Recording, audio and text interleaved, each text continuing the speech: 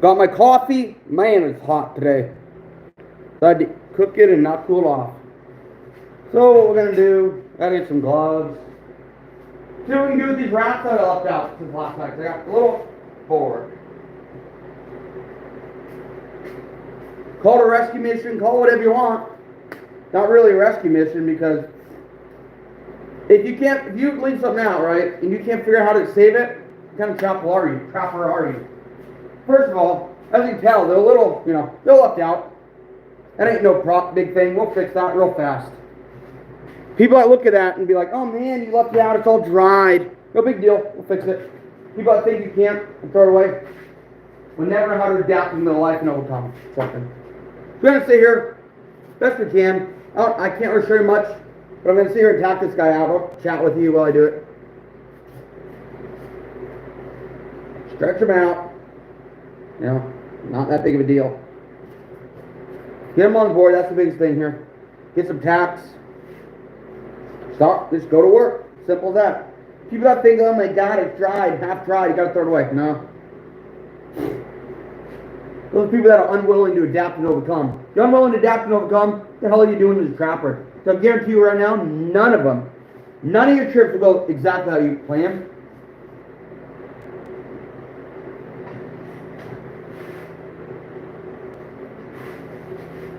We're just working with what we have. And then we have to skin the new trip, because it should be dry. My friends, it is dry. So we can skin that today.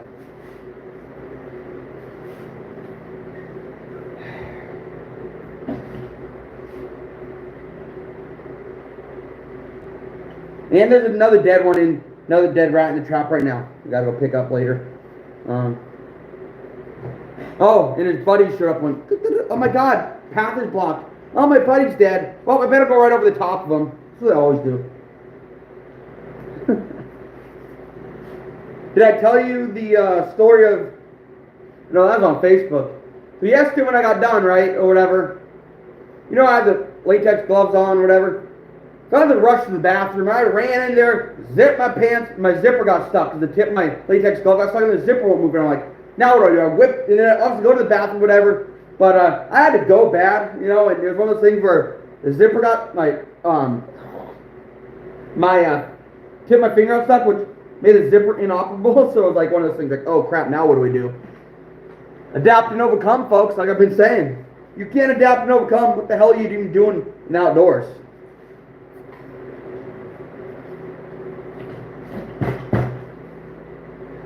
This thing's half dried from yesterday. Sat there for 12 hours, right? 8-9 hours, whatever. And I'm still tacking it out. Just because you think you can't do something because you left it partially dry, doesn't mean you can't do something. Your only limitation is your mind. If you can adapt and overcome, you can do anything. And the other thing is, what is it? Mind over matter. If you think you can do something that matters, something in front of you saying you can't, if you can think of a way to do it, you can. Because your brain is 10 times smarter than what's sitting in front of you. You just have to figure it out. Mind over matter. Don't let something little bother you. It may bother you for a little bit, but then you know what? Screw them. That's how you get over it, right? Use your mind over the matter in front of you. Same thing with pain. Pain, if you're in pain, and you're struggling so much, don't lay down and quit. Pain is weakness leaving the body, so you can become stronger. So when you're struggling so much, fight through it and become a stronger person. Pain is weakness leaving the body. One of my favorite Marine Corps shirts that I ever bought. Pain is weakness leaving the body.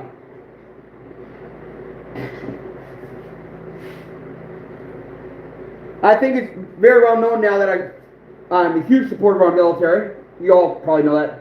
If you've been following me on any other social media, yeah. There's one of my favorite Air Force calendars said, you know anything about the Air Force, anything about military, right? There's a jet called the F-18 Hornet. Well, there's a 6 or 7 of them in a group flying, right? And the saying said, do not poke, so along the lines like, never poke a hornet's nest. And there's a bunch of F-18 Hornets flying. Another one of my favorite things I've got over the years. Basically, you don't mess with the U.S. when there's a bunch of F-18 Hornets flying over. along the lines, if you don't sit there and poke a real horse, that's because you get bit. Same type of thing. Some of my favorite shirts I've had over the years, for sure. And often, I can't see the chat, and I gotta actually adjust that, so make sure the chat's live. But one thing I will say, right, about why I use sweet feed and cattle feed and all that stuff, that goes back to my time on equestrian teams, working at veteran therapy barns, working with cattle and horses, working with the pigs at the fair, working with my friends that own pigs, and all these people over the years, right, with cattle and horses and all that stuff, knowing that, like, you could take something, actually, the phone is leaning against the sweet feed bag, but a sweet feed is basically can be soaked, be anything along the lines, and they could add it for, younger horses, they need it not soaked, but older horses have to be soaked for a couple days, turned into like a mash, like you'd think of like when they make a liquor, like a liquor mash, then they put the vitamins, the irons, all the extra supplements in there and mix it up for the elderly horses. So sweet feed's good for regular, like, young, middle life animals, and then also elderly horses and cattle that have bad teeth. So it's such a versatile feed that I think, since it's in every barn in America, since it's so versatile, why not sit there and put it out in their fields, in your GPs and stuff? Yeah, I use some other stuff too, but generally, if an animal is sneaking into a barn, if you're in any kind of farm country, let's put it this way, if you're in the country, guaranteed those animals, the raccoons, the possums, are getting into doesn't matter if it's that day or 10 days away, gonna get into at least one sweet feed bag and eat it, because it has corn, it has grain, it has molasses, it has sweets, just about everything it needs to be somewhat nutritious, and it's pretty dang high protein, so they're gonna get into it. Pretty high protein for a grain feed, so do with that what you want. And like I said, it's a very, very versatile feed. It's also one of my favorite feed for if you ever go carp fishing or you want to chum carp. You can throw it out there and it's very safe for the fish to eat, because the thing with carp, if you feed them a bunch of hard stuff and they swallow and they die because they can't process it, because they don't have a really good way of chewing it. So proper preparation for corn stuff is soaking to make it soft. The reason this is so good for chumming carp and not hurting fish is when this goes in the water, it swells up and almost disintegrates. But there's enough little chunks of corn and all stuff, there's enough solid food there where they can feed on it and not get hurt and not get the gastric tract, the stomach get blocked, right? So it's a good universal feed for fish. It's a good universal feed for cattle. It's a really good universal thing overall. You can't really go wrong with a generic Country Acres Mix Sweet Feed Plus. Now the Sweet Feed is Sweet Feed Plus. I like Sweet Feed Plus because it has the corn and has all the other stuff in it. This will just help me Sweet Feed Plus, but there's also a general feed that's not a sweet feed. What makes Sweet Feed sweet is it has a coating of powdered molasses, right? That's generally why it's a sweet feed versus a regular feed. But it has all the corn, it has barley, it has grains and all that stuff in it. So there is somewhat nutritious to the animal. And it's not a highly nutritious thing. It's a good cheap feed, but you're looking for high performance horses, they're probably not going to be feeding this, right? You're around race horses, they're probably not going to be feeding this. Maybe to the elderly retired ones, but not the ones that need protein, supplements, to be top peak performance. Because this is not really a super nutritious for animals, beneficial wise. It's just a good cheap feed to feed them so they can survive. If that makes sense, right? Well, like I said, it's just about in every barn in America. Because it covers young animals, middle-aged animals, and old animals. And the old animals have to be soaked. The young animals don't have to be soaked. The middle-aged animals, depending on their teeth and how their teeth are holding up, if their teeth have been trimmed properly, if they're, all this stuff, and what kind of, let's not even go down the route of, what do they call it? I forget what they call, some people are alert. Let's not go down the route of allergies, right? Let's just keep it general. But middle-aged horses, depending on if they're on the older side or younger side, I'll say middle to younger side can eat it. Young horses can eat it, but the older side, you're starting to get into the point where the teeth are, start to get a little, you know, let's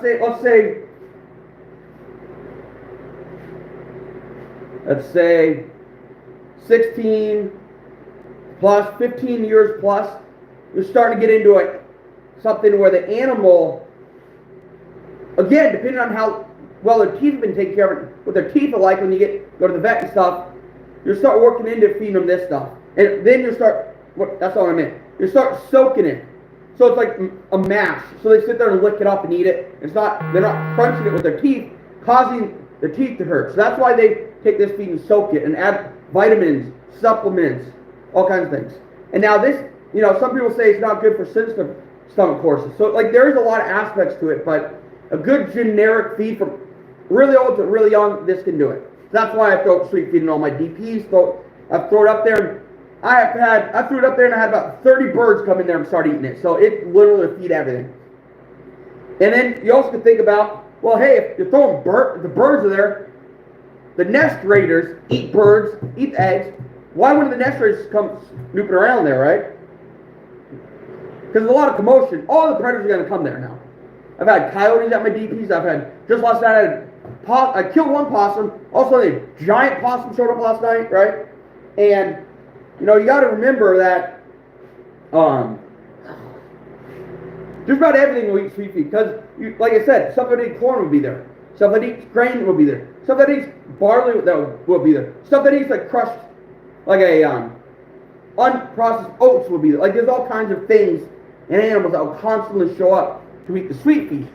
So you got to remember that just because, you know, dog food or cat food works, I mean, in order for a raccoon to understand what that is, he's going to have to get into like a house or some outdoor barn with food, right? They're more widely going to come across this, and if there's a better chance they're going to like sweet feed when it comes to animals because it's just readily available in just about every barn across America. Now, that being said, I talked to Nick Gurney. He owns a feed store, right? And he said, well, if they sometimes give them something different is good. And I agree, and that's why I would take sweet feed and put them in a bunch, throw some sweet feed out there in the middle, and then I will maybe add like a predator bait in there. Because this time of year, besides being sexually motivated, they are coming from out of the cold.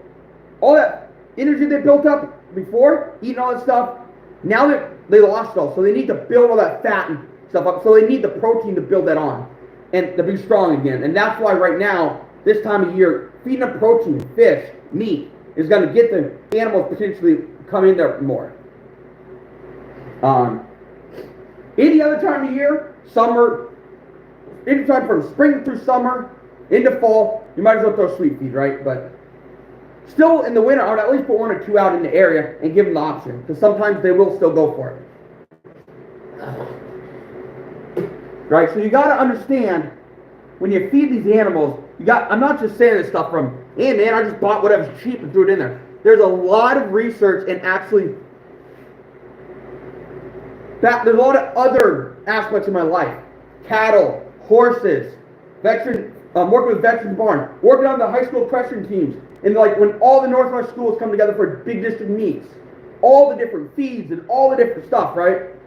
All plays into why I throw sweet feed out there instead of like just corn or just dog food, you know? Now, I did have a big bag of just dried corn here that I would throw in occasionally, and what I started to figure out is that since the slots and DPs are cut a little wide, if a kernel of corn got stuck in there, it may impede it, so I don't do that, right? The corn in sweet feed is flattened, it's rolled, so it's real flat, it's narrow, it's completely crushed on crushers, so that would not get wedged in there because it's not wide enough to impede the trap firing, so that's why I use this stuff and never had a problem. But you will hear, you know, if people talk about dog food, cat food, that's fine, right? If you think I'm wrong, if I think cat food wouldn't work, then I'll be an absolute moron, because I watch Iowa Trapper, watching that next, and they use it just fine. It's just that, right? I don't want to sit there and be like, hey, I'm going to copy these other guys, because then, if you copy everyone in there, like, if all the guys in there use the same thing, then that becomes boring. Hey, what do you use? Oh, cat food, right? But if I say, let's go throw some sweet feed in there, because it has corn, because I would talk about it, they're coming from the corn, you know, coming from the farm fields to timber and all this stuff, right? So why wouldn't you give them something that they grow in those fields, corn, barley, all this feed for cattle, and put it where they're traveling? Because if they're eating that stuff, then why wouldn't they come there and eat just a mixture of all that in a TP? You'll run into also the fact that, like I talked about already, they may not be wanting that because of the time of year. So in the wintertime, coming out of like middle winter to early spring, they're sexually motivated, the raccoons, possum, all that stuff, and they're actively looking for protein to build on the energy and the fat that they lost because of the cold. So this time of year, like one of my videos that will come out, you all will see that, hey, I've set the DPs, you already saw me set them, right? Fish and all that stuff. You'll see in an upcoming video, I go out there and set one more. Take Heartbreaker Predator bait. Stabilized Predator bait. Threw it in there, right in the hole, right where they're standing. Because at the end of the day, last year I killed them on that this time of year, so why not put that there? Why not give them something that I know they'll eat? And that's something, because out of all the stuff I put out, I put anise bait, I put this stuff, sweet feed out, I put, the only thing that got touched, the fish and the sweet feed were the only thing touched. The very first time he showed up. Sweet feed, right behind you, and the fish. Only thing that he showed up, day one it went to, knock one off, knock the other off to get to it. And it consistently knocked the sweet feed and fish off. So I threw a predator bait out there. Now, they're not touching the they're not touching the anise baits, they're not touching, anything like that. They consistently went to sweet feed, predator bait, and fish. And that was earlier, early this month, middle of January. Now, just last night, he went to fish and predator bait. So the sweet feed, he's looking for protein, he's no longer looking for the sweet feed. So you got to understand with trail cameras what animals are doing, and you got to learn from that, because if you don't learn from it, you're going to throw something out there and you're going to wonder what happened, even though there's traps, why don't I catch them? Because you need to be able to adapt to what they want. You can look at fishing, for example. I made a post one time, said I actually laid out details of what I do every day, my whole life, how to catch the biggest fish in the lake. I'm studying every aspect. I made a big post about it in like a private group that I run with some industry professionals. One of the consumers went on there and said, this was his words, man, you take all the fun out of it. This is like homework. It's no longer fun. Yeah, that's right. You want to go catch a couple fish, it's fine. But when I'm trying to catch trophy fish, the biggest in the lake, you got to put the homework in. Otherwise, you're not going to catch them, right? So there isn't a state record on my wall that my brother caught by just measly going down there throwing a rod in. We sat there, did the homework. We had a bunch of people we talked to, East Coast, West Coast, and we used a lot of tactics from like Lake Michigan, Lake Champlain. Lake Champlain is oddly similar to the lake out here, not because of species, but because of how the lake functions. So there's a lot of studying behind targeting big fish versus just throwing a rod in, or a line in. And that guy was pissed because I sat there and said, how much effort actually goes into it? And he says, that is no longer fun. I said, it's the effort of going through the stress of learning is worth it catching a giant fish and becoming one of those people that are known for huge fish in the state, right? I'll tell you what. Besides all trapping, there have been multiple occasions where people come up and say, man, don't you catch anything but 8-pound bass? Now, 8 pounds is not large in southern states because it's a different strain of fish, different growth rates. Up here where it's cold, to get an 8-pound largemouth, an 8-pound smallmouth is almost unheard of. But it happened, we've caught a lot of them because we put the effort in. So that's where doing your homework on trapping and all the different aspects of it will make you a better outdoorsman than just the average person that's just going out there winging it.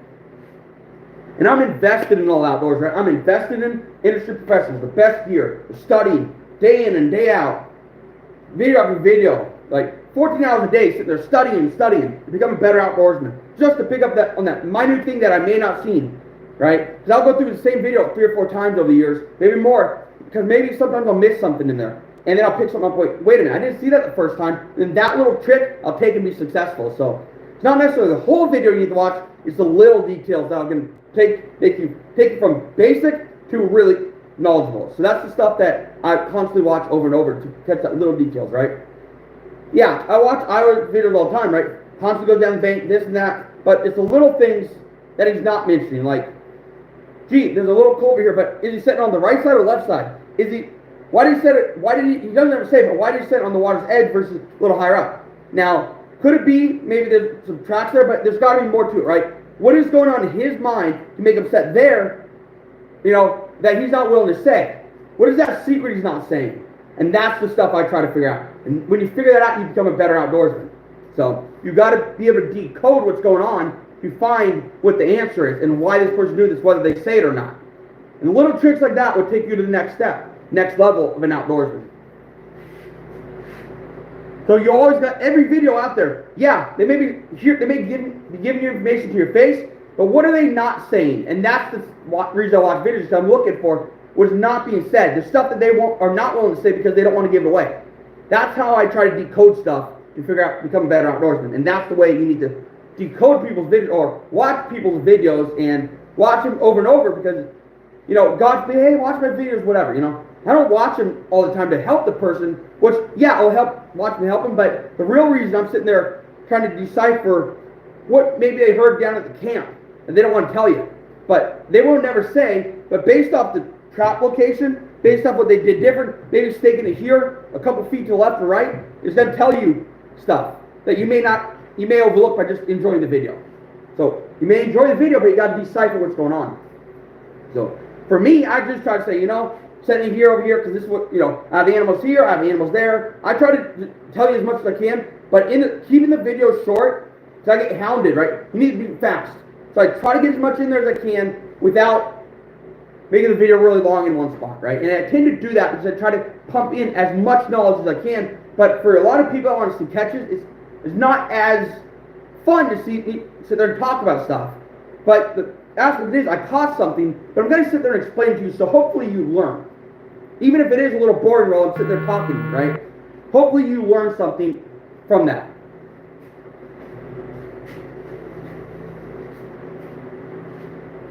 So you've got to understand there's more to what's going on than just catches. Because just watching catches is not going to give you the entire picture of what is happening out there, right?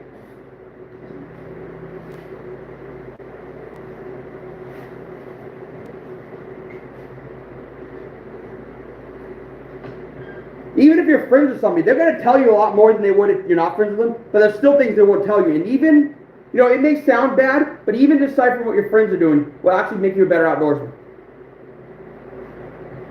Because you watch a lot of professionals that talk about, the general stuff. But then when you go pay for their schools, they're going to tell you stuff that you otherwise would not know. And that, if I sit there and try to decipher it versus paying for the school, it's not about not paying. It's about, maybe, I can't afford to go fly out there, so I got to sit there and decipher it, right?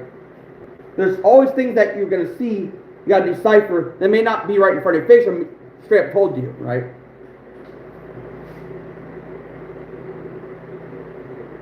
Even though, all outdoorsmen are in this together, we're still kind of trying to figure each other out.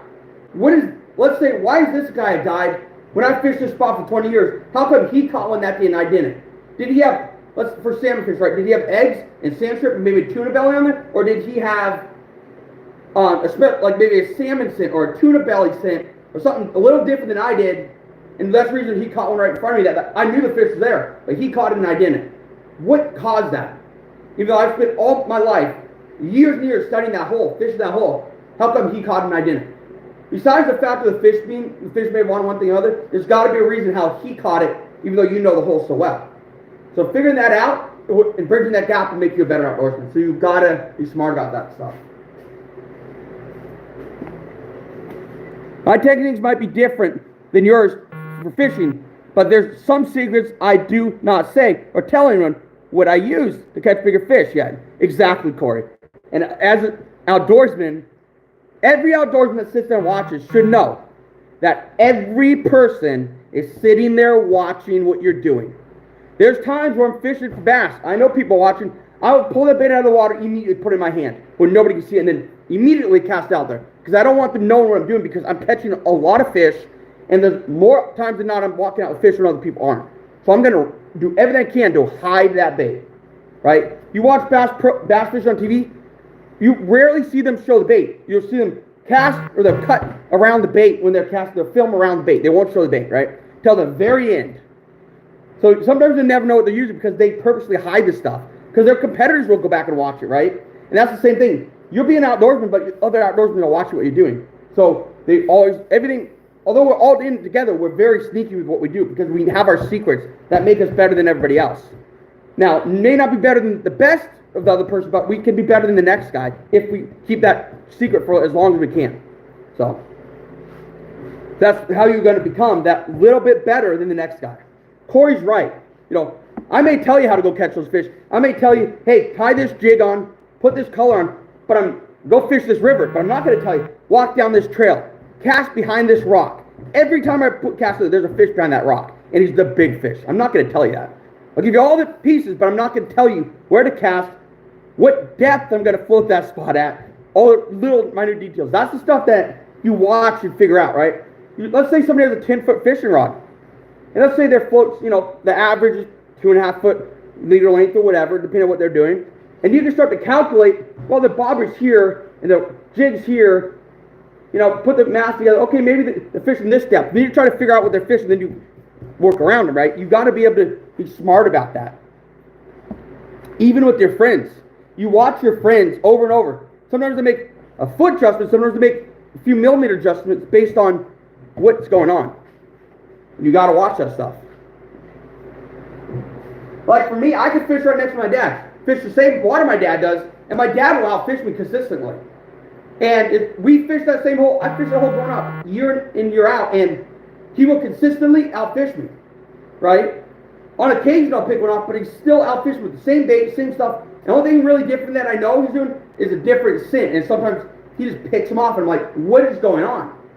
And I know. It's not necessarily, it's down to the brand of scent, and it's down to the flavor of scent, and it's because that brand uses, the mix-up of scents that brand uses is different than all the other brands I'm using, even though they're the same, supposedly all the same smell, that brand is a little different than mixing. That's what triggers the fish.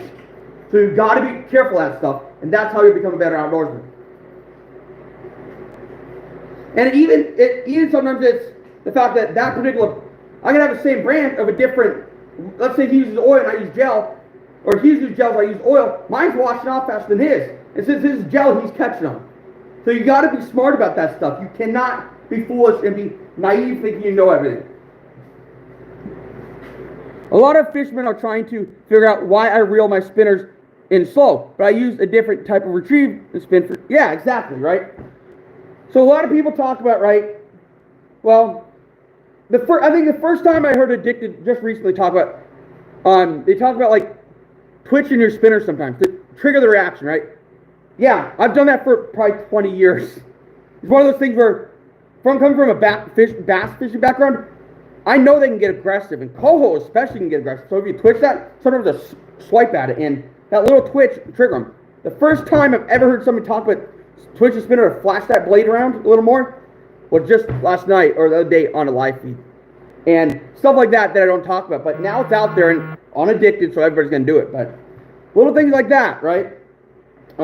Reel in your spoon so it has a specific speed of wobble when you're fishing. Instead of drifting it, reel it with a specific amount of wobble, a certain height of wobble, depending on the spoon, right? Let's say it goes a certain amount high here and a certain height here versus just kind of like this. I want to go a little higher here without flipping over. It will sometimes trigger the reaction, whereas, you're fishing it, you just, If you get it a little higher, sometimes that big old flash that you're kicking off will trigger the fish in the tributaries. So simple, minute things like that will make a difference, and people don't always pay attention to that. Doesn't matter if it's trapping, fishing, whatever.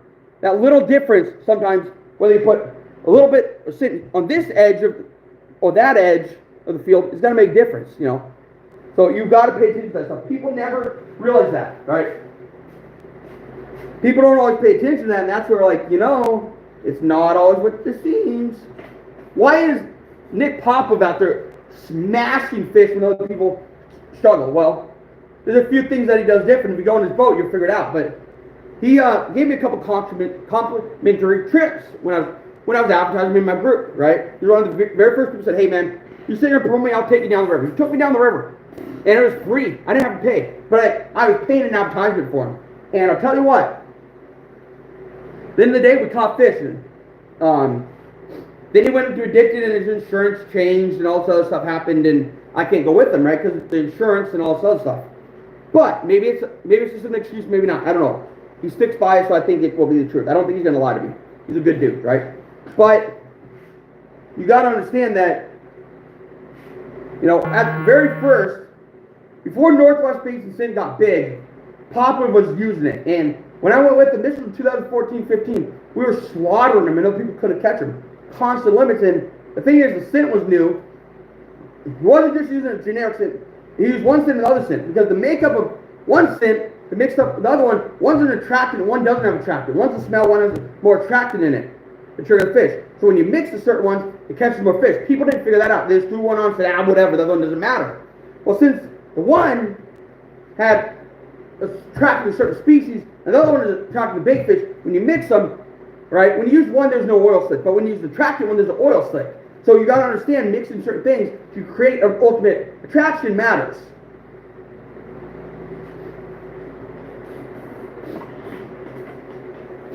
And the fact that it wasn't one of those things where we mixed up a little bit, kept dipping our baits, and dipping in and throwing it out there. It wasn't one of those things where like you just applied the thing. We had a little jar we just dipped it in. Each mixture, dipped it in, threw it out there, and we made it that morning, so it was fresh. Once we figured out what they wanted, we continued to make that jar. And that's the things that will set you apart. Now, like for me, fishing the bank, it's not as easy as to, hey man, I'm going to go throw one, run top this compartment, that compartment, we're going to figure out what works, because I have rocks I have to put them on. I don't have a boat to put them on, so. There is some aspects of it that are easier in a boat, but from the bank I can fish spots that the boat can't, because they can't physically cast there.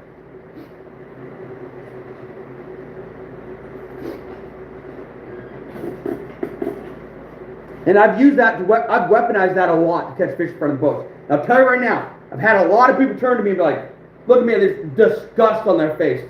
Because the guides even are disgusted, because they know they can't cast there, because of the current and the way because they're in a boat, and I will catch them out from under them, and they get so mad. I'll tell you what, not to be mean or anything, but there's a certain amount of pride when a guy can float the whole entire river, and he anchors right in front of you trying to fish your hole, and you catch him right out from under him, and you can't fish the whole river like he can.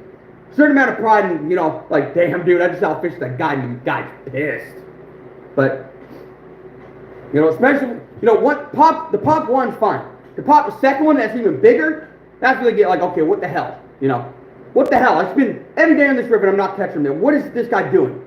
Because I've been there for 20 years and fished this hole in and out, know the depth changes based off the river height, know the crevices, know the rocks, I've seen it when it's almost, in the summertime, I've gone down there and studied it over and over, written in my notes, like, yeah, the guy's not down there in the summer, he's down in the Columbia screwing around when I'm sitting there studying the topography of the river, and I'm going to go down there and absolutely slaughter the fish.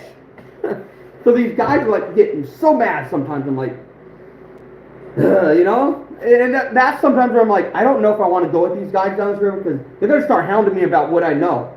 And it's like, do I go with them, catch a few fish, and have them try to tip to spill my guts, have them make me spill my guts? No. I'll sit on the bank and have all to myself and not worry about it. But, yeah. Just because all these other people are showing you something doesn't mean they're telling you everything. And it's your job to fill the gaps.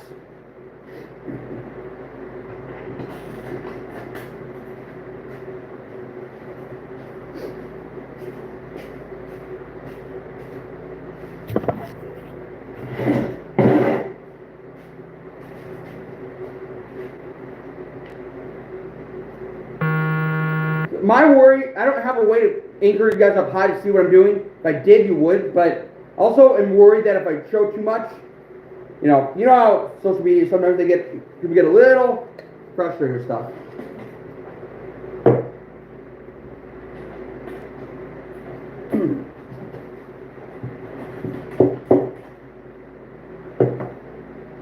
Now I'm scraping my pellet.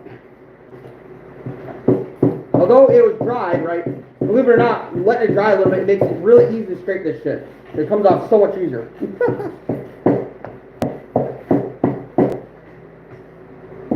Because it really just almost peels off, right? And that's actually beneficial to me right now because of the situation I'm in, but I don't normally do this. It's just last night, 3 hours of screwing around talking. I ran out of energy to do this last night, so now I'm back doing it. And I kind of have a package coming that I kind of want to show you guys. Because it is, Valentine's Day is coming up, and yeah, if it gets here, we'll be here. But if it doesn't get here in time, I'll go live later. Oh. Man, I'm telling you something. Oh, sometimes these boards, you don't have a soft board, it ain't easy to get this shit in. Alright, I guess that's how it works on. I wonder where Gavin's at. He's probably, I don't know, maybe, what is it, weekday? I don't know how old Gavin is. I wonder if he's in school or, you know, I haven't looked at Gavin's profile that close. I don't want to, like, be that nosy. It's always fine details. You have to pay attention to when you're fishing, hunting, or trapping. Exactly. It's, those guys will say, oh, no, just throw that out there. They tell you generic stuff, right? But the secrets is what makes them the guy. I've had numerous people in high school say, man, you fish like you really should be a guide. I'm like, I told the girls, like, man, it's a lot of money to buy the boats, and it's a lot of money I'm going to have to throw in for people just throwing gear in the trees and losing all gear. And I'm like, I don't want to sit there and have people breaking fisher rods and all this problems that I have to deal with to be a guy. And I said, I just don't want to do that. But I said, like, I told her that it is something I could do. It's just I never had the drive to do it because of all the accidents and all the problems I hear about of people breaking gear and just constant problems there's problems with people just destroying people's equipment. I'm like, I don't want to have to sit there and deal with, you know, that. You know, let me try for tonight does make this a little bit more of a B, which I'm not going to curse, but I'll tell you what, it ain't the end of the world. Got a pretty fat, I'll tell you that. This makes all the pins fall out and pop out and just makes a problem, but not too worried. I need a knife.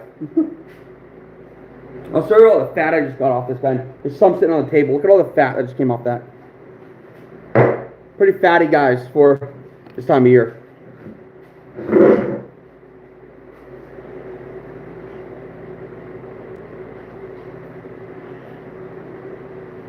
Lots of fat and look how greasy they are.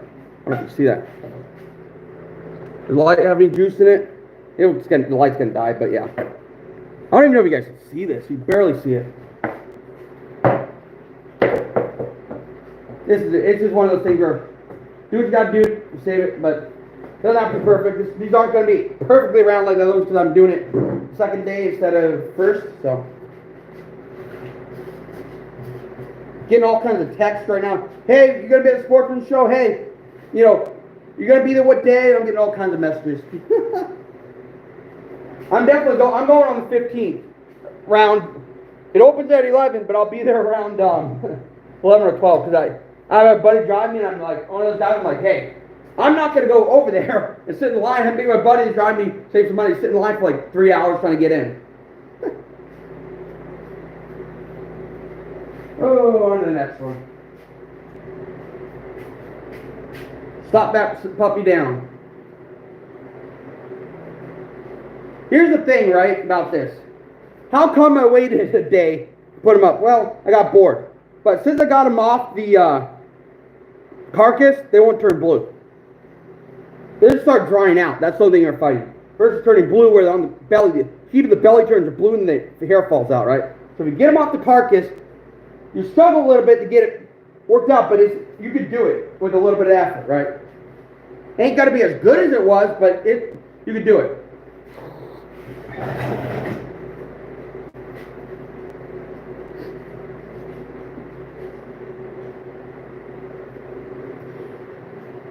Man, I need some coffee.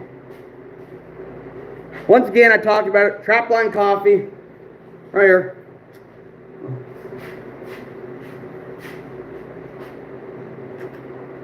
Oh, that's hot. Wow. I just brewed it. It's good, though, with that coconut. Chocolatey coconut. has that, what are those, blue little wrapper things, those candies, kind of taste like that. It's good though. I have to be in the mood for that coconut, because that's that terrini that's in there, that sugar-free stuff, and it's kind of a weird flavor, but I have to be in the mood for it, and not bad. I will tell you guys, I have another video, I have a lot of videos. Today I got to go over there, get a couple animals. I know for sure I've one, but there's got to be a couple more, and I'll tell you what. Got to go get the animal out, because last night I had one killed early, and then another one just walked right over him, so there's definitely more content coming. I'll tell you that. Until I can't do it anymore until the season's over, but the rats just keep crawling up that crossover and keep walking right into the traps. It's not even to the point where now they're swimming, they're crawling up the mud, crawling into the trap and getting killed, right? That's dedication on their part to crawl over the bank in there, right? Everyone talks about, you gotta put, hey man, you gotta put them in the water to catch them. Not necessarily. Not the rats. They are little buggers that will crawl up the mud over the bank and get killed every time.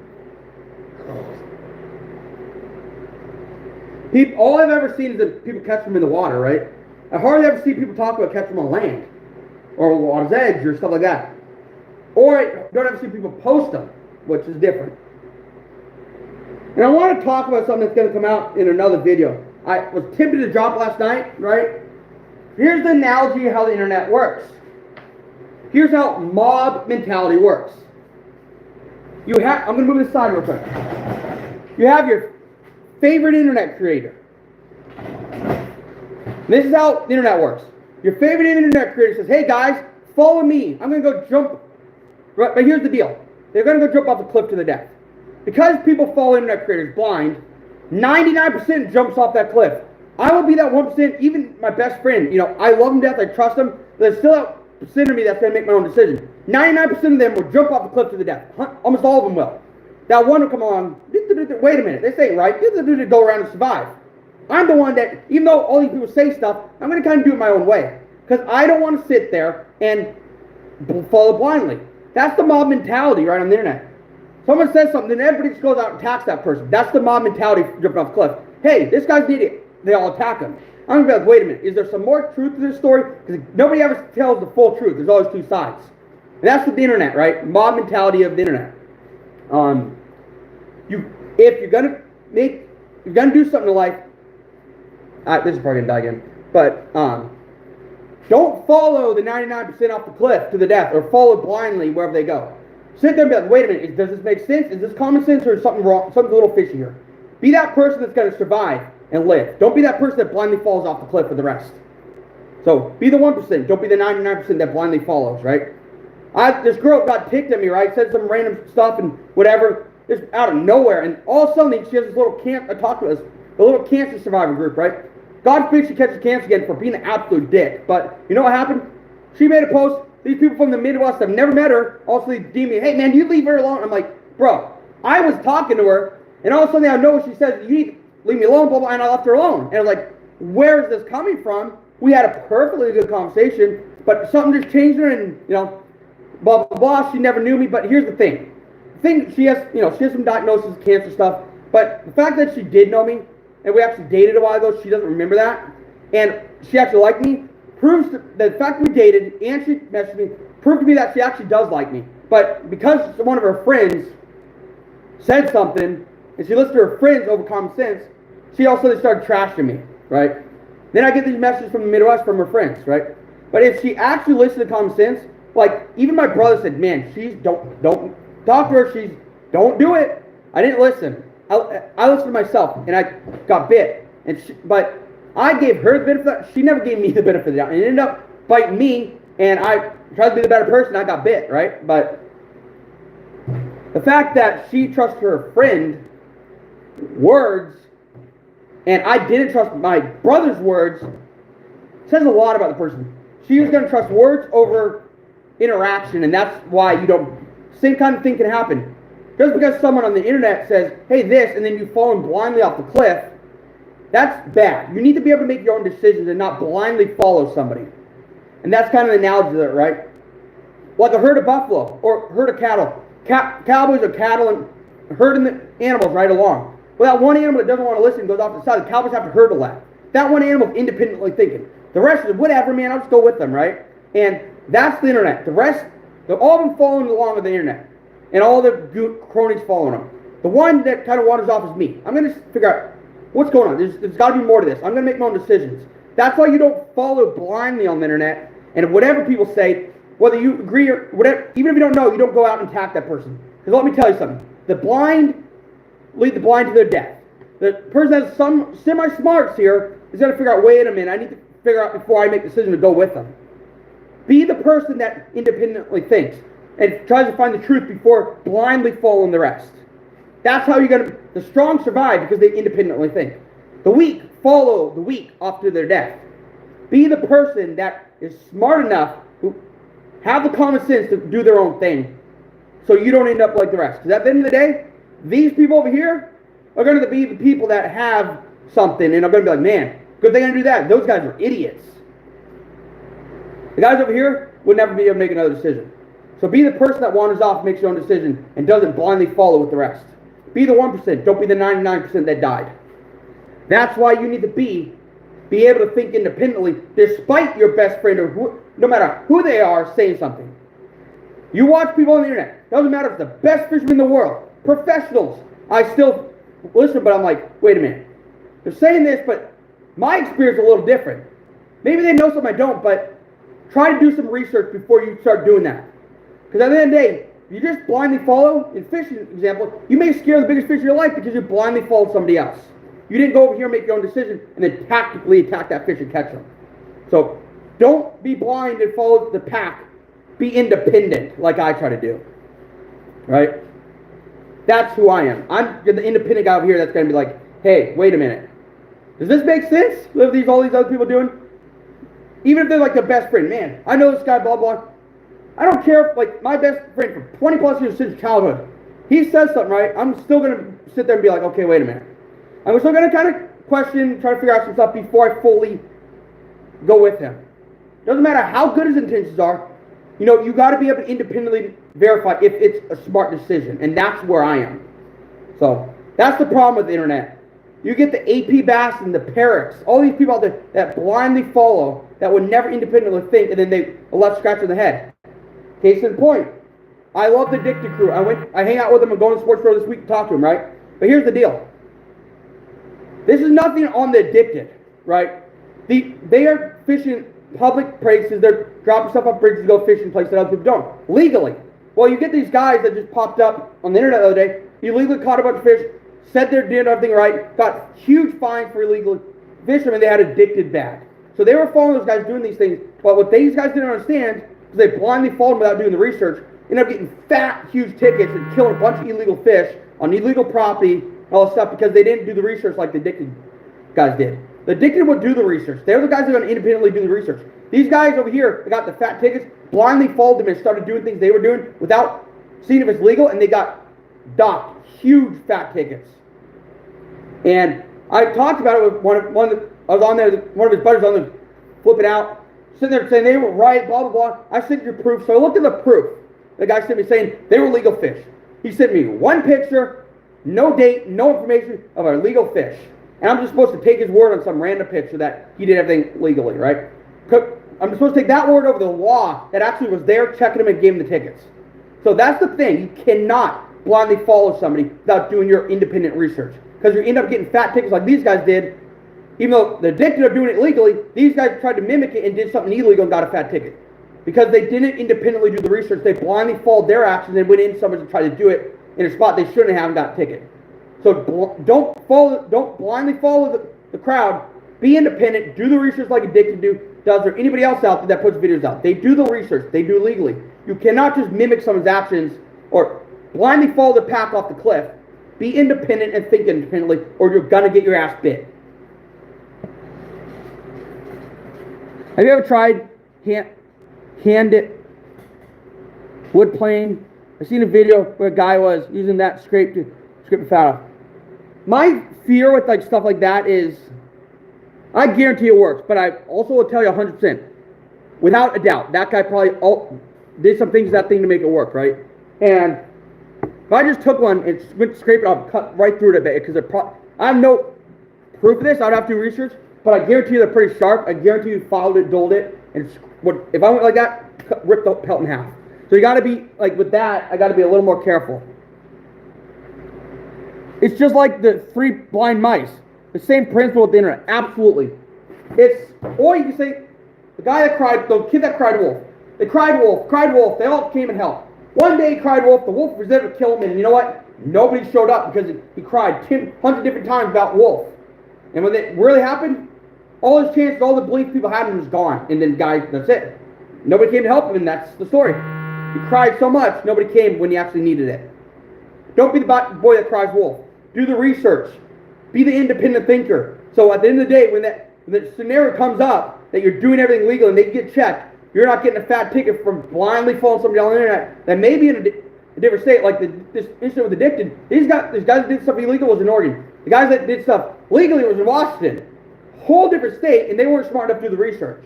So, right, you've got to be careful with what you see, and you've got to understand that leading the blind off the cliff, like the 99% of people blindly lead on the internet off the cliff, be that person that walks around and be like, wait a minute, let me make a decision here before I just jump off and kill myself like everybody else, or blindly follow somebody to do something stupid. You make your independent decision here, right? You sit here and make a decision, and you are the smart one that's going to survive. Unlike the rest that just blindly fall right off the cliff. If you fall off the cliff with the rest, you're dead. If you follow him before you get there, wait a minute, I'm going to go over here and make a decision. These people are smart ones. These people are going to do things legally. These people are going to prosper. The rest are just going to disappear. Because they don't have the common sense to think independently and make the legal decisions how to be smart about stuff. Don't blindly follow the internet. Blindly follow to an extent, but then be able to turn back and be like, wait, I need to check my laws. I need to check if this is legal. And be this person, that 1% that's over here independently thinking. It doesn't matter if it's your best friend for life. Independently verify if this is a good idea. Because you need to be smart about stuff. You can't just blindly follow the rest. What's up, Hunt Ready? Just talking about how, like, the internet, the mob mentality of the internet, the mob blindly follows somebody. Like a pack of, let's say a pack of bison back in the day. They all get blindly let off a cliff. You always have that one that straddles or decides to do something else. That the horseman will try to crowd, right? Be the one that wanders off and makes their own decision. Don't be the one that blindly follows the rest to their death, or blindly follows. The 99% is going to follow the blind right to their death. The one that says, you know, wait a minute, there's something ain't right here. With some independence, some common sense is going to turn around and be like, woo, go right and survive. And be like, man, all those idiots weren't smart enough. They're all dead, but I'm over here like, good thing I made my own decision and walks away and survives. These are the people that go to the right that are going to be able to adapt and overcome. The people that blindly follow off the cliff are the people that are going to end up making mistakes, being wrong, and all these problems are going to end up happening. They're going to come back and bite them. And I like to be the person that, you know, no matter how good intentions are, I'm going to sit there and make my own decisions and figure out if it's legal and it's okay. Because I want to survive. I'm not going to follow something stupid and go off, right? You need to be able to independently think and make a smart decision. So, just because your favorite content creator says, hey guys, let's go do this. Yeah, it's maybe a cool idea, great, it sounds so fun, but are you going to sit there and make that decision even if, you know, potentially it's not a good idea, or are you just going to blindly fall? I'm going to be the one that breaks off and sits there and plans and then maybe goes or decides to go back. I'm not going to be the one that just right off. The mob mentality of the internet is like that. You cannot blindly follow people that are just, they may be doing something legally in one place, but if you blindly follow someone else, you may get absolutely bit in the butt by blindly following them. So you'll see me, everybody else throws cat food, dog food, or whatever is in these DPs. I'm over here throwing sweet feed in here, doing my own thing. Mixing up multiple things. Yeah, gee, why are you putting 5 dogs in one area? Well, that's the area I have, but I'm giving them multiple options over here. Figure out what they like. Well, multiple times they went to fish, they went to predator bait, they went to sweet feed. Now it's late in the year, there's meat they're touching. So I'm learning that a certain time of year they want one thing, but as the year progresses into the winter, there's a certain time where they switch over to protein. Even in the middle of cold, they're still after sweet feed. But at what day in that month where it's really cold do they say, uh-oh, time to go for protein? And that's the minor details I'm trying to figure out. Not just a blanket, hey, they like this time of year, you know. That's how you become a better outdoorsman, by figuring out the minute details. How are you, Hunt? Ready? I'm just packing out some stuff and talking, and I have a video coming out in March sometime that talks about how not to follow the mob and independently do your thing. And I basically explain it the same way on the trap line, right? Everyone's gonna tell me I'm doing it wrong with 220s for rats, but I keep killing them in 220s, time and time again. But yeah, it's not the perfect trap, but I also have to sit here and wonder, I have a potential beaver, I have a potential I have nutria, musk, and all these other big animals that I potentially will kill. I need to have the killing power to kill them if they wander in there. I cannot throw a 160 that leaves some possibility of killing them humanely and kind of go with it. You have to get the job done, but is it ethical? Probably not.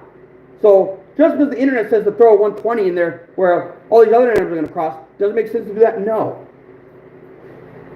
So that's like the independent and not following the mob. Hey, you catch your ass, throw a 120. Well, there's also this possibility of bigger animals that I'm going to end up, or an accident could happen. I'm not going to have that accident and end up having that somehow, find out on the internet and go around that these trappers are this horrible bunch. They're doing this stuff. You know, I'm going to try to do everything legally the right way. So, that's why I do things my way. My channel's not like everybody else's. I do it the way I want to do it. Yeah, I have the best intentions. I have the best products that people are helping me.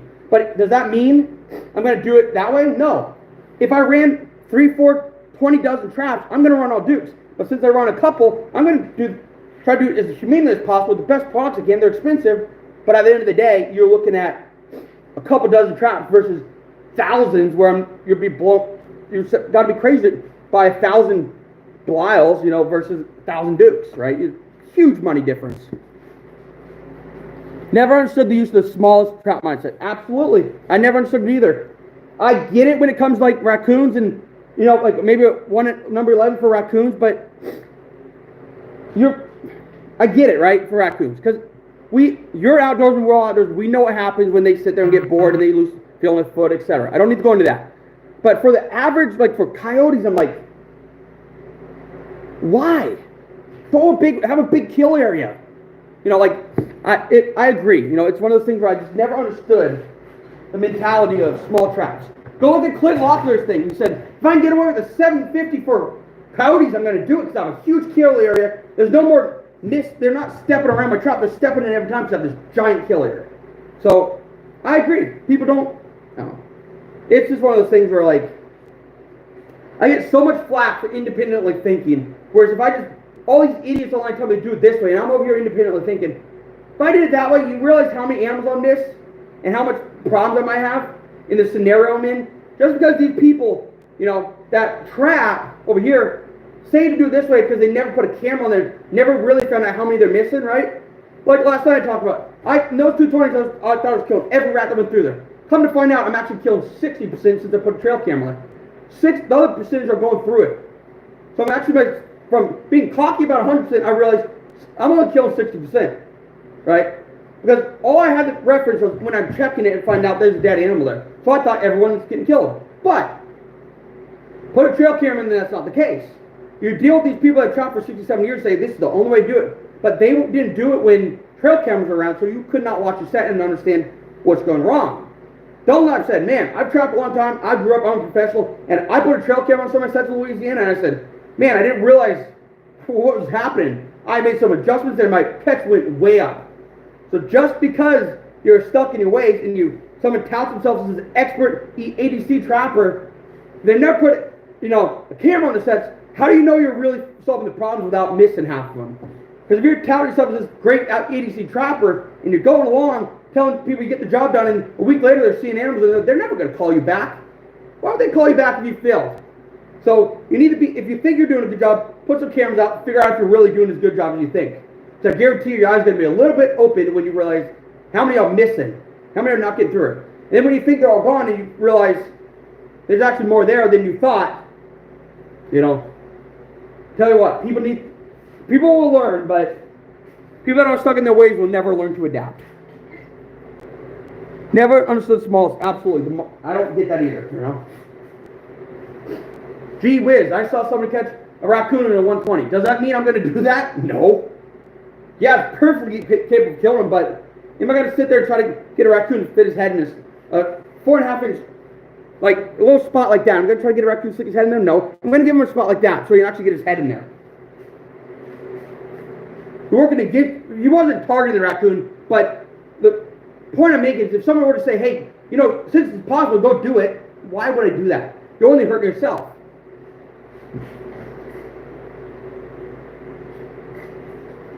There's like the Marine motto. I never was in the Marines, but I've always adapted their motto, so they're always very good. Adapt and overcome.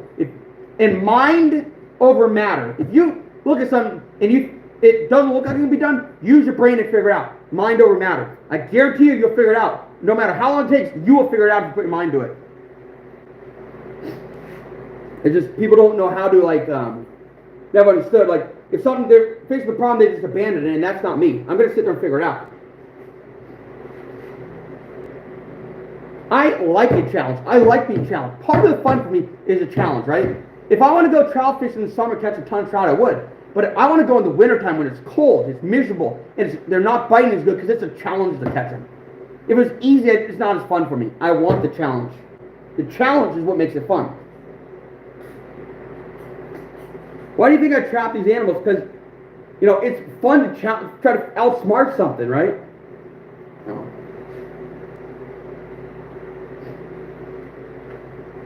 I've often thought about, I've trapped, I enjoyed, I like putting the animals up. I've thought about, go through school and doing, the pest control and all this stuff. I just don't want to have to crawl under houses because I get a little claustrophobic and I don't like spiders. I'll tell you that much, right? And I tend to, if I start to, for example, roller coasters, I went to Florida, went on some roller coasters. Let me tell you, I went on the very smallest roller coaster. I went on as a kid and I loved it. I'll tell you right now, my mom thought I was going to pass out. So I was hyperventilating, oh my God. Because when I was overweight, I can't handle my stomach getting up in my throat when you have that much weight on your body. It just, oh man, it doesn't feel good. But if I was skinny, like I was back in the day, geez, I would have loved it. But having all my stomach thrown in my mouth when you're overweight is not pleasant. So there's reasons to a lot of things that I don't like now than I would have liked, right? I'm trying to get back to that lightweight of when I played ball, played soccer, played baseball, and all this stuff to the point where I can go enjoy that stuff and not have to worry about absolutely feeling sick, afterwards. Because I don't mind roller coasters, it's just my body can't handle it. Because I have a little too much weight on me right now.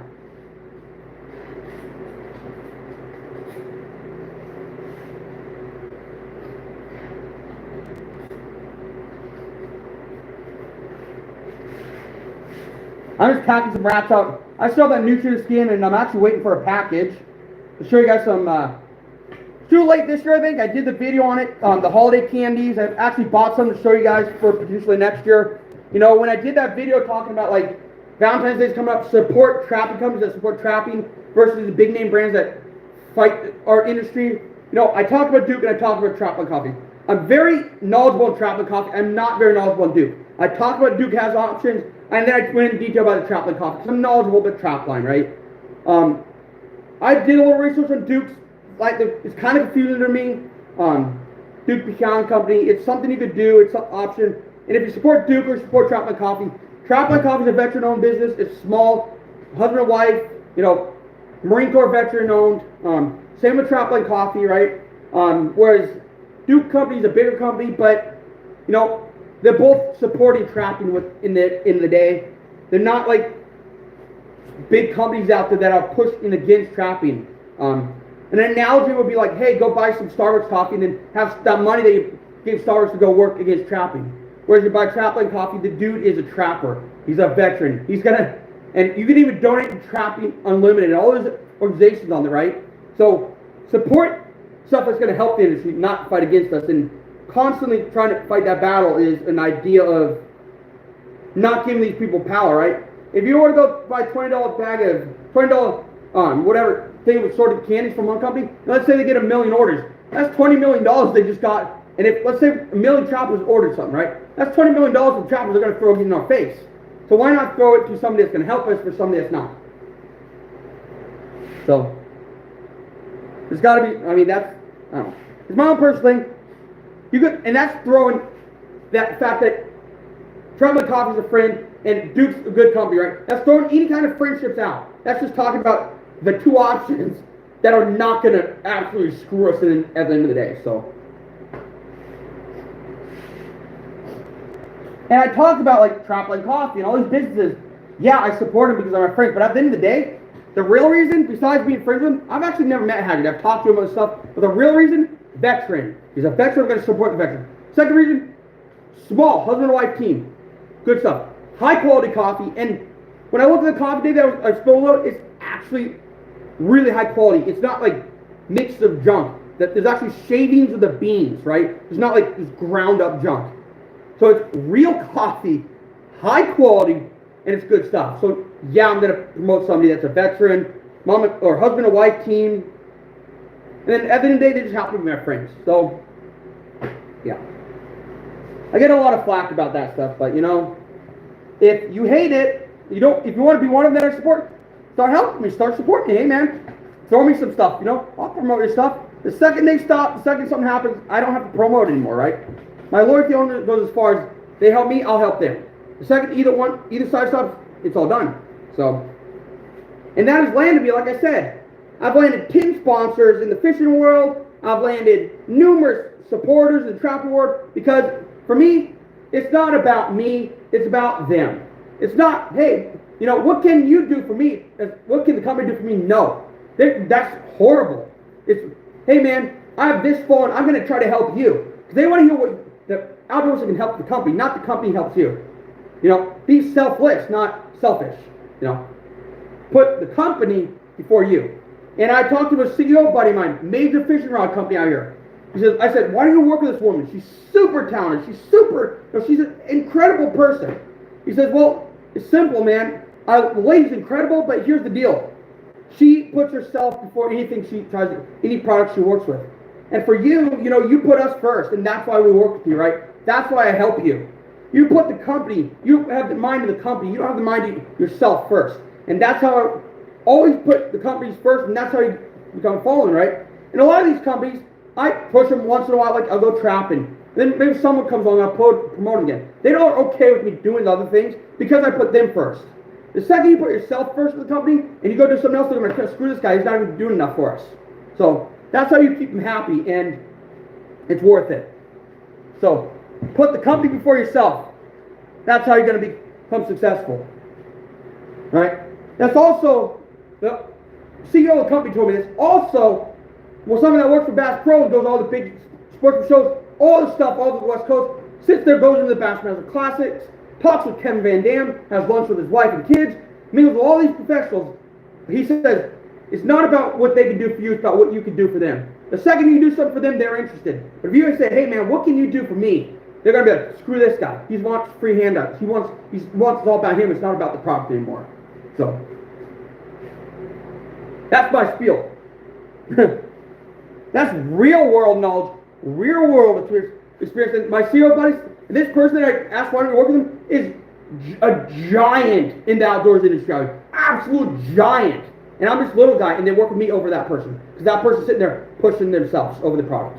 If that tells you anything, now you know why I talk about my buddy stuff and they help me. Because they're sitting there helping me. So the second, you know, this person is huge. Schools, runs all the major outdoor stuff out here, talks about all this major stuff she does. Absolutely incredible person, right? Love the person to death. Super important, but she promotes herself before other people, so they didn't want to work with her. If that doesn't tell you something, I mean, and I'm very much the little guy compared to her, so. Take that as you will, but second you start promoting yourself, companies are like, nah man, they don't have any interest in, they just want the free product for themselves, they don't have any interest in giving anything back to us, so.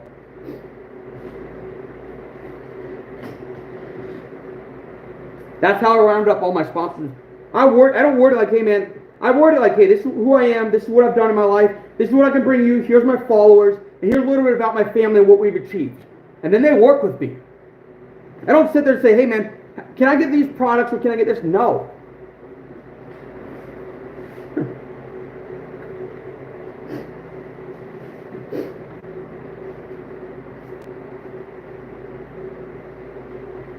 A lot of people get frustrated with doing the fishing industry because I talk about all the stuff that I've done.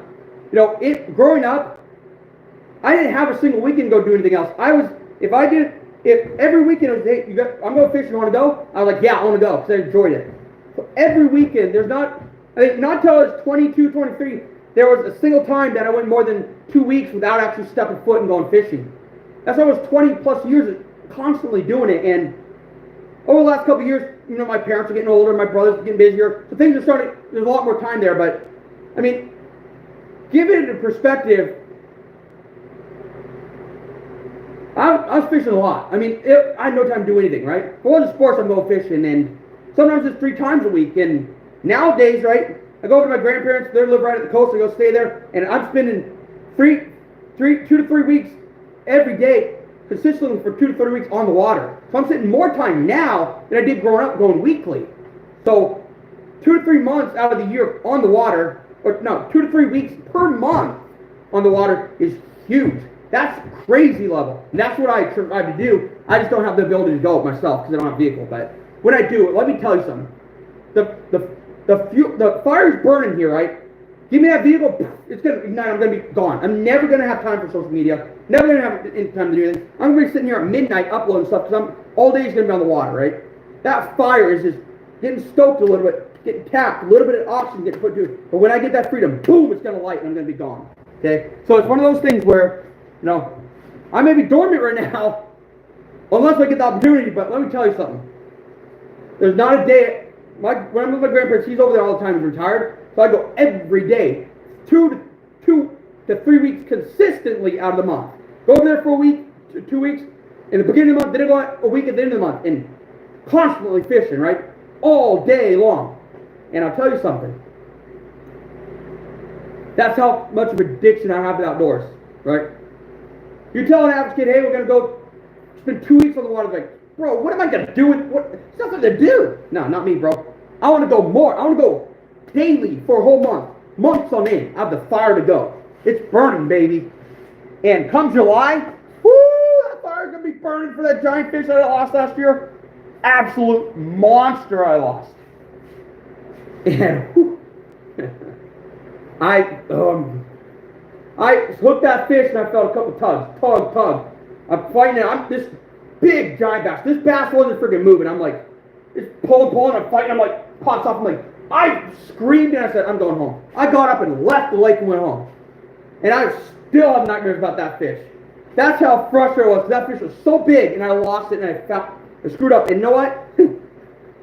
I'm going back this come July. I'm going to be in that spot. I'm going to catch that damn fish. A couple years ago, I caught a giant out of there. Not as big as the one I lost. I'm telling you, I caught a 7.5 out of there. The fish that I lost had to be at least 9 to 10 pounds. Absolute giant. Monster for out here. And that thing got away. Let me tell you, it was between screaming, crying, and just getting frustrated and leaving. That's the 3 most I had. I was like, I want to say F word, and I was like, screamed internally, and just I'm done, I have to go home. I'm like, I'm out of here. I blew my chance that I chased all year for. 2 to 3 weeks daily fishing out of the year. Multiple months later, I blew my chance. I got up and left. I was like, I blew it. I blew my chance. So this year, we're going back. And I will catch that son of a gun. Come hell or high water. That fish is mine. I'm getting a picture of it. And if it's as big as 9 to 10 pounds, it's going on the wall. Now, the fish will be released, but I'm going to get a mount done. And I promise you, I promise you, that fish, I'm going to land that fish because I'm not screwing around anymore. Everything's going to be razor sharp, premium, super sharp hooks, super sharp, thin wire, strong enough to land them, premium, creme de la creme hooks. Ain't nothing getting away this year. He bites that thing, he's getting driven by 2 hooks. That's it, he's done. No more chances of that fish, man. That fish is not getting away. Always best to find what the path or what trail any wild animals are using. That will make you pay a very good hunter trapper. Yeah, trapper. And I'm losing my voice. 2 nights of this. Passion. Fire. Storytelling. And my voice is going.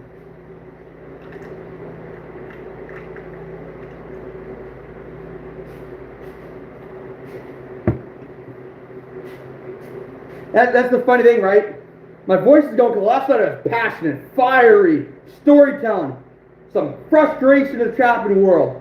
People complaining online, making companies change setups, right? The fire, the passion, the love for the outdoors is burning full bore on these stories that I'm talking about. I love going live because, like, I never could figure out how to do it, right? Before, I did a little bit here and there, never really liked what I was doing. Doing it this way, I talk to you guys and I tell stories, right? And I just love it. No, I have no kids that I can sit there and say, hey man, I'm going to go show you how to set a conibear right in this run and tell you how to catch them, right? I have you guys, I have YouTube, and one of my friend's kids watch this channel. If nobody takes anything away, I want that kid to sit there and be like, man, this kid does a lot. I want to go with them, right? I know, I'll tell you right now, he goes to school right here, right around the corner, but he's sitting in school, right? And, man, he's 7, 8 years old. He has a drive for the outdoors, and if I could teach that kid to just keep the love and the fuel burning like I've kept burning all my life. I'm 29 years old and the fire's still burning. And that's mainly partly due to my dad just constantly taking me, never not having time to do anything, stuff, stoking the fire my whole life. This fire burns raw and super hot. My love for the outdoors, let me tell you. It may be like kind of dormant right now because occasionally I got to go with other people. But let me tell you something. If I have to go fishing, I burn the last dollar in my bank account, get to the fishing hole. I will every single time. Every single time. I don't care if I'm dirt broke. I'm going because that's my love. Money be damned, you'll see me on the river. Tell you that right now. Money be damned, you'll see me on the river. This pelt really doesn't have a lot of fat on it. Yeah. I just got, my dad texted me a little bit ago, hey, you awake? Yeah, I'm awake, man. Man, I'm going hoarse. Jesus Christ. In a couple of days, I have a giant sports fair. I got to talk to a bunch of people. I better save my voice or I'm going to be absolutely hoarse. My voice is already like hoarse.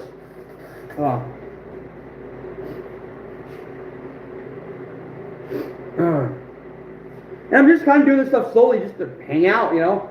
I could blow through this, blow through that, in half hour, be done, but what's the point of that, right? Okay, I'm kind of lonely, all right? Yeah, let's just put it that way. And I like hanging out with you guys. You guys are fun, cool people, you know. A lot of good people in the outdoors. The good people will support me. The people that don't like me, so what, you know? I'm not here to please you all. I'm here to just have fun. And at the end of the day, right, doing all this stuff is life skills. It's teaching it to trap, find food. Shit hits the fan, man, I have food. Whether I want to eat it or not, it's not about that, right? It's about having food to survive at that point. Even if it tastes like absolute shit, you got to eat it so you have protein so you don't die. And you know what? If shit hits the fan and there's nothing else to eat, I got all this shit to eat and I'll never be hungry. It doesn't have to taste good, it just has to fill my stomach and me not get sick. It has to be cooked well, right? So, say what you want. You know, I've had some major people in the outdoors on a huge name brand called Dobbins Lures, Paul Dobbins. 3 years ago, I started making lures. I started making videos of me, and he said, man, you shouldn't be making videos. You don't know jack shit. What are you doing making videos? At the same time, on his website, he talks about we need kids, we need people in the outdoors. Well, here's the deal. He thought I was a new trapper. He said new people shouldn't be making videos, right? And I didn't tell him that I've been trapping since 2011, 2012. But at the end of the day, he thought I was new and he's shit talking exactly what he was trying to push. So I went from supporting Paul Dobbins straight to Dunlap, and I've never been happy. Dunlap supports me like you wouldn't believe. Paul Dobbins just spit in my face and said, fuck you. So at the end of the day, I'll never buy another Paul Dobbins lure in my life. I don't care if my mentor swore by it, my family swore by it, even I swore by it. That dude crossed me and I'll never buy shit again. Yeah. That's the type of shit that the trapping world is, right? They sit there on the top side and say, hey man, let's get going. But then when they're under private, they sit there and DM you, hey dude, you shouldn't be doing this, all this shit, you know, yeah. Okay, buddy, you run a business and you're two-faced. At the end of the day, why the hell are you sitting there talking shit when you're trying to, you know it just as bad as anybody else. Since you're an industry professional, you need new people out there. Now I'm here to push, to help people, but if you're against it, why the hell would I sit there and buy your lures? I had 4 jars sitting in my bag for about 4 years now. And I'm determined whether I'm going to throw them in the trash or just, I don't know, backbreaker. I'll tell you what, I just swore about stuff, I won't even touch it. Never again. In my opinion, it's bad luck to carry it on the line at this point. Because that guy's attitude and bullshit will carry on to the trap line, and therefore I would not catch anything. So I would not put that garbage in my bag. Although, at one point, it used to be the only thing I put in my bag. Only lure I'd buy. And not anymore. That's just bad luck, bad juju. Forget that guy. There's your drama why I no longer support that guy and why I support the crap out of Dunlap, because Dunlap supports the hell out of me. Best decision of my life I did went from that Paul Dobbs dude straight to Dunlap, and Dunlap's like, dude. I told Dunlap that one time, and I was like, really? And I'm like, yeah. So, yeah. And you know, there's some conversations that I'm not going to talk about back and forth with different people about like what was said about that guy, but that's irrelevant, right? Because it's kind of known in the industry that, you know, I'm not going to get into that. But he's not, Paul Dobbs is not who you think he is, all right? When you get to know him in private, he's not who you think he is.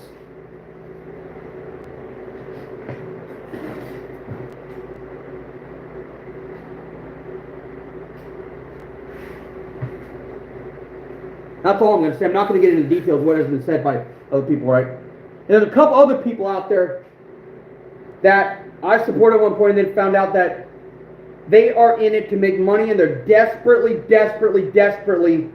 trying to get followers in 10, 20 different accounts and trying to build this following, desperately making 25 different things, saying stuff on the internet that's showing it, talking trash about the trappers without even realizing it.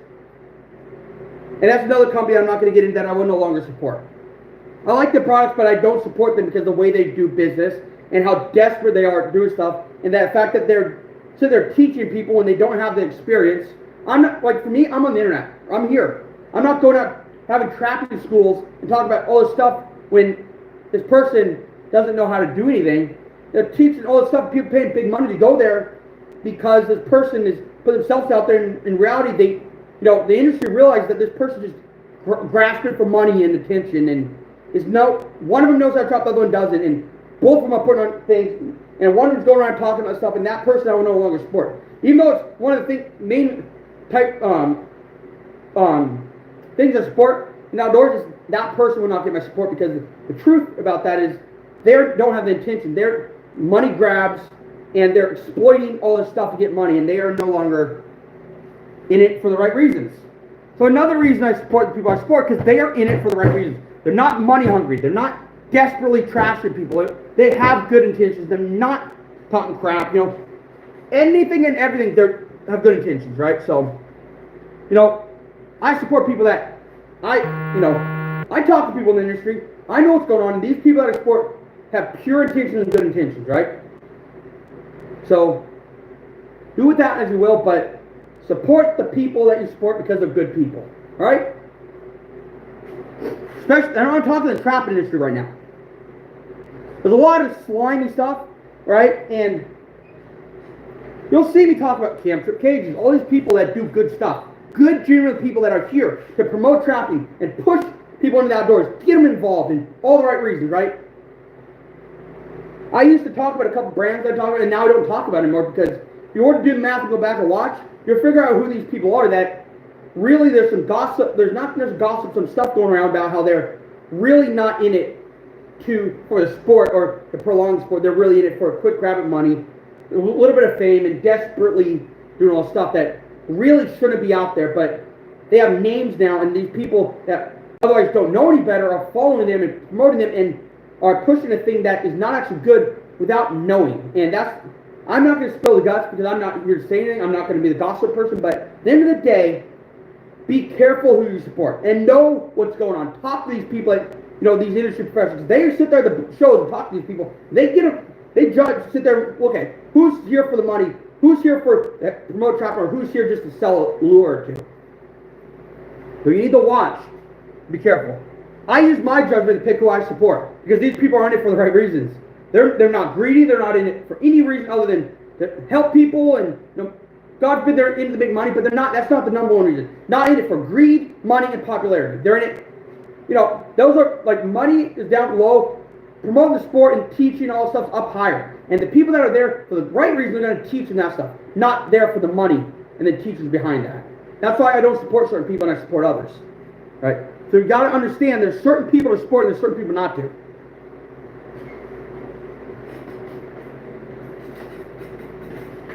Now, I'm going to throw a name out there that I absolutely support, because let me tell you something. When somebody's charging should be charging $30 shipping on a product that they're charging $5, you can't turn around and say, hey man, they're greedy for the money. When every time you ship something big, they're sitting there taking the shipping is biting out of their wallet versus ours. That's to promote trafficking. That's not in it for money, right? And I'm going to throw this out there right now. I've said it 100 times over. She traps, right? Have some lineups there that you can put 3, 4, 5 gallons of fish oil, and you're going to pay max $10 shipping. She's losing probably, I would say, $30 in shipping just by keeping it low. So, at the end of the day, she is someone that's in there for the reasons helping people, teaching, and enjoyment outdoors.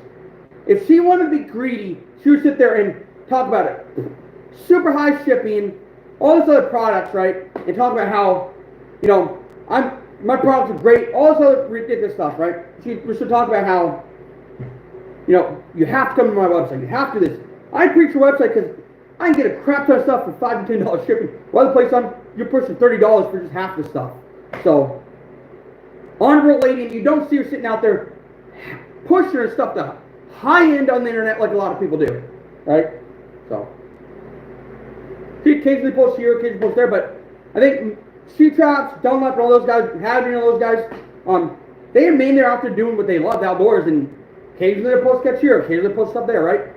And Facebook, they occasionally upload, but a lot of it is more just sharing versus like, hey, this product caught this product caught this product caught this. Hey, you have to buy this and catch this. It's not like that with them, and that's why they get my support. They're like me. They rather promote the products than sit there and try to sell people shit. And that's why I support them. Well, they'd rather promote the outdoors versus their products. Yes, someone catch something, they're going to sit there and talk about it, but that's not their priority number one. Say, hey man, look, my Lou's caught this. They know their Lou's do that stuff. They don't need to prove anything. So, another reason I support them. Right?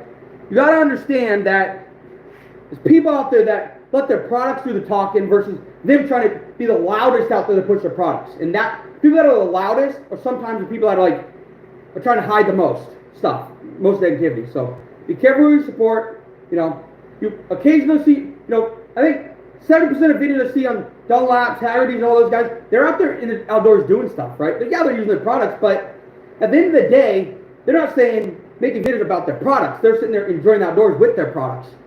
Yeah, it's a little subtle advertising, but you know what? That's the way to do it. You're not, hey man, I got this lure, and this is what I caught the world record on. You have to use this lure, and it's my lure. You have to buy it. It's not like that.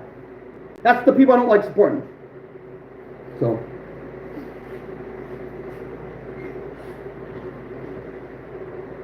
Now, I will talk about products, but I'm not going to sit there and be like, I will preach something like a good deal like that, because I've talked about this day in and day out. Then the day, this is 32 ounces of fish oil, shellfish oil, and it's super strong, right? It's sealed up and I still smell it. 32 ounces, $15.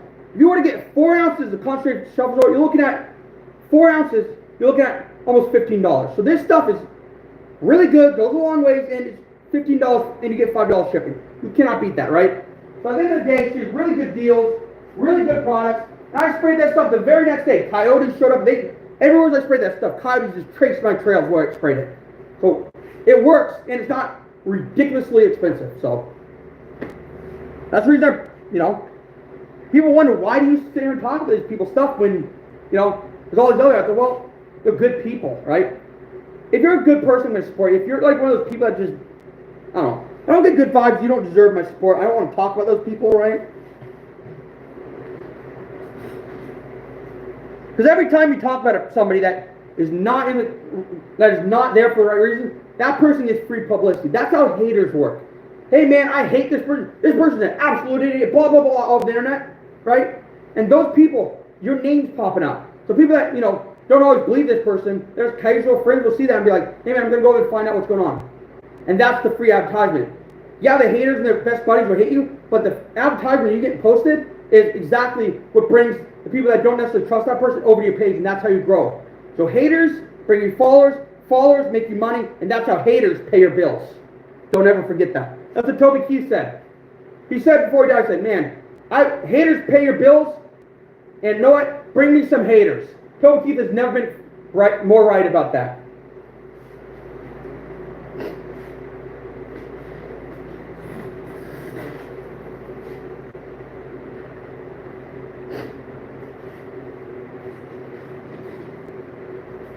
Got one more to do? I'm going to tap this out real fast. I should probably check the chat because I haven't checked.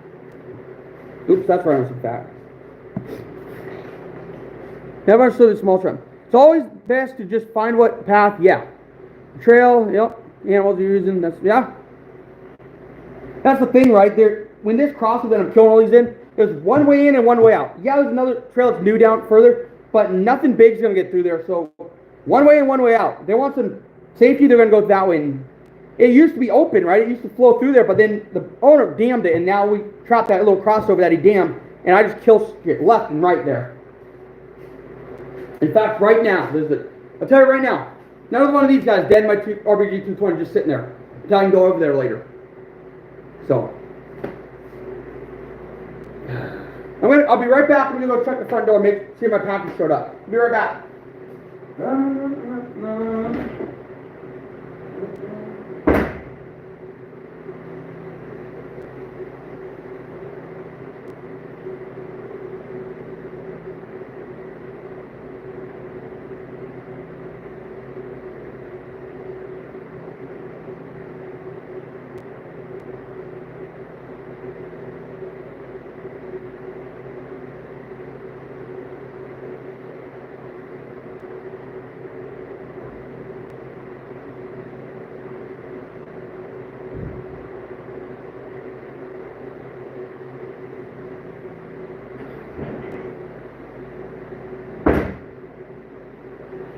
No package yet.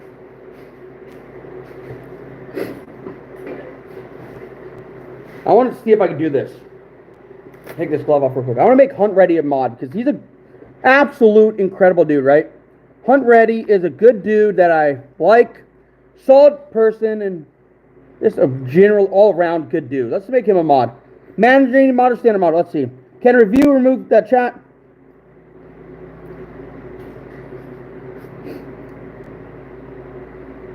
All right, just give him a little bit of mod power there. When Hunt Ready comes around, you'll see that. So,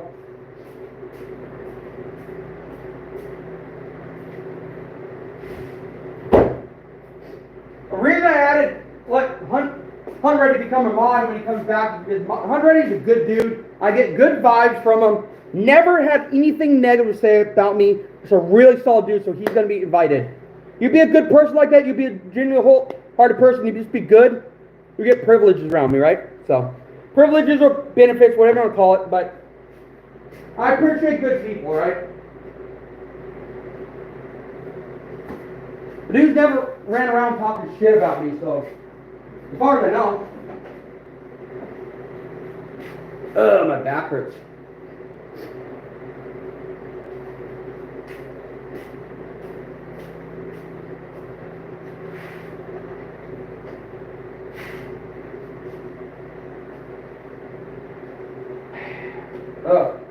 My hand's sweaty. I can't get my hand moved.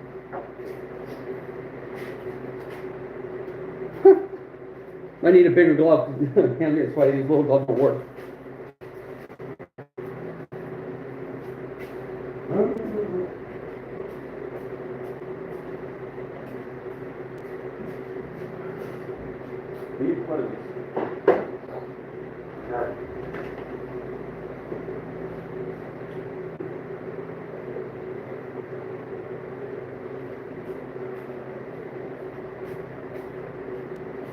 Jeez, now I'm going to feel like Mikey. I got one blue glove, one black glove. The reason I say that is because, the blue glove's going to be the white glove. Hey, I'm Mikey, Mikey Jackson.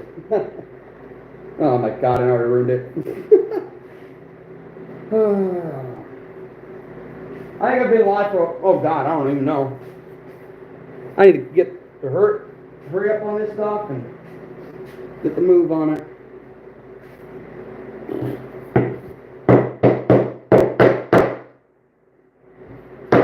The fat off this.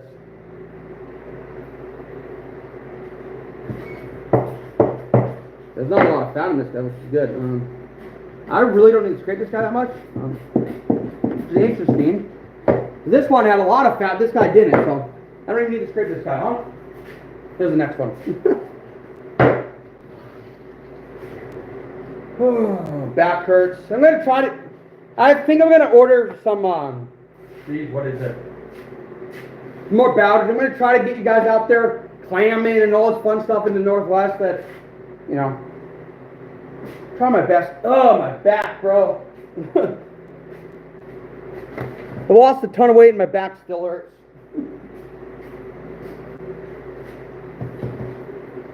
Hey.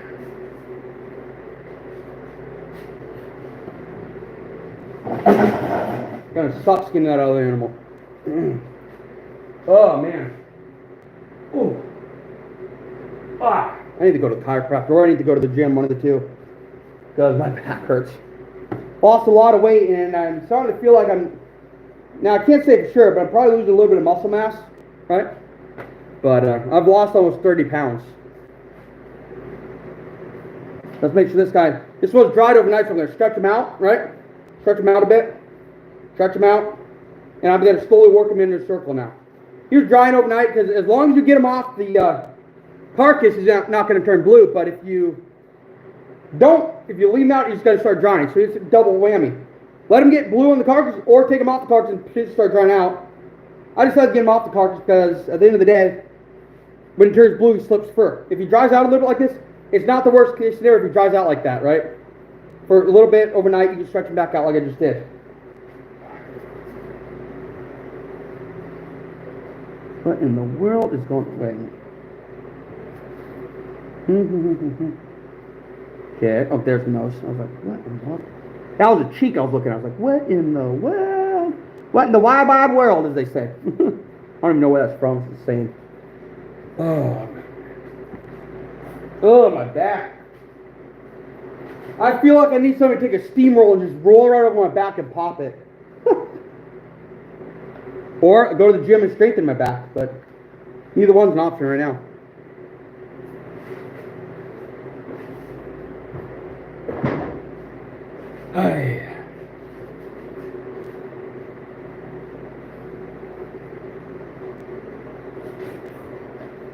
Oh, my back.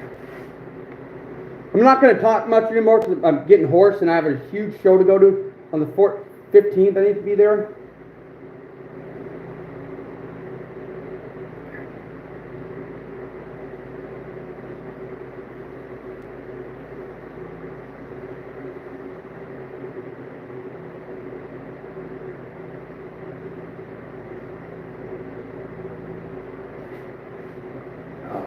Man.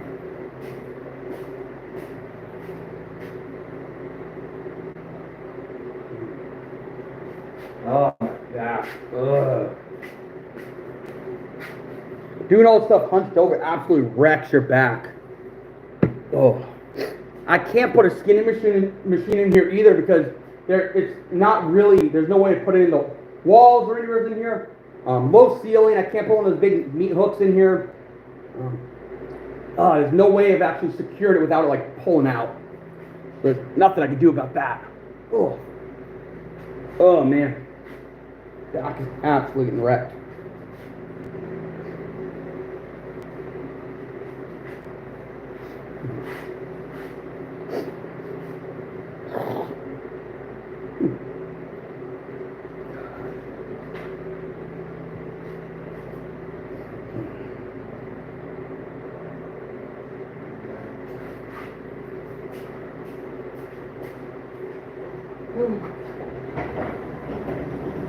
Here's what I just heard.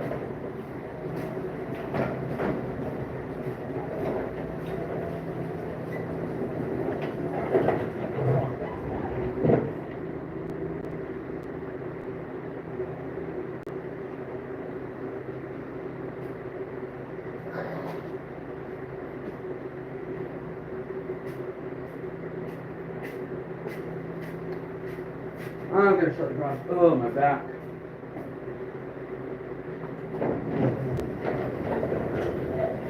I need to go crabbing again too.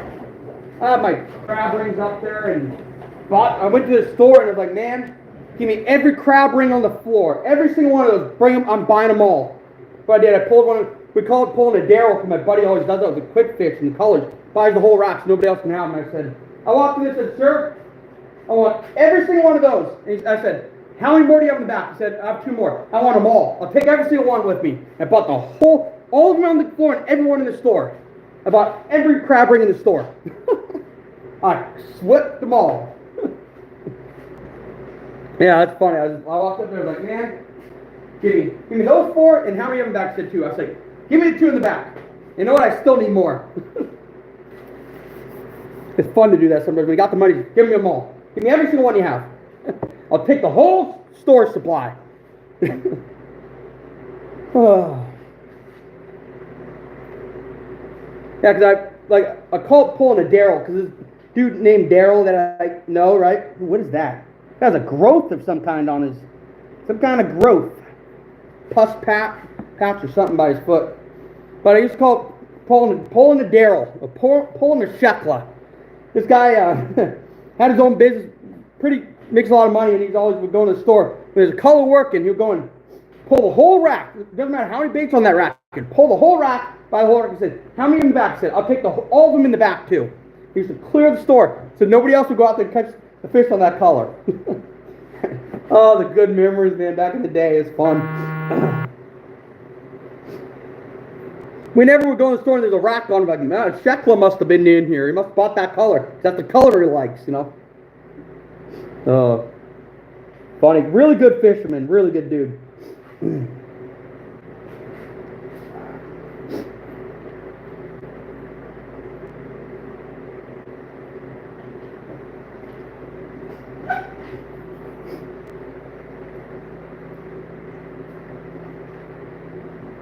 Man, my back, absolutely. Ugh. I was laying in bed last time, my back was like.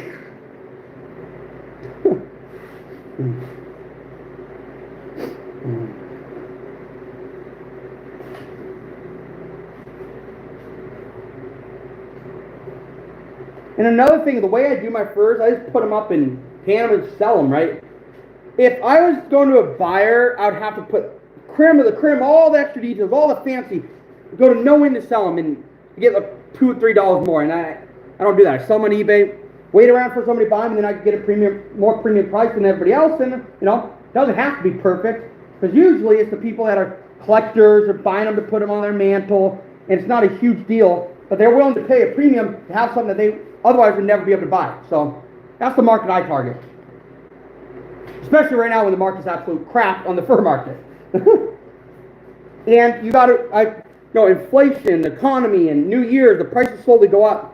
But I mean, I'm selling my beavers right now, $180, I think, canned, and shipped. A couple years ago, it was $100 canned and shipped. But inflation, all the products going up, and seeing some of the products that like cowboy hats that I used to buy, right?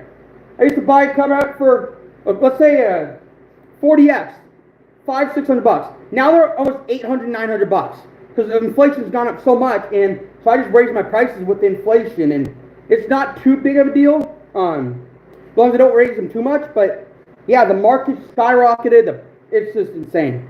So when the market goes back down and the economy and everything's a little better, I'll lower them back down. But you know, being a businessman, you need to roll the punches and understand what happens with that stuff, so you aren't left in the dust and just giving away your pelts.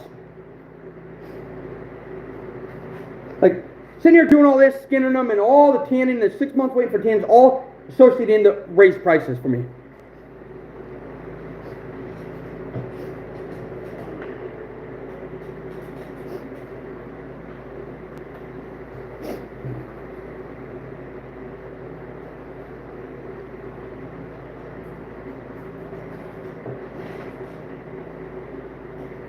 I haven't even ran my trap line today. Yesterday I did. Then I went live. Today I'm skinning and then going to run my trap line. So I know for sure I have an animal in there right now, and you guys will see another one. Probably no skinning video like this. Nope, not a huge deal, but I'm going to cut part of this cheek off because it's absolutely wrecked. It's a little details I do, but that's not. So when I cut the cheeks, they end up having, like, it's weird. They have these beaks kind of things, and I cut them off most of the time. I've never had before, but now I've started doing it. I'm just going to see if it turned out better or what, but never seemed to have a problem with it. Always seemed to be all right, but it's just a little neater.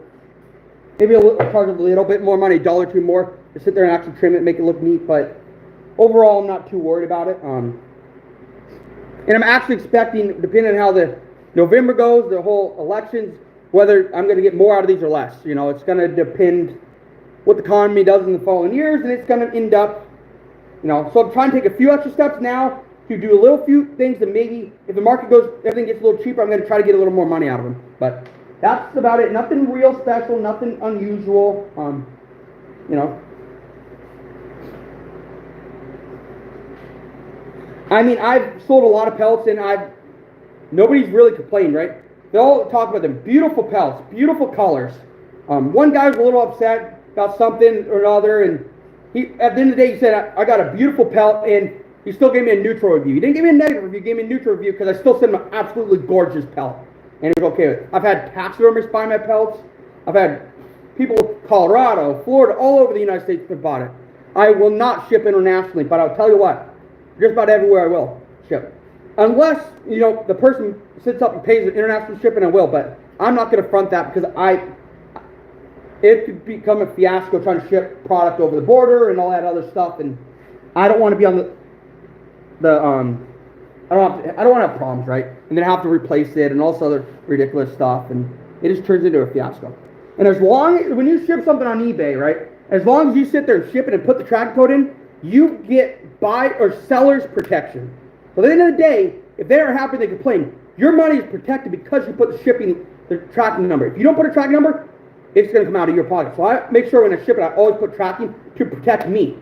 And then the rest is dealt with eBay. eBay handles the rest. But if you don't put that there, then it's on you. So you need to make sure when you sell on eBay, you put tracking, because that's going to protect you. That becomes seller's protection versus buyer's protection.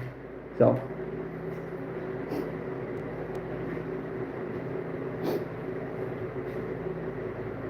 Ow. I'll go through that. Trying to procrastinate a little bit because I have some products coming on to show you guys before it's too late. But I mean, at the end of the day, it may be here at like 9 o'clock. So it's by 9 o'clock, but it usually comes in 4. But at 4 o'clock, I'm going to be on trampoline. So no matter how long it takes today, I may have to come back later and go live. And I try to do my lives during the day because I'm trying not to cut other people's lives off anymore, right? If I try doing it in the evening like everybody else, then I'm impeding everybody else's. So I'm not going to do that.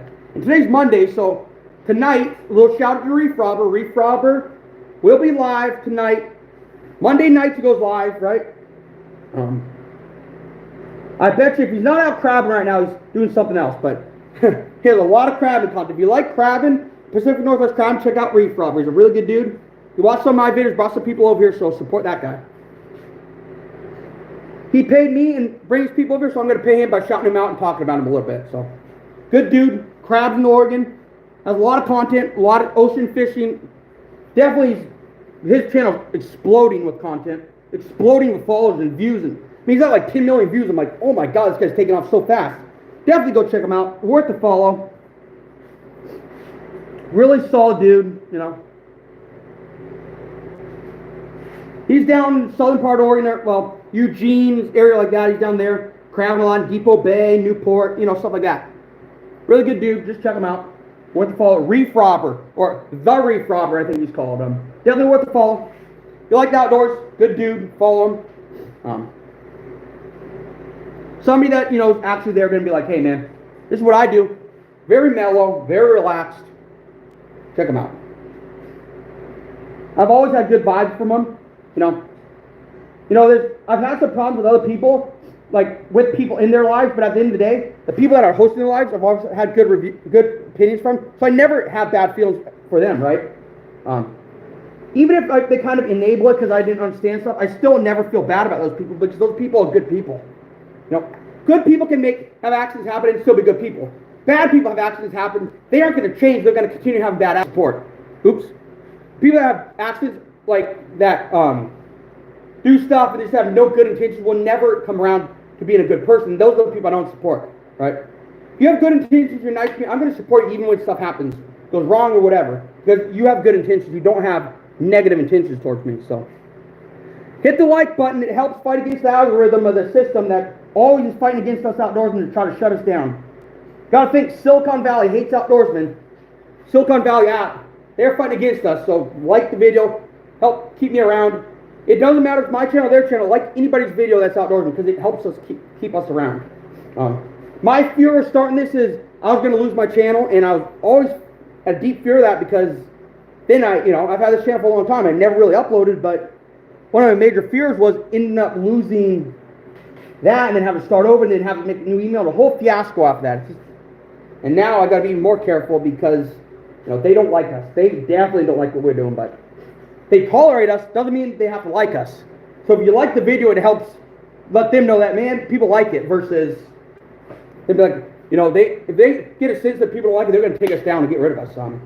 They already, like I said, actively suppress the videos, right? If you have, let's say you have 1 million followers and you have 2, 3, 4 million reach, if you upload, they're going to take the 2 to 4 million reach and bump you down to about 1 million or maybe 500,000 because that's suppressing you without actually taking action. So a system sits there, instead of promoting your video, it's going to sit there and hold it back. So people have to actually search for that video versus just being openly promoted. So that's how they actively fight against us without saying, hey man, we're fighting against you. So the algorithm takes us down here when everybody else is up here, every other content, and that's why you need to like our videos, promote, sit there and comment on it, because without those likes, we stay here and we never get anywhere up here. Even with 1 million likes, we won't be up here, right? But the algorithm, if anything has to do in the outdoors, they suppress us by holding our views down. So it's called shadow banning. They shadow suppress you without notifying you or telling you, but there's little details you can see that cause it, right? Someone with a ton of followers getting a few thousand likes, stuff like that shows it's suppressed without them saying, hey man, we're suppressing your channel. So that's the problem with some of the social medias. They would do it without telling you, and people know, but there's nothing we can do. We can't say, hey man, we're going to dispute that because they do it in the shadows, and we don't have the option to dispute it because they do it under the radar, and we have no way of saying, hey man, what the hell, But their way of being sneaky and slimy, suppress us without us being able to, dispute it or stuff like that, having options, and it's a sneaky way of shutting us down. So you got to make sure you like videos, interact. Never, repeat, never download a video, no matter how mad you are at somebody. That is the worst thing. That gives the YouTube signal that says, hey, we can get rid of this guy, nobody cares. I think that one's done. I need to run to the bathroom. And, I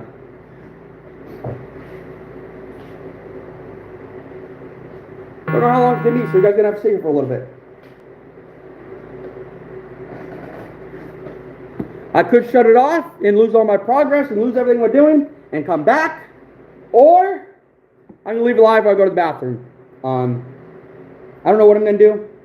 Depends on how fast it hits me from the coffee, so that gives you an indication. Maybe run over there real quick. Go to the bathroom. It's just inside the door, but maybe a little bit. So just a fair warning. I'll be right back. I don't know have a sign that says bathroom break, nothing like that. I have no way of putting it up there. But I'm going to go to the bathroom real quick, drink a little too much coffee. Stomach's hurting a little bit, so bear with me. I don't know how to, let me see if I can write on here, say bathroom break, so. Let's see real quick, I'm going to write on here. Okay, plus, no, share, no, comment, maybe, live chat. I don't know if I'm allowed to comment, but I'm going to the bathroom. I'll be right back. I'm going to leave you all live, all right? So, yeah, I have no way of telling you guys. So just bear with me. I'll be right back, okay? Be right back. Stay there. Don't go anywhere. When I come back, I'll start skinning.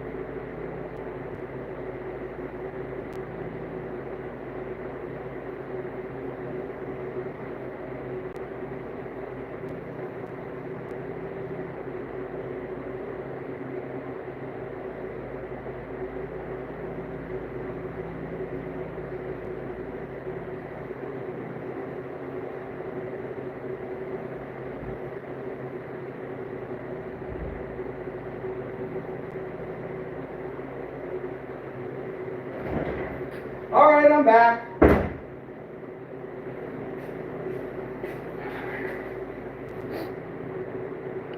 Nothing new? Alright. I think I'm going to throw these gloves away.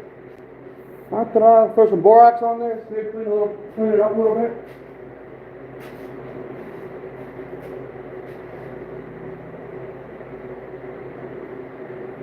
They don't need borax since they've been scraped, but it doesn't hurt. There's rats right now, and then I'm going to get the Nutri up there and start skinning on that, because I got to hurry up with that.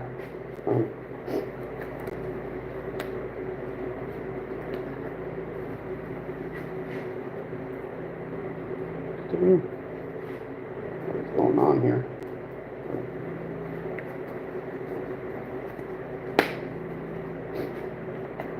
I'm actually kind of curious what's going on with trail cameras, but I don't know. Little mule team borax. Pull that off. Don't need a lot. I'll show you guys in a second. These are definitely not perfect. You know, they're not to what I wanted them, but at the end of the day, they're to the point that they can be tanned and done the way I need them to be done. Not exactly perfect because I left them out overnight, but I'll show you guys, don't worry.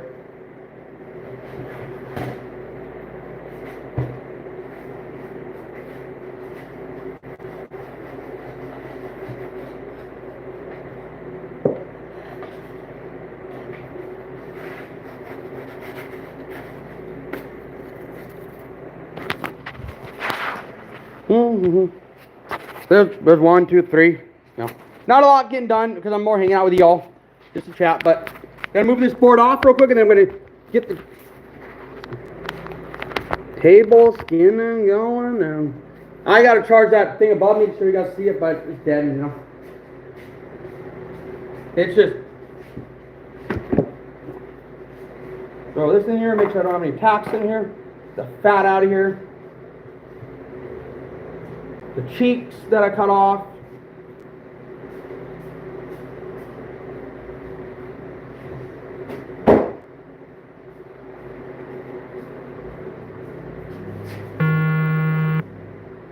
Oh, UPS must be coming. Not bringing my package yet, but I think it's USPS, United States Postal Service, but what's going on here? Where is that? That's a weird fatty lump, man. What is going on? It's a weird, like, pimple. Oh, it's a pus sac. Nasty. Let's push this pus out. Nasty. Oh, well.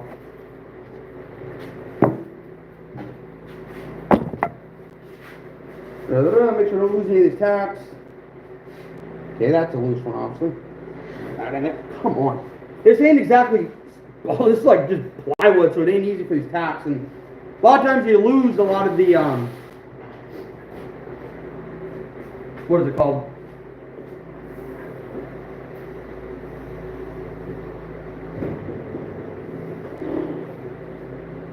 I'm going to turn the fan real quick, and then I'll get to work on the Nutri. Whatever.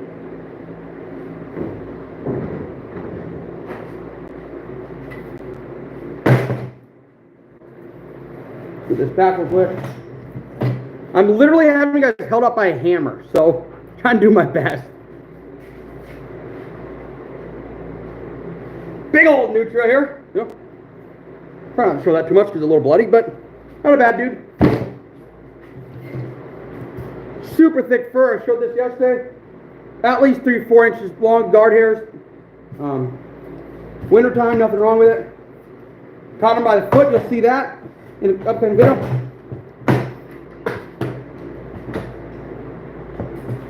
When I cut him, right behind the elbow, every time, so you don't end up with a huge foothold.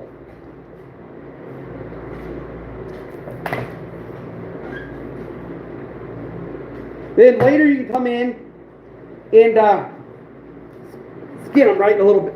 Clean up the holes if they're too long or whatever you think. So, come on. There we go. Come on. Come on, this thing. Ready? Already? Really? Okay, well that's dull. Let's pick up another one. Here's this Weeby Tala. Boom. Big old slicer. Brand new blade, shouldn't have a problem. Pop that off, no problem. Weeby Tala. This thing, I think, you want to take this thing out to the stream and play trout with this thing, you can. Right? This is a normal Weeby Boss blade. This is a Weeby Tala. Huge difference, and they actually flay with this if you wanted to. And you just replace it all the time to flay your trout. No problem. Weeby Tala, I think, yeah, Weeby Tala, something like that. And then there's Boss Dog. Big difference, big blades, flay whatever you want, clean whatever you want. Really good for just busting through some gnarly stuff, you know, no problems. Never had a problem with the blades. Cut that stuff off real fast, put it on the ground, moving on. Weeby Tala, no problem. Weeby Boss Dog, no problem, you know. The worth every penny, shut up, and this thing is, the tolerances on this thing are super tight, very good, heavy duty. It's look at that, absolute solid, no problems with that. And that's tolerances and no wiggle, perfect little knife. Of course, Weeby has flay knives and, you know, 8-inch, 6-inch, they have all kinds of things. Let's change this Boss Dog blade real quick. Grab another one here, let's see. They come packaged in these little things here, these individual ones.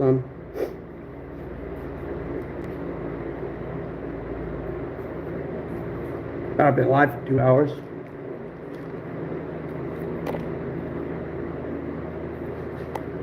I'm gonna have another one to skin tonight, or tomorrow, depending on when I want to go live. This gives you guys a little bit time to interact with me, talk and chat. Any questions you want, I'll answer them the best I can. I'm just here to share my knowledge. I'm no expert on anything. I do my job and get the job done, and that's about it. Not here to be the perfect trapper, perfect outdoorsman, but I am here to know all aspects of all of it and try to be knowledgeable all the way around.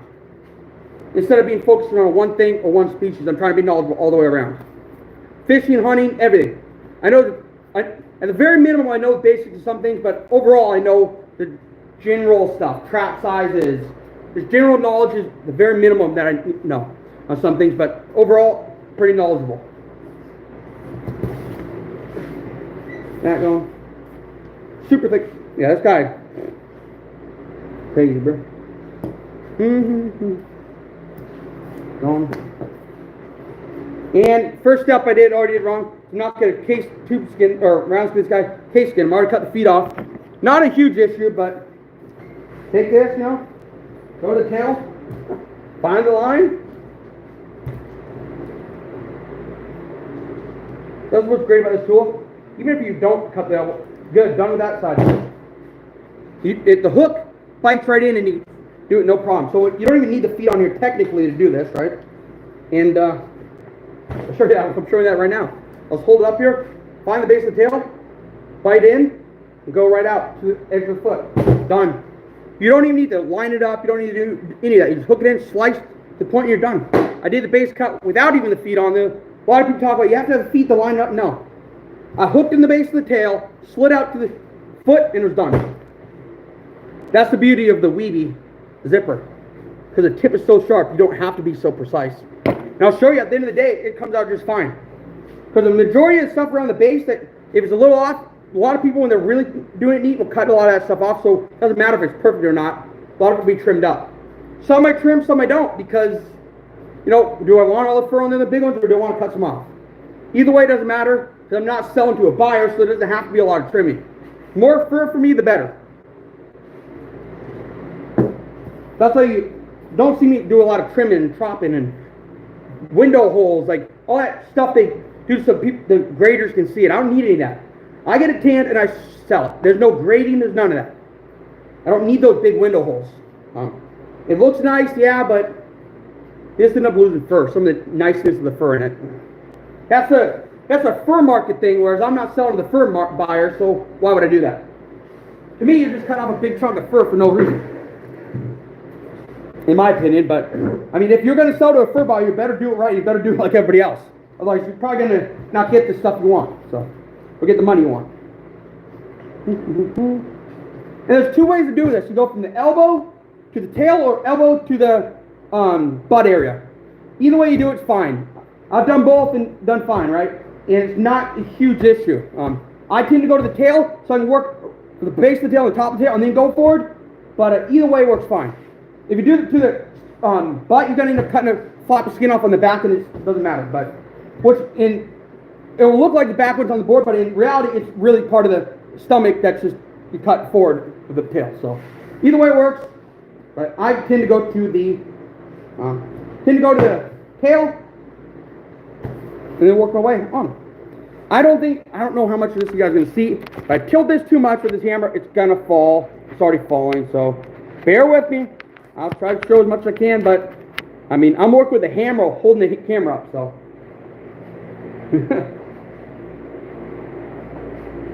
There's that. We cut there, got a good clean cut on there, it's good. Let's see here. So that, cut to the butt. There's the urethra. Work your way down. Gotta make sure I have this handy when I get to some spots that I want to be careful, because this is a lot duller. No matter how sharp you think this is, unless you get out of the package, it's going to be always duller than this. So, dull, sharp. Room for error, no room for error. So, have both. That's why I have both, right?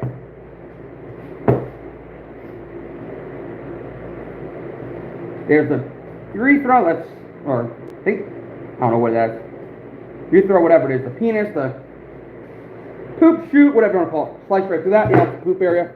Disconnect that. Now we'll work our way in. Take the dull one, go around the feet so you don't slice the hole out the corner. So that, little things like that, you'll learn the more you do them. And I can be real aggressive with this because it's dull. If you're sharp, boom, right through the foot, and you don't want to do that. I'm pretty aggressive. It goes chop, chop, chop, right? But I'll just keep your hands out of the way if you're going to go fast. Otherwise, next thing you know, you're going to go right down to your arm and split it open. So, even if it is dull. Because remember, a dull knife is a dangerous knife. So, because the cuts rip and tear. Sharp knives do clean cuts that can be healed easier. So, that's why dull knives are dangerous. For example, dull axes are dangerous because when you go to chop with a dull axe, it glances off. A sharp axe is going to go right into the wooden stick. For a different analogy, same principle, but different analogy for a different type of thing. The two of you, click like, please. It helps us fight against the algorithm and keeps us around. No matter how much YouTube in the Silicon Valley absolutely dislikes us, there's a little more incentive for them to be like, hey man, people like them. So, they keep us around.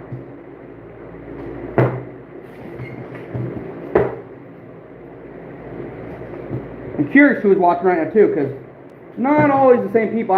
I thought I was having the same people in here last time, and there ended up being 44 different viewers. I'm like, huh, interesting. No idea who they were. Get the feet here. Got some of this meat away. Otherwise I'm going to end up with a bunch of meat on the feet that I need to clean later. Come on. Come on. There we go. Chop that off. Come on. There we go. Whew. And back to my hands cramping already. So it's one of those things that when you get in carpal tunnel and your hands cramp up, using like the RBGs like I do, it's just a lot more safer, because if your hand were to give out, right, you have a little more strength. You have more time to hold on to the trap because there's less pressure pulling away than on the Belaz, where it's like just always pulling against you. Where the RBGs have a little less pressure, so it's less likely to slip past you, or your carpal tunnel or whatever to give out and then have something fire on you. So in that aspect, RBGs are safer than Belaz. Belaz are more powerful, but I've never had an RBG let go of any animal I've ever caught. When they're in there, they're appropriate size, they're dead. They don't get out of it. And since I've used them the last 3 years, not one has actually got out of it.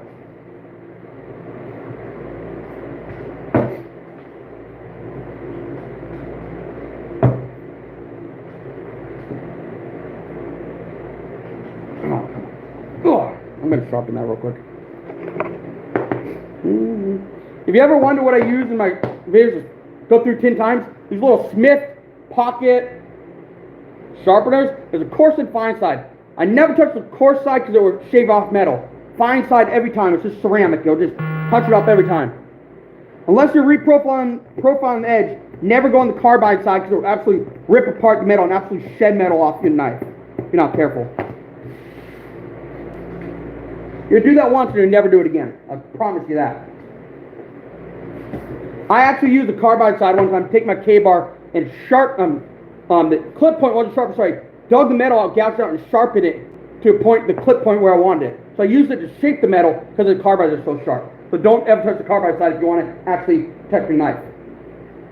And then I touched with the other side, sharpened it up, and it's razor sharp. But I shaped the knife with the carbide side. So don't ever use the carbide side in anything you really care about.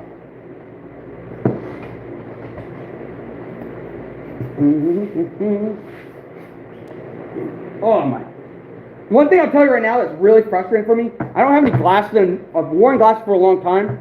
Without glasses, right, we wear them for so long that your vision is funky, right? I can see close, but further away it gets a little blurry. But when you don't wear it for a while, it's real, your brain's just messing with you, because you think you're seeing something, you're not, like, I don't know, your brain's not used to seeing things so, the way it is now, and it's a little wonky for me. It's almost frustrating because I want to see something, or I hear something that I normally can see with my glasses, like a plane making some funny sound, so you look, but you can't see it. Whereas normally with glasses you can see it, so it's wonky. I live near an airport, and you usually get used to hearing planes sound a certain way, but then when like the engine sputters or something like that, you're like, wait a minute, is that guy all right? Like, you just instinctually check on him, and not that you can do anything, but it's peace of mind, you know. So little things like that, where I can't see, I can hear him playing, can't see it, I can start making a shape out. That's the stuff that drives me a little nuts on my glasses. They're getting fixed, they're under warranty, but my backup pair broke, my main pair broke, so yeah, here we are. And it's also funny with the GoPro, having that camera, the camera will see it before, like I can actually make it out, like watch the video, I'm like, dang, that saw it before I could actually, you know, when I think the camera's seeing it, with my glasses is different than when I don't have them, right? So it's one of those things where, hey guys, look over here, oh look, you know, but you already saw it before I say that, and that's where it's kind of funny filming with that, and it's a little interesting.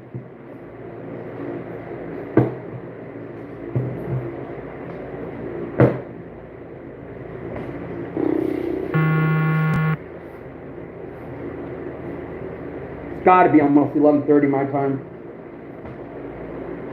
Maybe? I don't know. West Coast time. Maybe Corey can comment if he's still here. He's out here.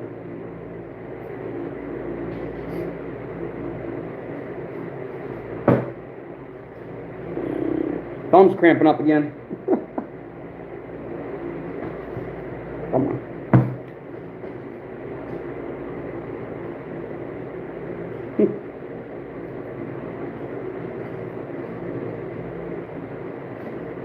Or if somebody watching knows what is on the West Coast, let me know.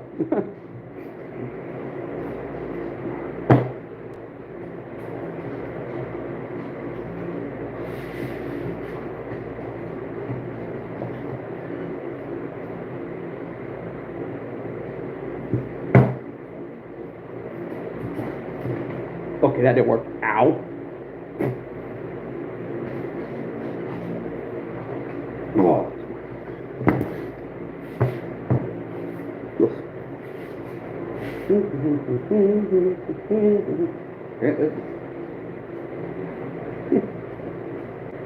I'll tell you what, these Nutra last a little longer sitting in the garage than those rats cook and turn blue fast. What in the world is going on there? Oh, well, that's that bite, or whatever happened there. Maybe he bit himself or something, I don't know. I know he bit his tail and almost bit it clean in half. He was ticked when he got caught. You'll see how he got caught in the video. It's coming out. Unless you're on my Facebook, you already saw it, but... What is that? Is that a nut? What in the world? Okay. Let's get that off. Come on, buddy. Come on.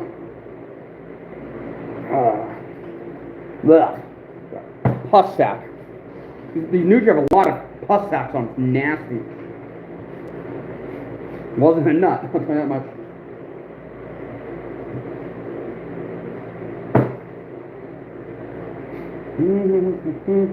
See, when I do these Nutra, I got to be careful with the stomach, because you get to a certain point, you can peel them, right? But if you peel too early, you rip the stomach out. I'm just going to put it that way, right? the lower section out. So I don't want to be too graphic on it because I don't know who's watching, and lots of followers from my Yellowstone thing go absolutely blowing up, and there's cowboys and there's trappers and all these different professions.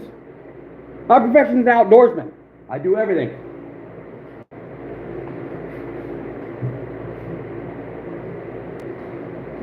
A lot of people think, oh, there's no more trappers out there. Oh, you bet your ass there is.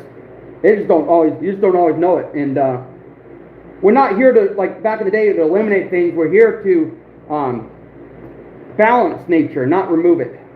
So that's my job. My job at this property is to balance stuff out, not to remove it. But with removing some of this, like balancing in the aspect of removing from this section of the river, with a mile down the river is a feeder creek where they come up, right? If I remove from this section, this year's born and adults can move up there and have their babies, and then the babies will move out and adults will be there, right? And then I remove the adults, and the following year, other adults move in to have babies, right? The babies move out, and then I catch the adults. So it's giving them breeding area without affecting the kits. Because by the time trap season comes around, they're fully able to be on their own within the regulations because the breeding season's over, the nursing season's over, and they're fully able to go on their own. So removing some of the adults allows a breeding area and a safe area where they can go up into without congestion from other animals. So in reality, it's not what people think of just elimination. It's actually helping nature balance itself by giving them a safe area to breed without having predators and other things there that will compete with them, forcing them to go even further upriver, right? And this is the lowest section closest to the feeder creek, or that will allow them to breed. So it's actually beneficial for what I'm doing. Now these guys I don't want because they're invasive from South America, but the rats and stuff like that, the beaver, I've been trapping this property for 11 years, removing them every year and allowing other ones to come up and populate and stuff, and then therefore remove them again. And year after year they keep coming, and it's giving the population, taking a few out, benefiting population's growth. Versus what a lot of people think, you're just killing them, they're not rebounding. The way I do it, nature takes its course and heals faster than I remove them, so therefore it's actually beneficial. Whereas like, a lot of people talk about adding predators to solve a problem in the valley, right? We're adding predators. When you add a predator that kills faster than nature can heal itself, it's no longer conservation, it's in the elimination of a species. So you need to be careful of that stuff. That's why I'm not getting into details, but something that people are very fond of is adding an apex predator to an area. But what happens is apex predators kill so fast and breed so fast, nature can't keep up, and that's how you wipe out a species in that area. So I never believed in adding apex predators to solve an area, to fix the feelings of someone being upset, but in reality you need to be able to do something that's equal or less so nature can heal itself. And that's where trapping lets nature heal itself by removing a few and not removing so many that can't keep up, right? So that's why I don't believe in adding predator or adding the problem to solve a problem, because adding the problem to solve a problem creates a bigger problem. Balancing what's going on creates growth for nature. That's why I'm a conservationist, not an eliminationist. I believe in conservation, not elimination. That's why you see me killing a few, but not killing everything, right? And different areas have different populations. So, like, Iowa trapper can kill 1,000 in a raccoon in a season and still not affect it because there's so many there. Whereas I kill a certain amount, so that way more can move up and rejuvenate, build the population, we're moving the adults, and without hurting the kits. And that's my strategy of conservation. So, that's a little knowledge people don't understand about trapping is we don't kill them too fast. We don't kill them so fast that nature doesn't take its course. Whereas I'm just going to say it now, adding wolves to a valley where nothing will kill a wolf, and wolves kill faster than nature can rejuvenate, it is making a problem that will never fix itself, and it's eliminating the species around it. And then therefore you will be left with wolves. And that is something that I don't believe in. I don't believe in the fact adding the problem to fix the problem based off feelings. I believe in trapping because it's scientifically proven that if you eliminate a few, nature can rebuild itself within the confines of trapping. Whereas, that's why I don't believe adding predators or apex predators to solve a problem. So, that's why I don't care about your feelings at the fact that I'm killing animals, because I'm doing it in a scientifically proven way that is actually beneficial to nature and not what a lot of people think. Whether you support it or not, it is actually scientifically proven to remove a few, that nature will rejuvenate. I'm pounding this home because it pisses me off, right? When you do something that when nature can't keep up with what's there, it is eliminating the species because they cannot breed fast enough, and then the kits are being killed where they can no longer populate. Like In Idaho, they added wolves. And now, in 15 years, the elk are down to 1,000. The wolves are so many wolves that elk can't keep up. Whereas before, when they introduced 100 wolves, there's 15,000 elk. In 15 years, there's about 1,000 elk left in that region because of the wolves. And the wolves' numbers have exploded. So that is a situation where adding the predator to balance nature does not help because nature can't keep up with the number of kills that predator is killing. So that's why I support trapping. I don't support adding the problem to solve a problem, whereas a lot of these people out there want to fix a problem by going by feelings versus facts and science and how nature heals itself. So that's why trapping is important versus having somebody just going off feelings. And a lot of people, that cry the loudest, go by feelings, and then they end up screwing everything up, and it throws nature out of whack, right? And therefore, you have problems. Another example, Oregon did some crazy stuff with the logging industry and allowed overlogging of an area. And now the native species are hurting. And now since the barn owls are taking over, ODMW says, no, we're going to go poison 200,000 owls to help solve the problem we created by allowing too much logging of destroying the natives' habitat. So their theory is, let's just go kill 200,000 of them to solve the problem that we created. That is not an effective solution to balancing nature. That's killing something to balance it, and that's not how it works, right? Remove a few so nature can rebalance itself, but not trying to wipe a species out to solve an issue that they created, right? That's where feelings get involved, and people do things over feelings, and feelings create problems. You need to go off facts, and that's why, like what I do here is I remove a few, come up, they rejuvenate, and give them breeding area, right? Without impeding the breeding that I'm doing, or the breeding in that area. That's why trapping is important, and going off someone's feelings, adding the predator area is not the answer. Especially when those feelings originally led to the problem that they're trying to fix. So if you go off feelings for one problem, go off feelings for the next, it just makes a bigger and bigger and bigger problem where it doesn't solve the problem. That's my rant.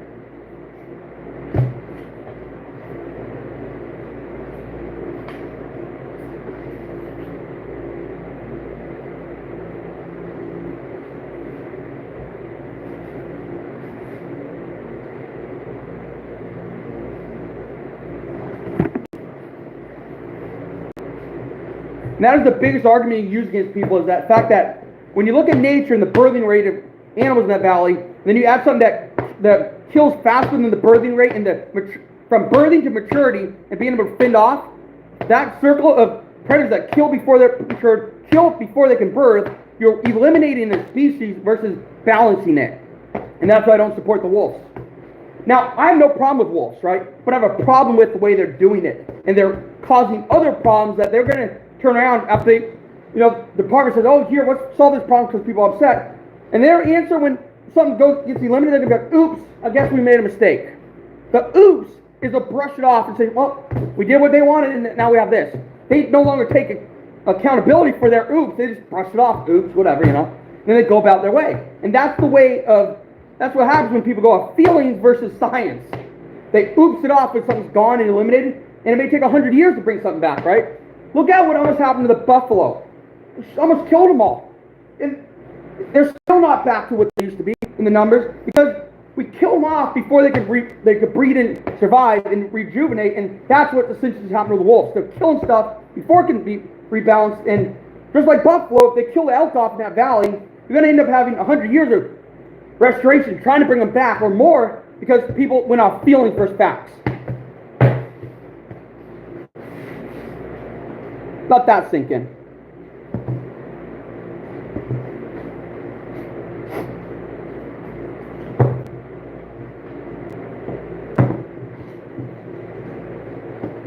And that's why, in Oregon and Washington, was so frustrated with the governors that are in power, putting these people in power that are not outdoorsmen, but putting people in there that are environmentalists, people that never really have the outdoorsmen in mind, but they get put in these positions to run the outdoors industry, like the Department of Fisheries and Wildlife, and they get to run this stuff without any real knowledge, and they're making decisions that they think is right based off their feelings, but not off facts, and now we have this huge fiasco of problems that is just getting worse because people going off facts, or feelings, not facts. It's a huge problem. Huge problem. You go, like I said about the buffalo, right? white people came in and said, oh man, we feel like we need to kill some of this because it's all right. Came in and killed them all. The Native Americans didn't want to do that. And this example, now, the outdoorsmen are the Native Americans, and the people in charge from the cities are the white people back in the day. The white people in the city are going off feelings, yeah, we need to kill these for food. So they try to kill them off and all this stuff. The outdoorsmen are the Native Americans in this position are like, wait a minute, you're not doing this right. But the people in charge are going off feelings. And they're essentially what white people did to buffalo and just slaughtered them all. And that's what's happening by adding predators that so fast that natives can't rejuvenate ourselves. And being, the outdoorsmen, we understand what's happening, but they don't, and they're in power because somebody in the city in charge, the governor, put them in power when they don't have the experience. And now stuff is declining in our state and absolutely at a rapid rate because people are not in power that understand what's going on. And the worst part is, like I said, you will see it all the time that, like, something will happen bad and those people in power are like, well, we tried our best, we did what we're supposed to, we appeased the people, blah, blah, blah. And basically they're saying, oops, and then they just go on to the next thing. Well, the problem is they almost just about eliminated an entire species off the planet, or this region, based off there, and then they just say, oops, whatever. And that's not good enough. You can't say, oops, and move on, because you're trying to appease somebody's feelings versus facts. That's a big oops that's going to wipe out a species. That's something that's, like, mind-boggling. Because we've become this society that goes off feelings versus facts and science, right? And that's where, like, shit just going out of control. I need to stop saying this stuff because I'm going to get fired up. If you guys just spend as much time as I do in all these groups and outdoorsmen groups and reading all this stuff that's happening in Washington and Oregon, just looking at the absolute disaster that's happening, it's incredible. Like, I used to go down the river fish all the time. Just go all the way down to my private spot and fish it, and, had this access for 20 years I fished. Caught all kinds of fish, enjoyed it, We'll go down and catch 2 or 3 steelhead, get my limit, and now I can't even go down there because someone took it upon themselves that nobody knows to absolutely remove the trees from that spot that held fish for 30 years under because of the shade, and absolutely mowed the bank down the bare minimum because boaters weren't happy and now boaters can fish properly. Well, they destroyed some habitat, and then essentially, I used to be able to go down there and catch 2 or 3 fish, no problem, It's worth an hour drive to get a couple 7-pound fish. But now I cannot justify driving an hour to maybe catch 1 steelhead. That's not worth it. Maybe I'm spoiled back in the day, but now it's not worth it to me because I knew what I had, and I know what happened and how it got ruined. It's not worth it to me. So, yeah.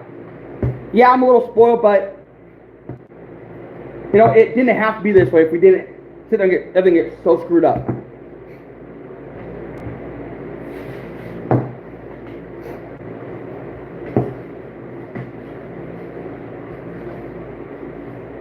I have so many childhood memories in that spot, and it's literally the best spot in the river. You will not see a single boat not stop and anchor there if there's a spot there for them to anchor without it being filled by other boats, right? All day long until about 5 o'clock, because they still have a stretch of river they need to make. At 5 o'clock, they proceed downriver, right? But if they don't, 5 o'clock they'll stop. But from morning to 5 o'clock, every boat anchors in that spot. Best spot in the river, and the river's destroyed. Now I wouldn't go with a fish trap because it's not worth it to me.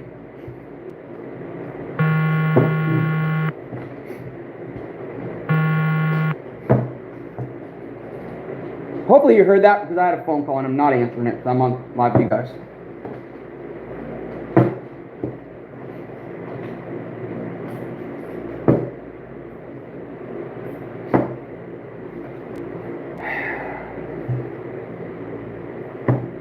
I'm getting to the point where I just feel this thing and done with this.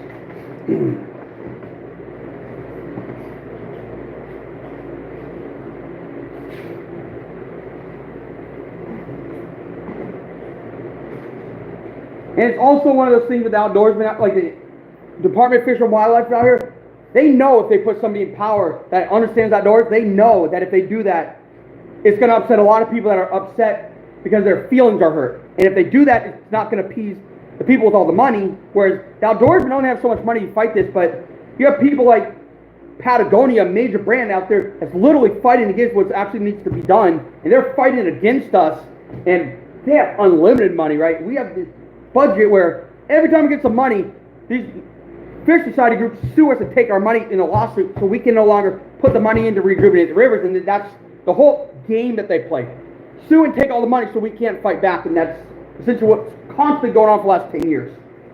So it's a really, really pitiful situation.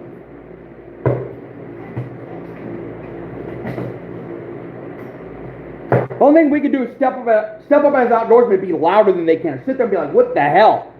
But even then, like, the Department of Fish and Wildlife, hands are starting to get tied with these lawsuits they keep getting because the people suing them.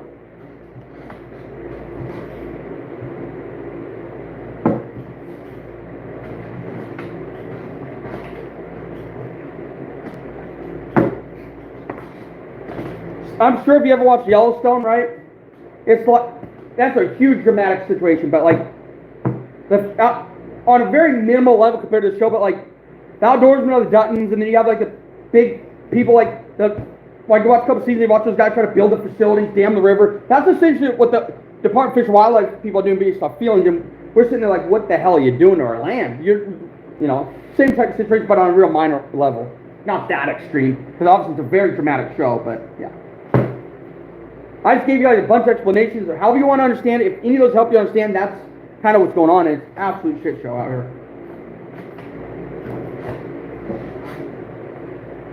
You can look at trapping as a selective harvest, almost, because we set stuff to catch certain things, right? And whereas, like, predators just kill to kill. They kill everything, Trapping is beneficial, but a lot of people don't like it because they get their feelings in the way.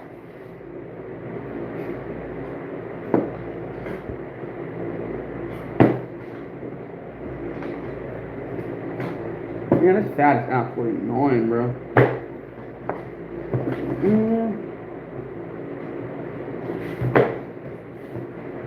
Oh.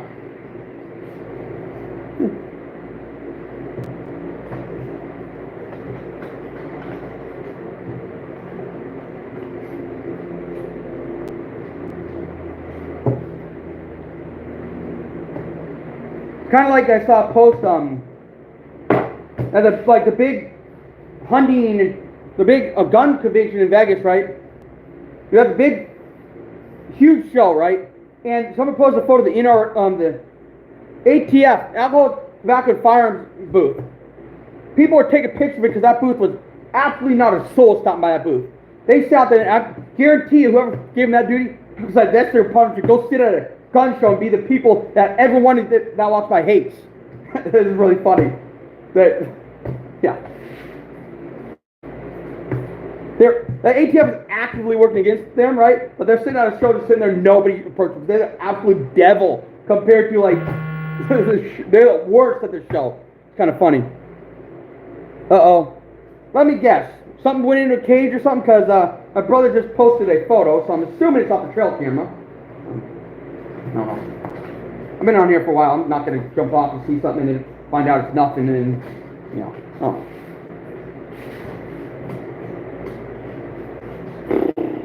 Getting to the point where I just feel this shit. Lots of cut.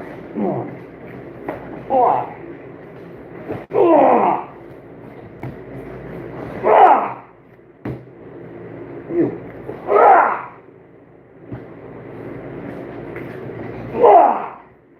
Get up around the head. Neighbor's thinking, what the hell's going on? Ready?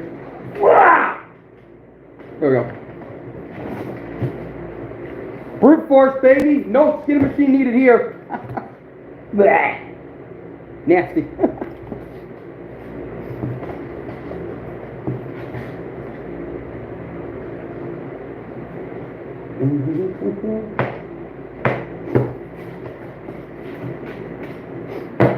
Whew.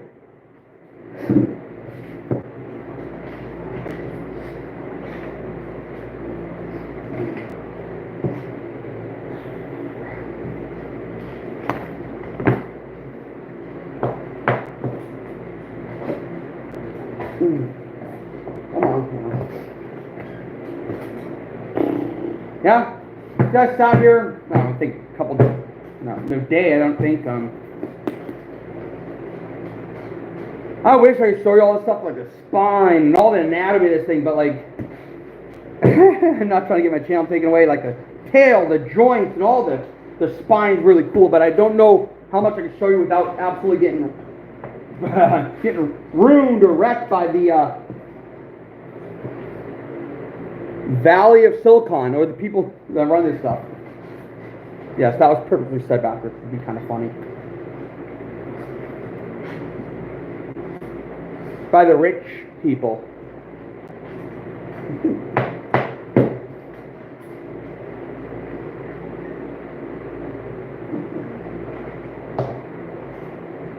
Oh, that was a close one. That was close. Put that one down before I put a hole in it.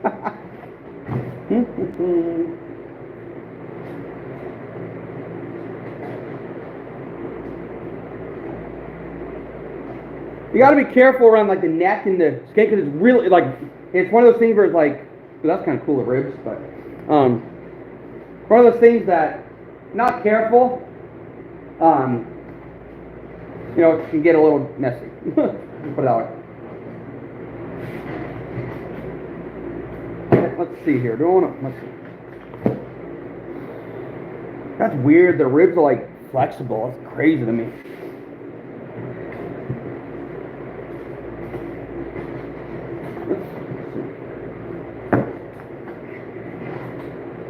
Oh, come on. Come on. Come on. Yeah, just poke a hole. Yeah. No hole there.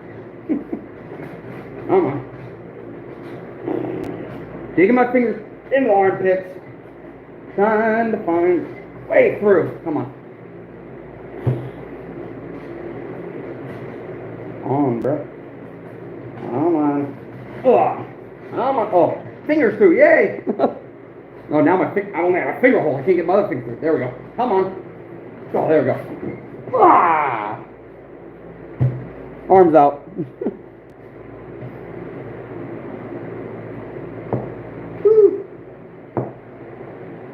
Come on. No, you're gonna get messy here. Let's get the other arm out. Whew. Tell you what, this guy's been eating good.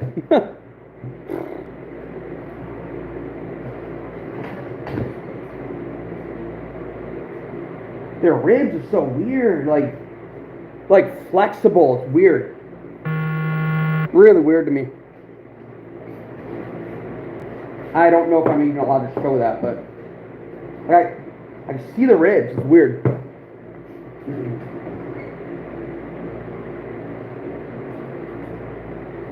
Come on. Come on. There's the neck.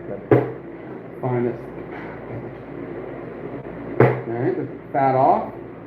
If I move this back, I don't know. Maybe you can see that, but you can't see me, so I don't know if that's going to work. I'm going to move out, but then like I'm farther away and I can't read comments. And whew, come on. Ew, that's not the grip on that. No. Come on. And that's why I don't fucking grab this, because I just put a fucking hole in it. Son of a bitch. That,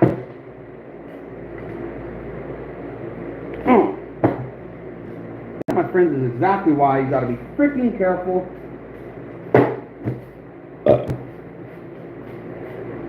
As fast as that happened, they put a hole in it. So.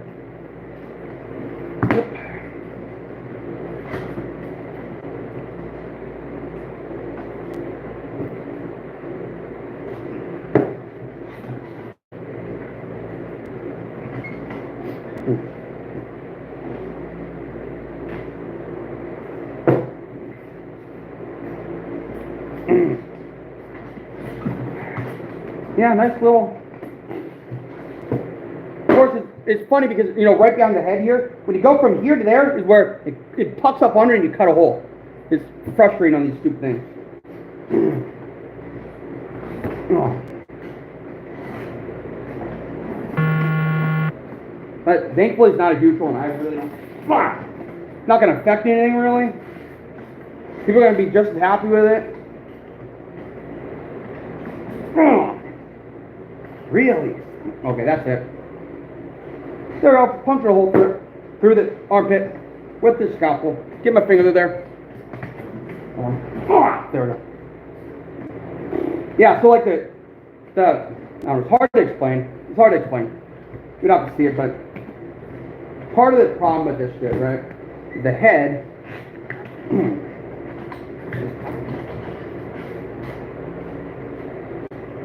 That's a dangerous tool around the head when you're going around tucked in creases and all that shit. It's very easy to put a hole in stuff, and that's why I did. Absolute pain. Because where I'm at, like it's, I don't know if I can show you. It's like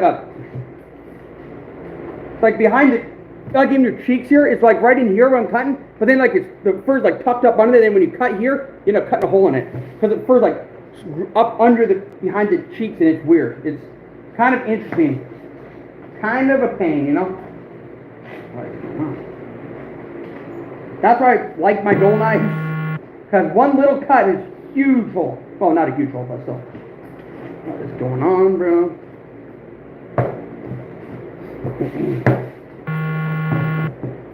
What in the world? These Nutra, kind of a pain. Oh, right up.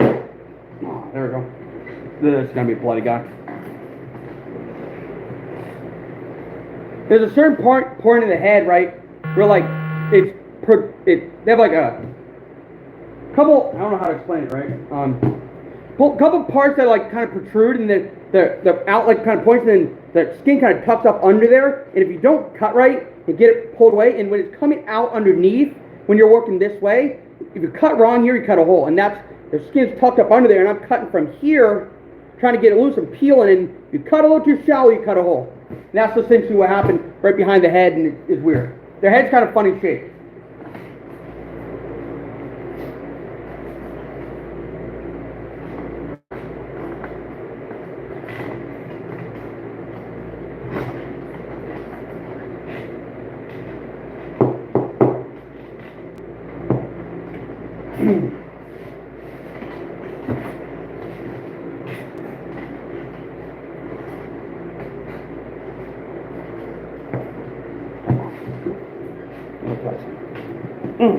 Son of a gun.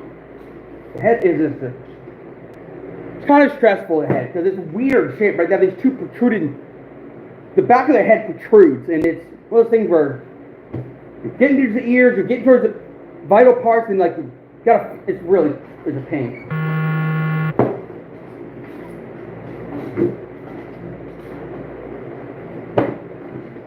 Where in the world am I here? That's what in the world. God, that's all bone.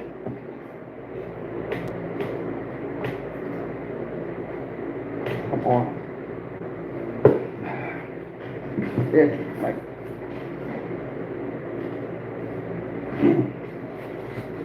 Bad angle too.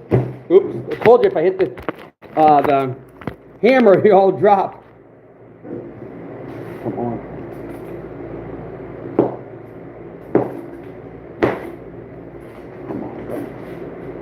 What in the world is going on there? Well, that's the ear. That's why.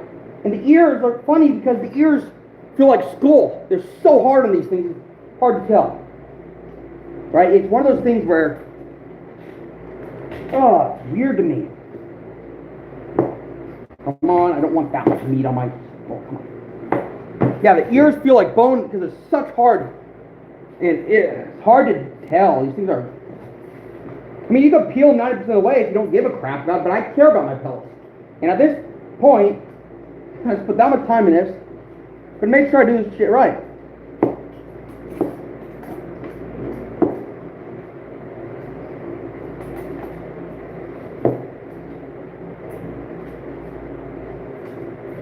Oh, God, this part's hard.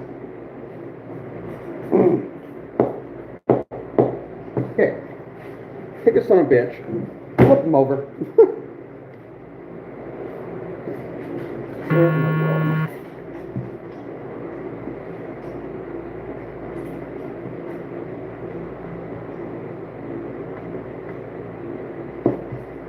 This thing's so freaking dull, bro.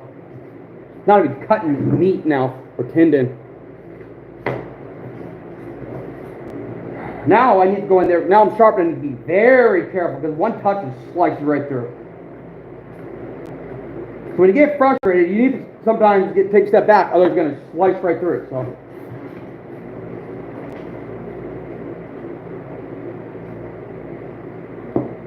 Okay. Oh, that's the eye. That makes sense. That would be one reason that's there, right?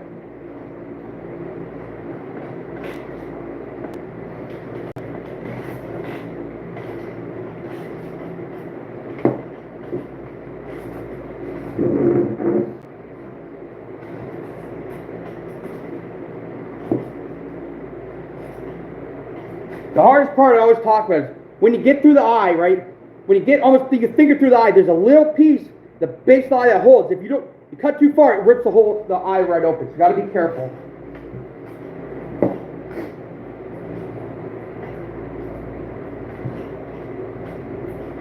I can't exactly show it because I don't have my GoPro with me right now, but yeah.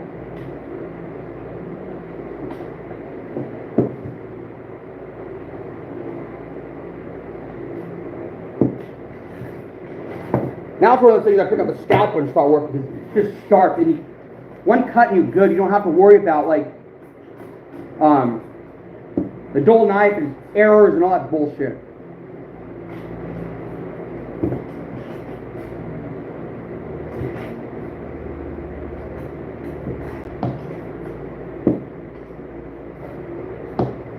Oh my God, it's going so much faster with a scalpel now.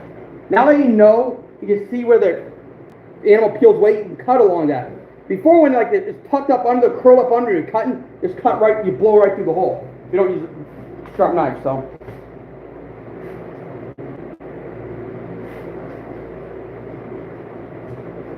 There. Damn, what the hell's all this? Ugh. Come on, fella. Oh my God, I almost fell. What in the world? Okay, there's a teeth. There's a cheek, cut through the cheek. Then try to clear out the base of the teeth. The teeth clear, then you know you're through the lip. Come on, don't want to cut the fur. Watch. You gotta be careful. Okay, let's see.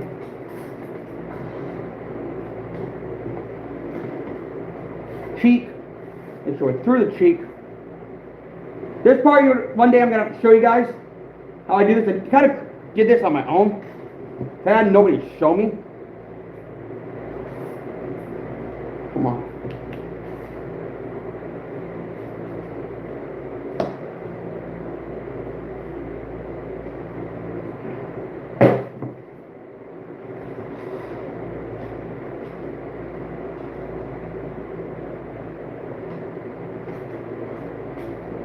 No, get back.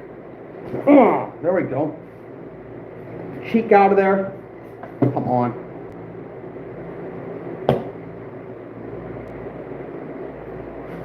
This cheek cut clear. Clear the teeth, the lip, and all that bullshit. It's like cleaning a fish with it. Something. God, stop dropping. So dull.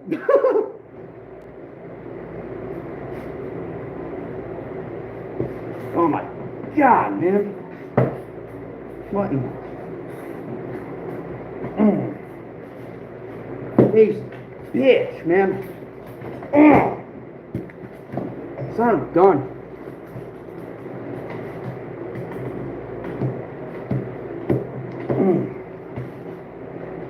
Frickin' face roof of the mouth.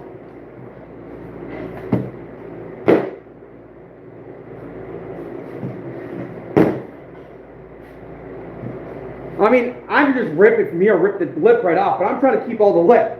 That's where, like, it's a little harder to do this. Damn crazy.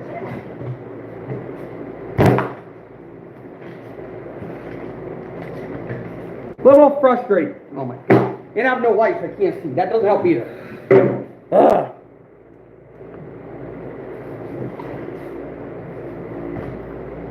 Try to do this before the freaking light dies again.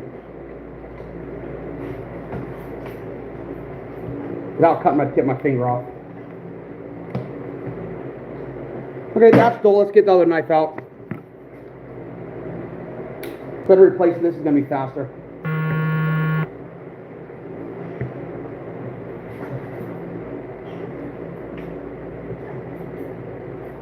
Come on.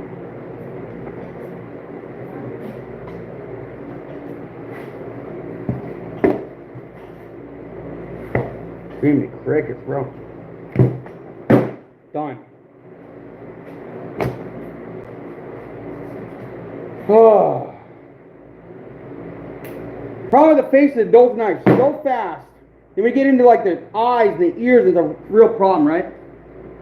And with the ears on these, they're tucked in the head, so when you it's hard to feel and stuff without going back, and it's one of those absolute pains. And right, if you go, it's like a bone here, and then it goes up or around, and it goes down into the ear canal, and then out in the face. So going around the protruding part into the ear, and without cutting the ear huge is hard because the ears are inside the head. So then going from there out again, and then so it goes neck, out and around into the eyes, out, eyes, nose, and all that stuff. Then you got to clear the mouth. It's a huge, it's really curvy, which makes it absolute B word to do.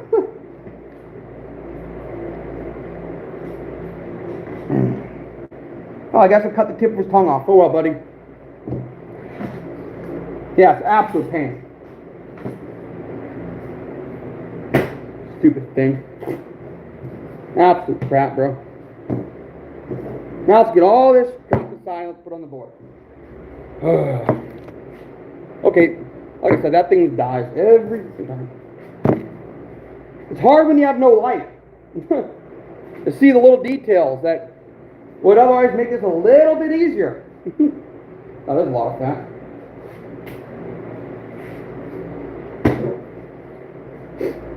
Ugh.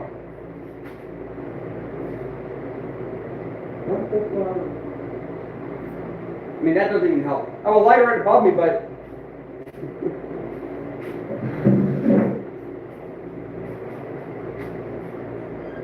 not my best job, plus a little bit of pressure because I'm on camera, and oh.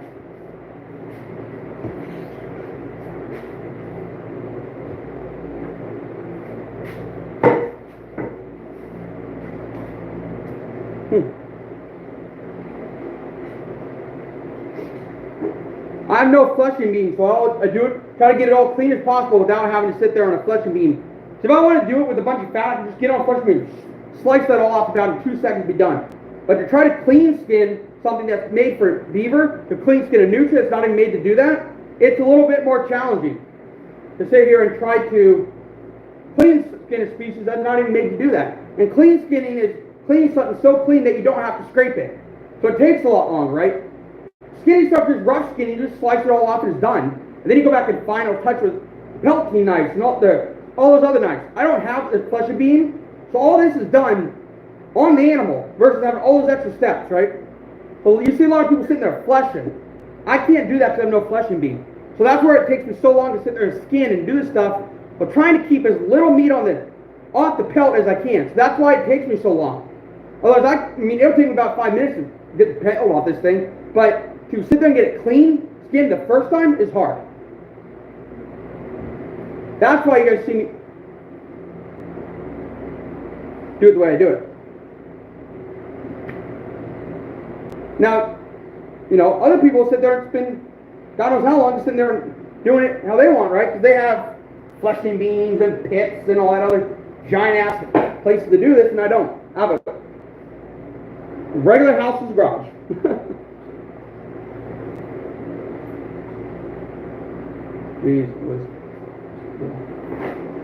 Got a lot of fat still on there. I'm going to have to trim that. See, now this is the different stuff you don't see people do. I do it this way because, like I said, I don't have a fleshing beam. So I got to be very careful getting all this extra stuff off before I sit there and try to finish it. Which finishing would be putting on the board. Or this is my step of finishing, I guess, right? So a lot of people can do it the real fancy ways, with all these big machines and all this real fast, slick stuff. Not me. I'm doing it the hard way, the very hard way, but that's all I have, so. And I have no place to put a skinning machine or any of that fancy stuff.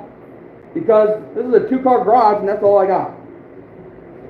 And when I move out, I'm literally going to be doing all this in my apartment. I'm going to take a book out of 330 Trappers idea and do it right out of the book, right out of the apartment. Now, whether any girls will come over and talk to me after that, I don't know, and I don't care, because that's not a priority in my life. If a girl wants to be with me, they'll be with me. Why should I sit there and waste my time chasing girls my whole life when, I don't know, it's not something I have on my priority list. I've learned I've chased it for a long time and never worked out, so I don't chase women anymore. They think I'm more something. Come message me and I'll talk to you, right? But I ain't gonna make the first move. I'm not gonna be labeled a creep because somebody doesn't find me attractive, right? The truth is, if you message a girl and she doesn't find you attractive, you're a creep, right? Or, in other words, oh my God, he's a perv, right? Just because you sit there and message her. Not because she doesn't like it now, but nowadays it's, if you message them and they don't like you or don't find you attractive, you're a creep. It's not that you're actually a creep, it's just their defensive mechanism. And I'll tell you what, remember, if you're dating somebody and a girl messages you, you can also turn around and if you want to be petty and be like, man, you're a creep for messaging me. They do it to all kinds of guys. Remember that. Just remember, they do that to guys because they don't find them attractive, not because they're creepy. You need to remember that.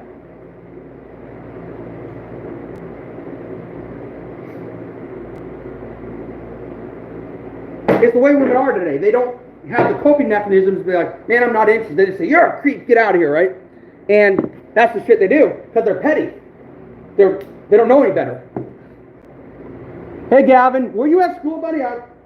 I would say you're probably at school. I don't know. Don't quote me that. I don't know how old you are, so, But what I was talking about is women, right, today, it's not, if they turn you down and call you a creep, it's not because you're creepy, it's because they find you unattractive, right?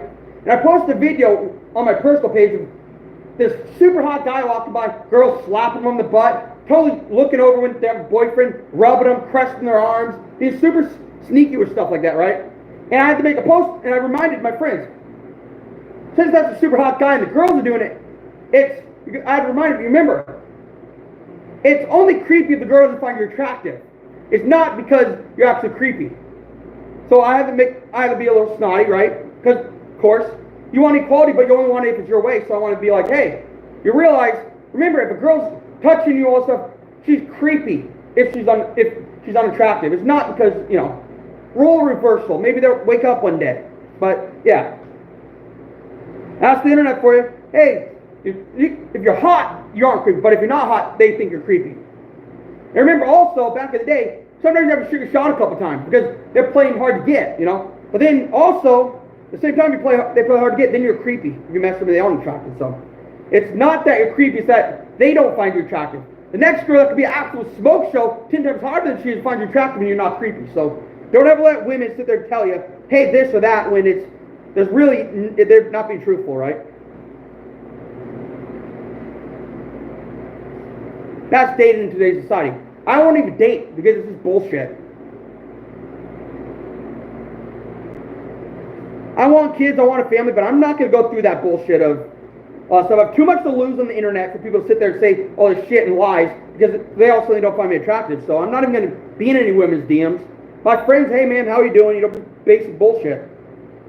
But I'm not going to sit there and be in your DMs. And it's definitely not for the reason that I'm trying to date you. It's either going to be, hey man, I'm going to give you that little boost. You look great today, friendly boost. Don't get down on yourself, stuff like that. Not to be hitting on them, right? So there's a big difference. You got to be very careful out in today's society. And God forbid, try living in Oregon and going on a dating site and then having all these people on there and never knowing whether they're really who you're looking for or not. Because in today's society, you never really know who they are. And I'm being very PG about that, right? And in fact, someone dated this girl for a long time out here, and guy found out she was actually formerly a guy and had a bunch of surgeries. That guy killed her because she kept that secret from her, and the guy killed her because he was disgraced like you wouldn't believe because he found out he was actually dating a guy that had a bunch of surgeries. And that guy killed that person because she kept that secret. So be very careful. And he got in a lot of trouble, but yeah. Be careful. Those dating sites, I can't trust them anymore. I don't even date. I literally don't date. You never know who's on those things. And then you get the sneaky ones that be like, if you do go on there, be like, you know, I'm a girl, this and that, you know, it'll say woman, age, and then down to the very bottom after the description say, well, I'm trans. And they're like, great. Well, some of them you can't even tell. So it's like, sometimes they won't even tell you, and that's the situation like I killed that girl, or whatever. She kept the secret. She couldn't even tell. But he found out, and he was disgraced, he was humiliated, his family disowned him, and all this stuff, and he ended up killing the girl. So that'll also be a lesson to any, like, transitioning people. I have a cousin that's trans, right? And don't let that be a lesson to you. If you are going to be trans, make sure you disclose that with your partner, because that is an important factor in whether, you know, transparency is important. So that's not just saying anything bad about trans people or whatnot, but you need to be just transparent with who you're dating, right? I was talking to this really, really gorgeous girl yesterday and talked a little bit. I felt there's a bond, but then she told me, well, man, I have HIV or HVS2. She has genital, you know, herpes, and I'm like, well, I'm clean. I cannot. You're beautiful. You're a great person. We bonded, but I cannot date you for that, right? I'm not okay with that because I'm clean. So you got to be stuff like that. You need to be transparent with people, right? And I told her, you know, I'll still be friends with you. It just means like we're not going to date, you know. But you're a great person, so you just need to be able to have a little common sense about that stuff, right? And be very transparent with your partner. So that's some stuff you just need to be careful of in life, right? And just be transparent with them. Worst thing they can tell you, hey man, I'm not interested. And then if they have any common sense about them, they're like, man, you know what, you're a great person, let's just stay friends, because then date, I value you, you're a great person, we bonded, but I'm just not romantically into you for whatever reason, right? So you got to be somewhat human with this stuff. People now, they try to hide stuff and it never ends well, right? This is all my opinion, right? You know, you could have a complete opposite opinion of me, and at the end of the day, right, that's fine. I will respect you having a complete opposite opinion of me. I could be friends with somebody that's complete opposite of me, and no, it doesn't mean I dislike them or anything, and we can get along fine. I don't see that a lot in today's society where people get complete differences and get along. I was at school. That's cool, man. I figured I started early today, and I'm like, man, I don't know if Gavin's in there, but, you know, it's all right. I never delete my vlogs. I mean, even if I make myself look like an absolute fool, I still post them, because at the end of the day, it's who I am. If you don't like it, that's too bad, you know? I'll tell you guys, like I've said a couple times, there's definitely more videos coming down. Right now, it's a couple hours. I'll be over on my trap line 5 minutes from the house, but there's a dead muskrat in one of the traps, so you will get a video out of it, and probably skin it again tomorrow. May not be skinning a lot, depending on what's happening. On other trap lines, I mean, I have my brother upload a photo. He's on the trail cameras with me. My dad tried to call me multiple times, so there's about a 50% chance of something else caught too that we might be skinning, or we might have another video coming out. But I've been on live with you guys for 3 hours, and, you know, it's one of those things where I haven't been able to check anything, so I can't say for sure. And I've talked about, right, already, that I don't have flesh and beans, I don't have all that stuff. I have a flesh and knife that was gifted to me that are really sharp, really cool, but the way I skin stuff is I skin right to the fur, get as much of the meat off as I can first cut. It's called clean skinning. It takes me 2-3 times long, because I'm trying to leave as much meat on the animal and little on the pelt. Whereas a lot of people, if I had flesh and beans also, I just, a couple cuts, that thing will be off, and I'll just scrape all the fat off and do it that way. But I don't have that stuff, so I got to do it this way. I actually don't have room to put one in this place, and I don't have room to put a skinning machine. So all of it's brute force work on the table. And trying to cut it as cleanly as possible.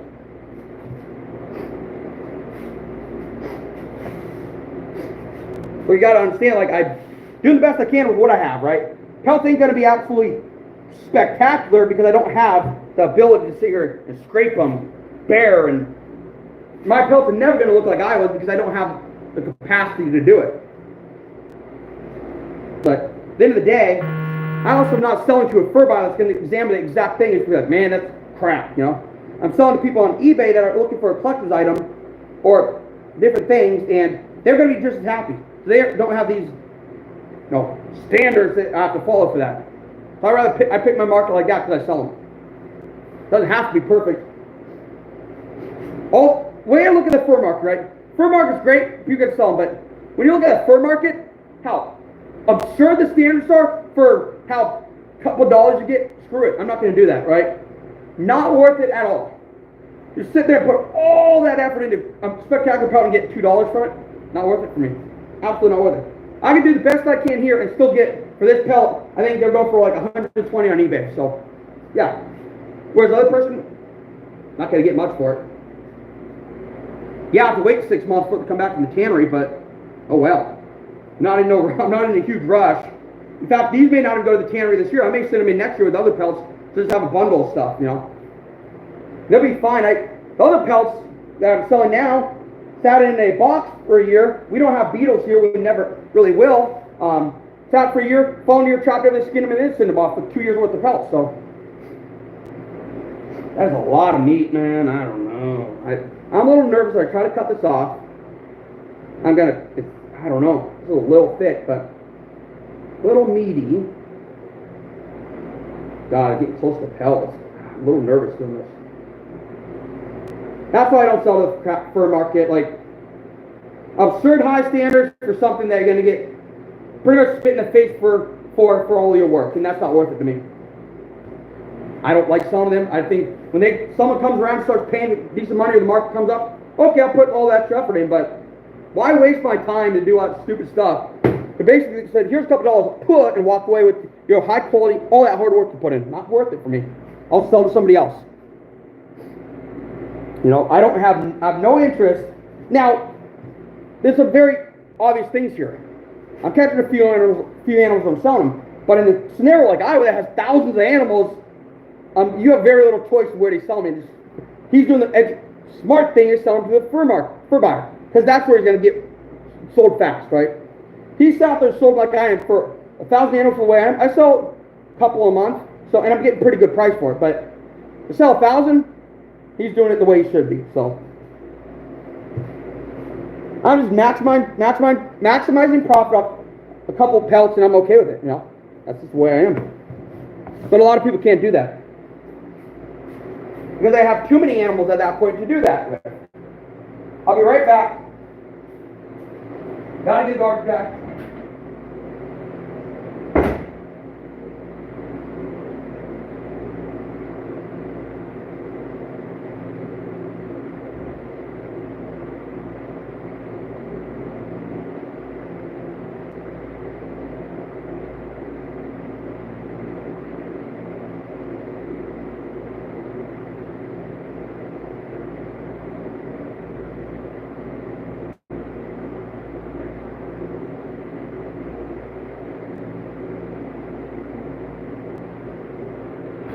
Alright, I'm back. Right here. Man, I haven't drank my coffee yet. Still a lot of it in here.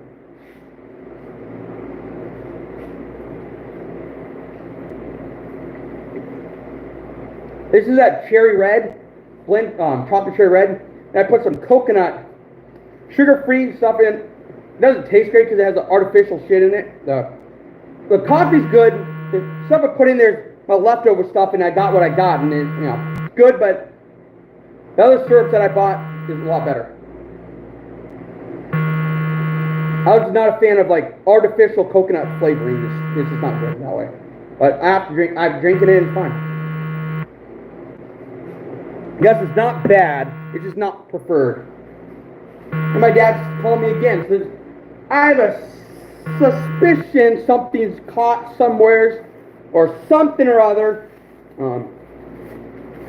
Something's going on. My brother's posting, my dad's calling multiple times the last 3 hours, something's going on.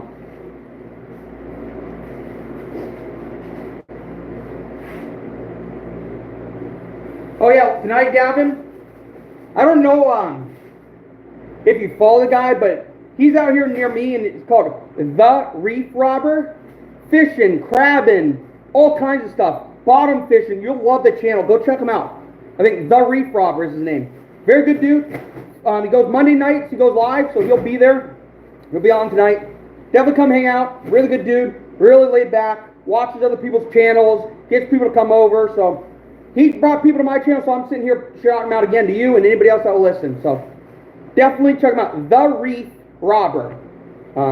crabbing, fishing, you name it, he's doing it. Does a little nutria trapping and stuff like that, beaver trapping. Very good outdoors, and he's out here too. The Reef Robber. How would I word it? You look him up, the Reef, R-E-E-F, pretty sure, Robber, R-O-B-B-E-R. He will definitely pop up. He's getting a lot of attraction lately. Somebody you like, what I can do, and what I do, and you want to see some other stuff in Oregon, the outdoors here. He's a good dude to follow. Very good fella. Does a lot of crabbing, a lot of bottom fishing, a lot of stuff I do, but I can't film it because I don't want to bring my camera to the salt water and have it just spray with salt all day and get destroyed. So a lot of stuff I intend to film, I haven't figured out a way to film. So a lot of stuff that should be coming down my channel with things that he's not doing, like clamming, for example. All kinds of things out here that I'm going to try to bring to you guys. So definitely check them out. I don't know how to type on here because this is through YouTube and versus the other. It's The Reef Robber.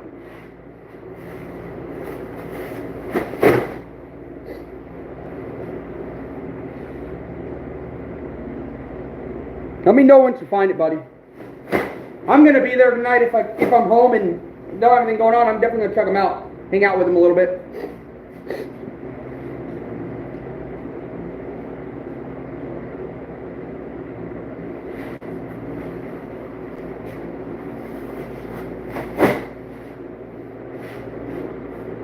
Here's my biggest thing, right? I have dogs, so if I throw this fat and all stuff on the ground, all the little blood cells and all that stuff, I gotta pick it up. Because if my dog eats it, she's gonna get horrendously sick. So the cleanup's kind of important. You go throw it on the ground, I sit back and clean up everything. The blood, everything.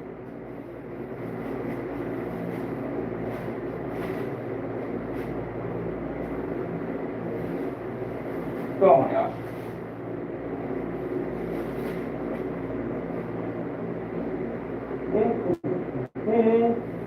Come on, fella.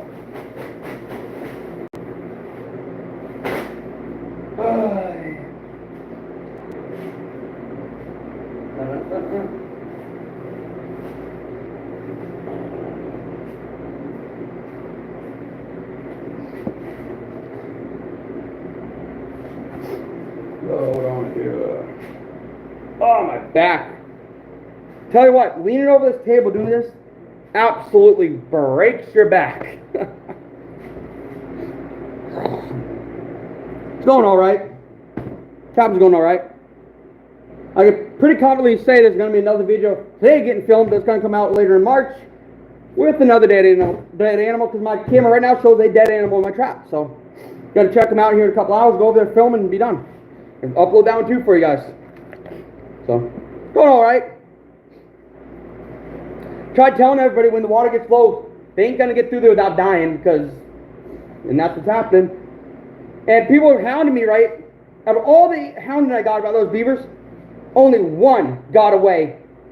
Every other one every one I killed and I've identified, except for one. That one got away in the high water. But he's definitely smart. He's big and he's very wary. Big dude, big tail. Definitely a monster beaver and a very smart beaver.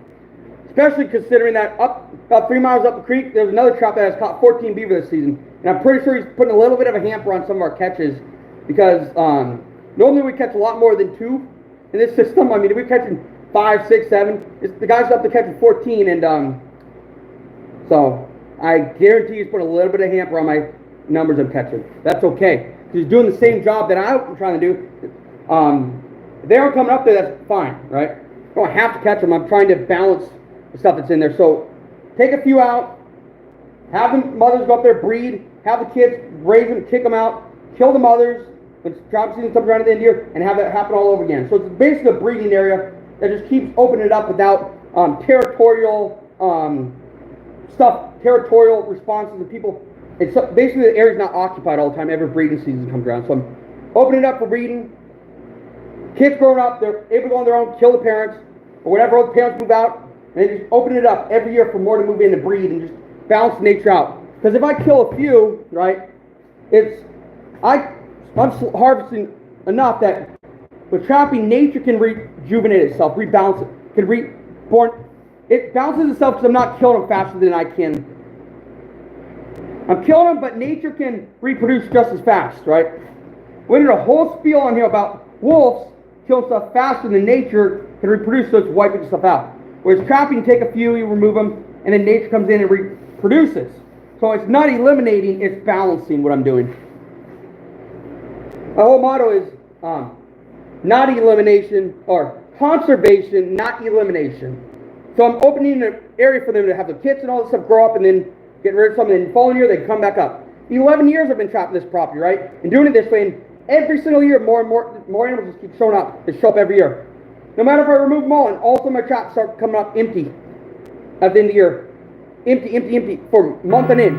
Following year, there'll be a bunch up there every time. Just they come flowing up every year. They're never not up there. And it's a constant battle. We were sitting in there originally 11 years ago saying, hey, they're eating all my apple trees. I can't even plant an apple tree without them cutting them down. So it's been a constant battle. He's having his apple trees growing now, so we're doing our job, but they're still continuing to move up. So.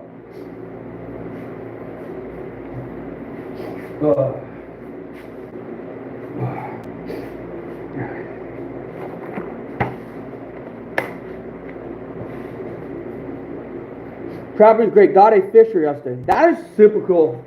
I've never caught a fisher. I think I bought a pelt from somebody that's on the wall, but that's about it. I don't know if I'm ever going to be able to catch fish, or I don't know if I'm ever going to have the money to actually go do that.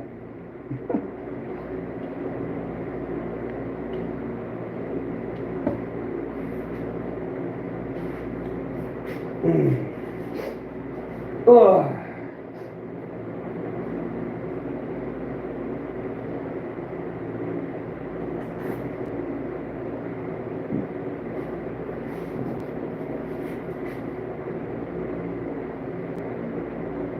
Come on.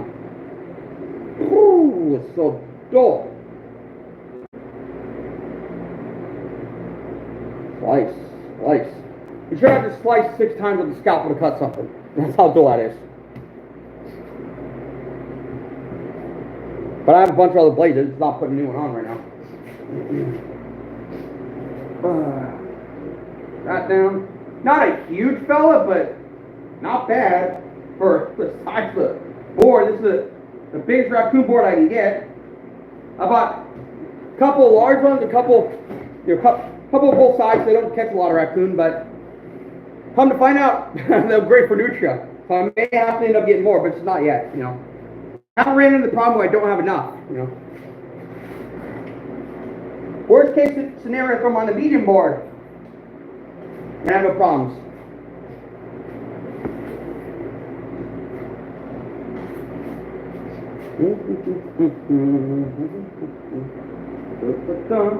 Okay, that's all. That.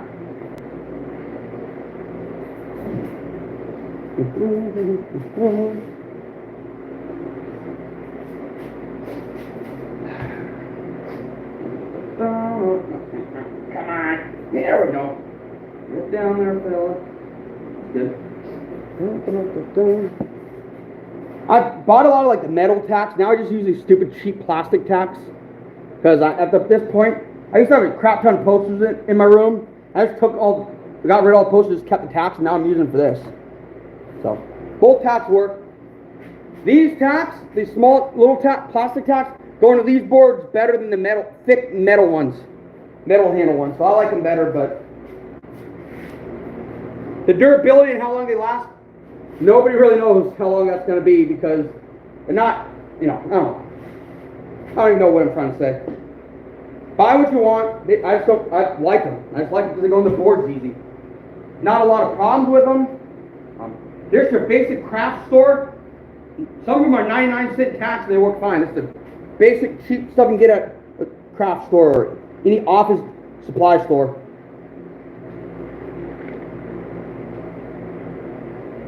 Then I tried these, right? I tried these long, let me see if I can get a good picture of that. These long ones.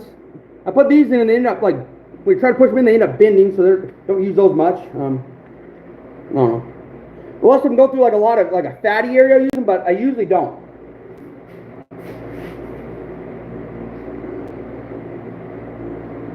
Get some more of this fat off. This is where like the finishing comes in. A lot of people just, like I said, scrape it, and I'm sitting here cutting extra fatty parts off and doing just fine the way I do it.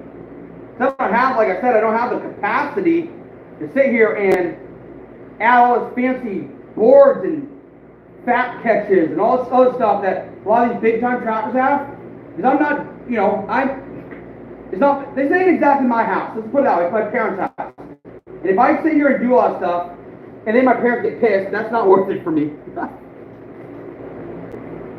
reason I'm at my parents' house when I do this, right, is I live with them. Right now, living on your own is so expensive that they save me a lot of money. And this year I do plan on moving out. And it's going to be one of those things where it's going to be interesting. Because, you know, they did the same thing with my brother. My brother sat there, got all his money together, got his job together, and sat there and turned around and, you know, has a couple of houses now. Successful job as a banker. Yeah. And a lot of people ask, well, how do you find all these properties? Well, just so you know, my dad's employed a lot of people and have my brother bank with a lot of people around the area. We find a lot of properties to go on. Whether they're all allowed or not, what we do, about 90%, or half of them let hunting, half of them want trapping, right? So, some of them do both. Really, luck of the draw. My brother was banking one time. This lady came and said, man, they're talking about the outdoors and stuff. And she said, man, I got this polar bear. I got this big old grizzly rug. I got rid of one. I have one left. So, didn't talk before. My brother called and said, hey, man, I'll buy that grizzly rug. Oh, not the grizzly. I'll buy the polar bear rug. He said, he thought to himself, I'm never going to have another opportunity to buy a polar bear rug. It was killed before 1956, so it's legal. He said, I'm never going to have another opportunity. So he spent the money on it. Now he's this giant polar bear rug in his room, in his house. Monstrous polar bear rug. All killed legally before it's all outlawed. And it's a legal hunt, so it's all done legally. He said, I'm never going to have another opportunity to buy a polar bear rug. So look, once in a lifetime buy. And the lady that owned it, her husband killed it in the 50s. When polar bear hunting was legal to the average citizen, and not just Native Americans, or indigenous people, however you want to word it. Native Americans, Native Alaskans, etc., you know.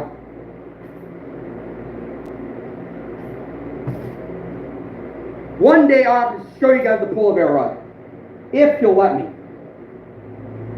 It's not exactly something he goes around touting about, because it's something that, like, he doesn't exactly want everybody to know about. You know, it's something that, like, very prized, so he doesn't want something like trying to break in and try to steal it. And he had a problem someone breaking into his other house and stole some stuff, so he's very careful with what is said and what is, you know, etc. In order for that all to happen, you would have to find where we live. A bunch of other BS would have to go into it to find that stuff.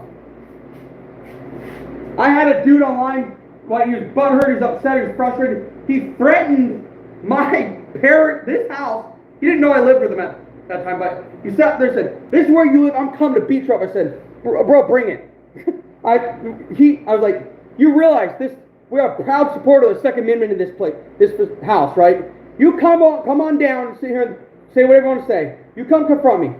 Full on knowing he would never come, but I was being honest. We're strong Second Amendment supporter here, and I've said, come at your own risk if you really want to, but come on down. Knew the guy would never show up. He doesn't have the balls to do that, right? Just being a tough guy on the internet, never showed up. And if he did, I mean, he tried to do something stupid. I mean, at the end of the day, within the laws of my state, if you shoot somebody in the back, that's not self-defense. You shoot them in the chest when they're coming at you, it's self-defense. That's the very basis of self-defense. Because one, shoot them in the back, they're running away. Shoot them in the chest, they're coming at you. And they have to be in your house to shoot them. You cannot shoot them, they're trying to bust down the door. Once they step foot in your house, you're defending yourself. But if they're outside the door, it's blurry and it's up to the jury. So they're in your house, they're facing you, pop them in the chest, that's legal. You self-defense every time. So you got to be very careful about that stuff. There's very, you know, in a state that I live in that's very, you know, although there's a lot of gun manufacturers, a lot of outdoor stuff here, this state, the general population around here is for outdoors, but the most populated area, Portland, is not. And that's the people that control this stuff. So it's very interesting, right?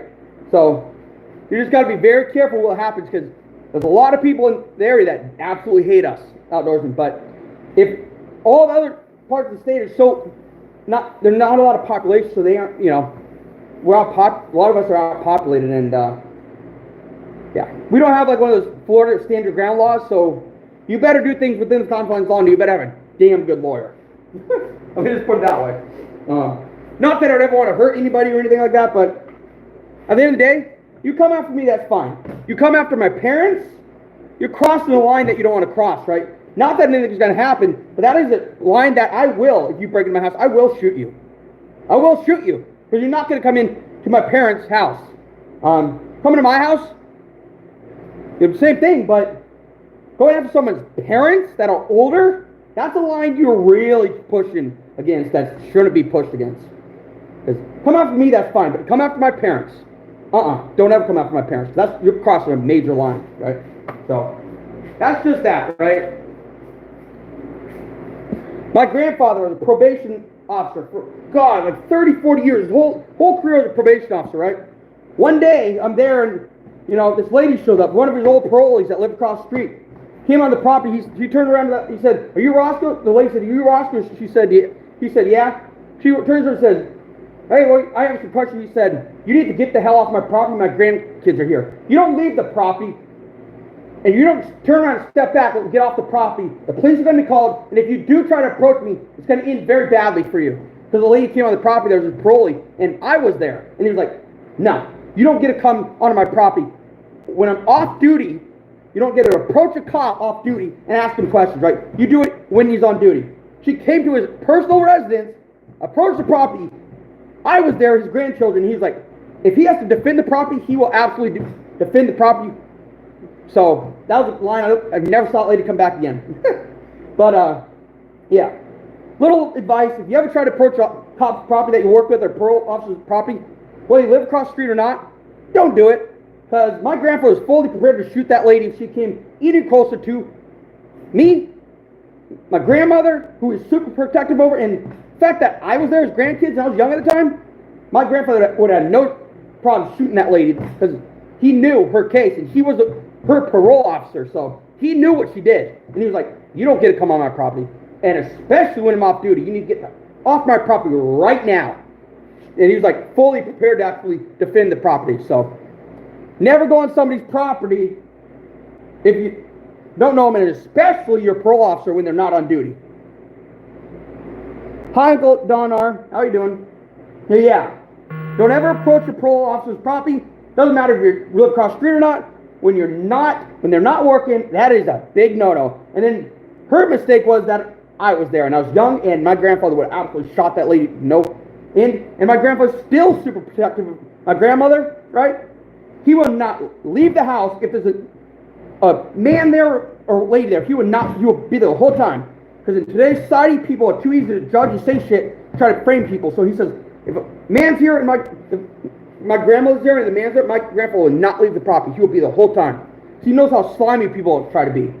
And she says, nobody's going to try to accuse my wife of anything, ever. So he's always there when other people are there. Because there's always two people. If there's one person, people it's 1 versus 1. If there's 2 versus 1, the person that's accusing shit's going to lose. So he says, I'm always going to be there. That's it. So. Yeah, my grandfather was a parole officer. God knows. I think his whole life was a parole officer.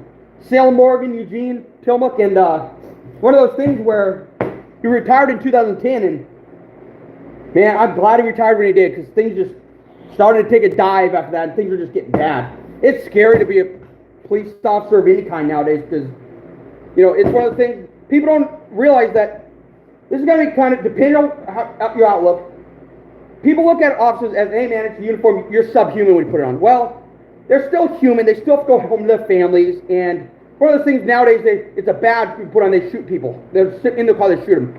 So it's a super dangerous job, and people don't look at it as, hey man, that's a human, versus, hey, that's a fucking cop.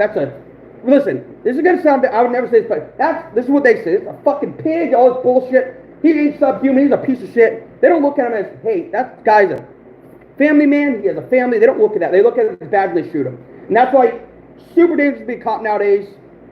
Glad my grandfather got out of it in 2010 before stuff started getting bad. Super dangerous. People do not look at the uniform as somebody in the uniform. They look at the uniform as a uniform and not a person. And that's dangerous. That's very dangerous. And having friends and family and people that date cops and are involved in law enforcement, it's the scariest thing. Oh, it's scary. You guys probably all heard about the CH-47, whatever, that crashed in California out at the Marine Corps chopper. Let me just say something. I held my breath for multiple days because my friend that I went to school with flies out of that base and flies with helicopters, right? Jeez, I got chills just saying it. But come to find out he wasn't on it, but it was out of his base. His buddies were on the plane, helicopter, and they died, right? Let me say something. When I got the word that my buddy wasn't on that helicopter and the one that crashed, I shed a bunch of tears of happiness, but at the same time I shed tears because the Marine's dead. But knowing that my buddy was not on that helicopter, and very simply could have been on it, just as many odds as anybody else, scared the shit out of me. Oh, scary stuff, man. I can't think. This is scary. This just scares me, bro. This world is a dangerous place.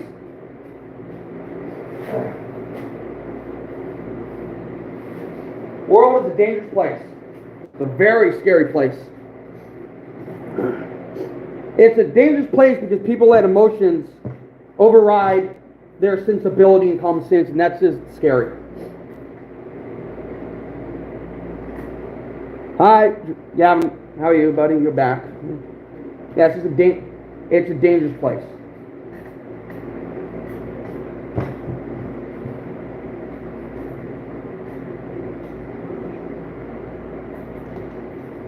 Ow! Just poke myself.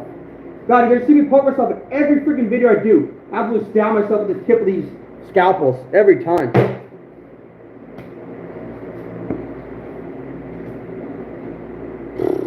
Oh, jeez. God, why do I have to get these stupid notifications from government people that I don't follow, that I don't freaking care about, but yet, because I'm on the internet, they force them to pop up on my stupid phone with bullshit and lies. It's ridiculous. When you're on a platform and people that run the country just pop up all the time without you wanting them there. I just read some stupid shit that I was posting.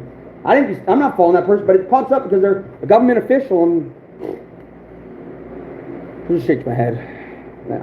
I'm not going to get into that. That's the whole thing that I don't want to get into.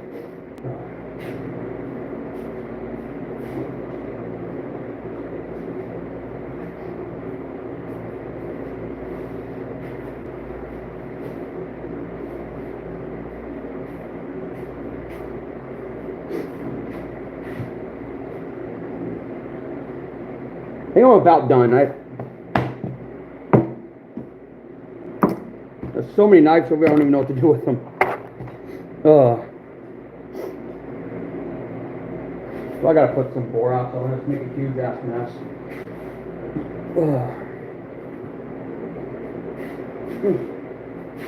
Trying to waste some time to get my package here so I can show you all, but I don't know where it is. It's supposed to be out for delivery.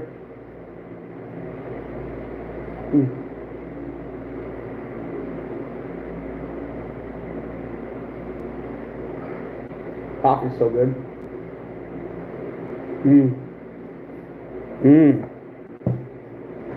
Be right back. All right. We'll be here.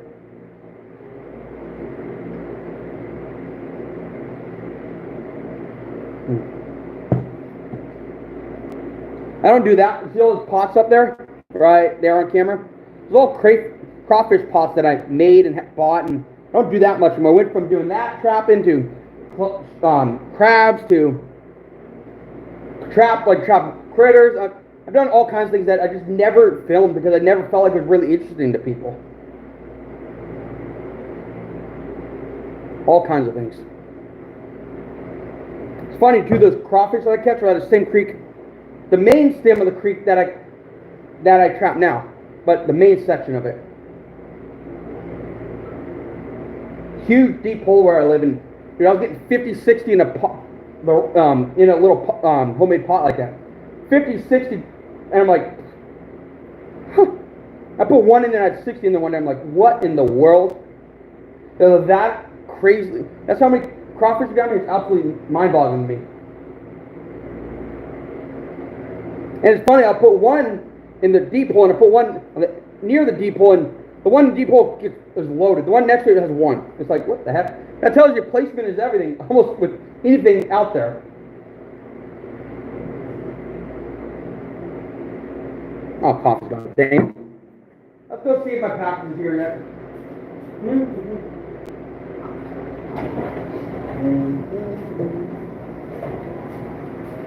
Oh, yeah. Oh, my.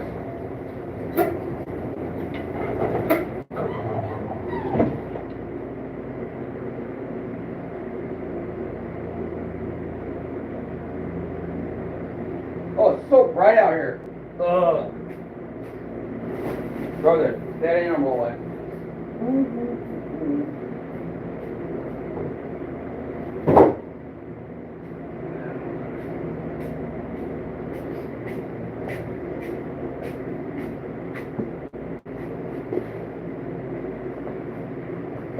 I need more borax.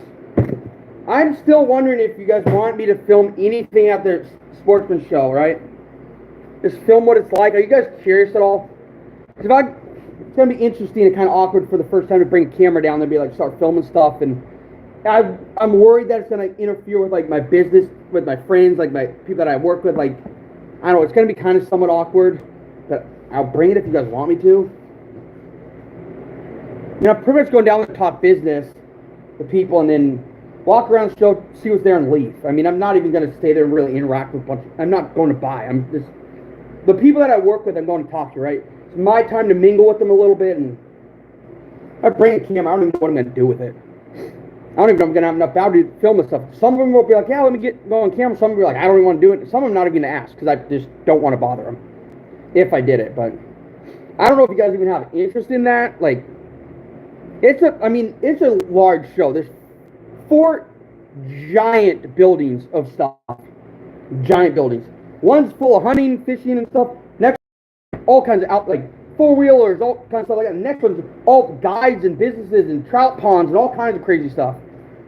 These things are like 3 huge warehouses connected that have stuff in them. So they're monster big things. But I don't know if you guys are even interested in seeing that.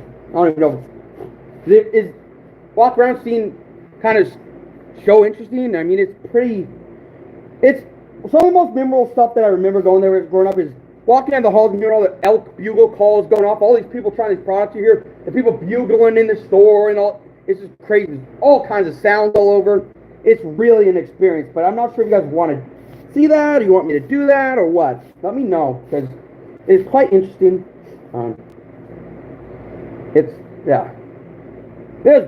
There's people from Alaska, there's people from all over the West Coast there.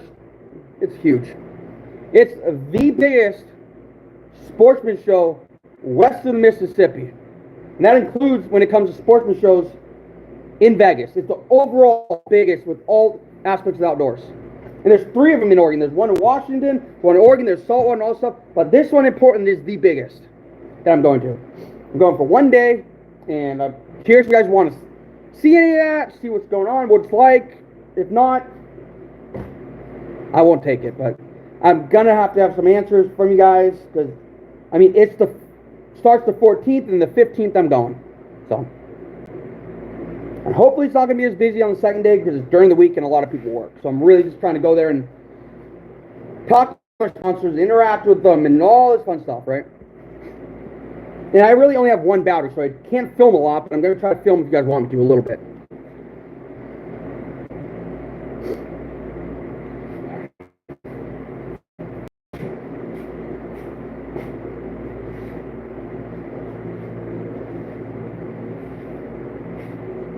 It's mind-boggling that we got 2 beaver this year. It's like, what in the world is going on? But like I said, there's somebody up the creek a couple miles, absolutely trapping them out up there. So if they come down the creek, they're from there. If they go up the creek, it's from, so either way, some getting thinned out above us.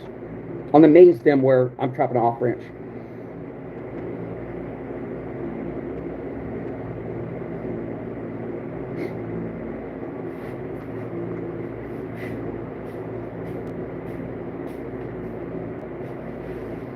Let me know if you guys want to see that. I mean, I'm pretty much done, but you guys want me to film that, I need to know before I go. There's going to be people like Leopold, the major brands that are out here. Gerber, all these big, giant, industry-leading people are going to be there. It's a legit show.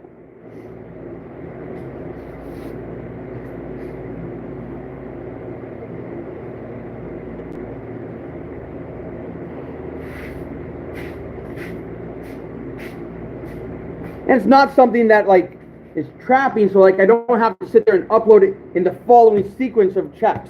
So it can be almost, when I'm done with that, it can be uploaded right away. It's not going to sit there, be a month out before you see it. It's going to be almost immediately uploaded.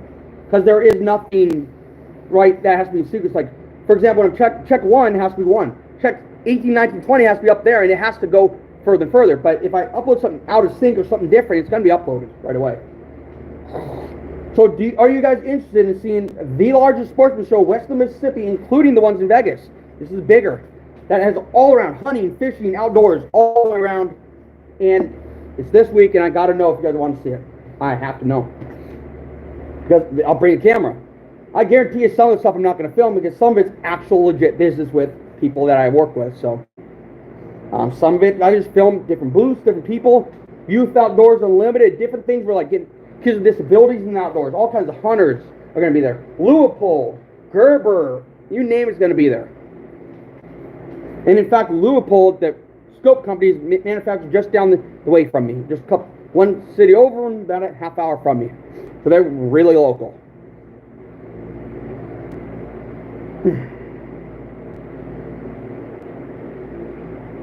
Guys, anybody interested in that? Because if you're not, I mean, I'm not going to film it. It's something that will be immediately uploaded because it doesn't have to go check 10, check 20, it doesn't have to go in the order of checks. I will probably film it if I do the 15th, try to get it out the 16th or 17th, and have it uploaded for you guys. If not faster, because I'm really only going there to talk to people, look around, talk to my contacts, do a loop around the whole facility, 3 large warehouses, and then walk out. I'm not there really to buy anything, I'm just there to mingle with my people. In the other aspect of outdoors, the fishing world, the hunting world, the trapping world is a whole different aspect that you guys are seeing here, whereas the other stuff is usually on Facebook and stuff like that.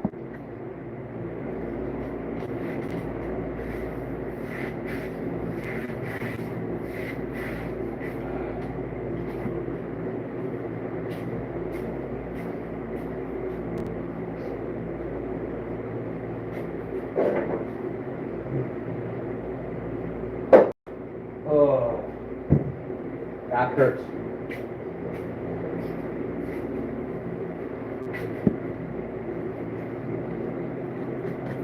I'm going to wait for an answer, and if somebody, one or two, say yeah or no, then that's the decision. But I don't have any real reason to film it besides something to bring you guys. Something that's very unique to the Pacific Northwest that's been going on for 49 years here.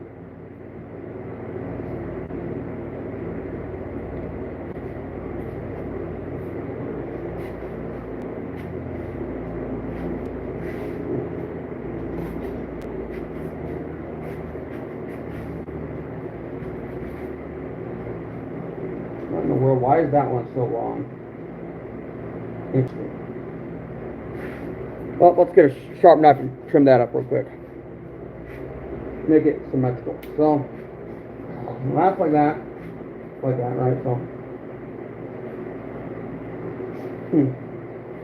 let's try to do this. Yeah, maybe. Oh, not bad. Not bad. That looks pretty accurate. Trimming the legs because one leg was longer than the other, you know.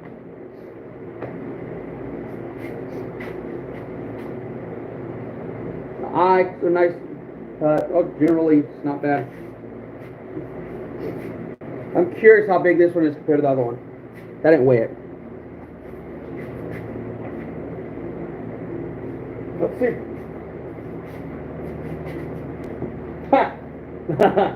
The other one's a lot bigger. But let's be realistic here. Yeah, good 3 inches longer the pelt. Big dude for sure. First things first, I gotta throw some stuff in there before I end up forgetting. Where are my rods?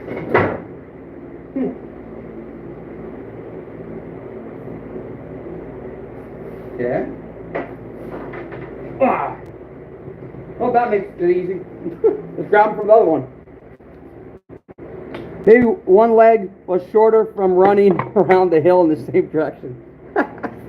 Yeah, maybe. Got to put these in there, otherwise I'm never getting them off the board. And I talked about this in another video.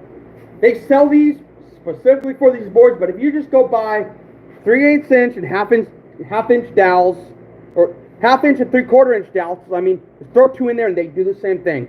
Cheap from the craft store. You don't have to sit there and have any kind of specific stuff. Just throw these in there. One will be fine. I throw 2 just for a little comfort, but why sit there and buy the wedge boards and all that crap and you throw these in there right up to the top and it'll be fine. No difference. Just another thing to throw money onto those, and I feel like these are longer and they last longer. They're right at 48, I think. One's a half inch down, the other's 3/4 over here. They're right at 48 inches, so really shouldn't have many problems with them. It's simple, it's cheap. You don't have to sit there and order and wait like a week for the crap to get here. So this is the mouth side, so we want to put it in the mouth side. Hey.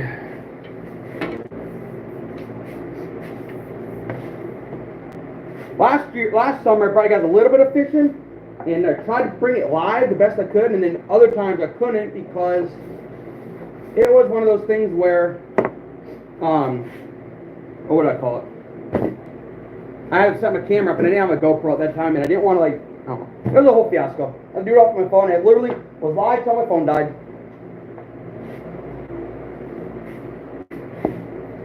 And actually, they were at one of my top producing secret lakes, and I made sure everything I showed was not giving anything away, because that was one of the best lakes that I fished. That is a public lake, at least.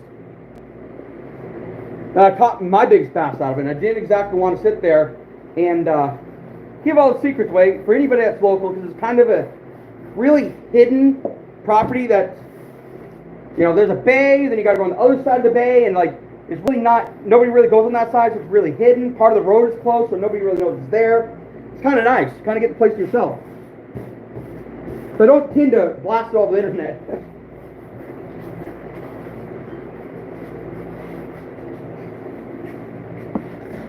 Right now I'm just putting borax on this. Just kind of to help any of the sweat or anything like that and help it dry. The borax doesn't hurt anything. It's powder. It doesn't do any damage to anything. It doesn't hurt any of the pelts. It doesn't, you know. One thing I will tell you that Billingsley has preached: if you're going to sell it, do not put salt on it, because they will downgrade you just because it's salt. So don't do that.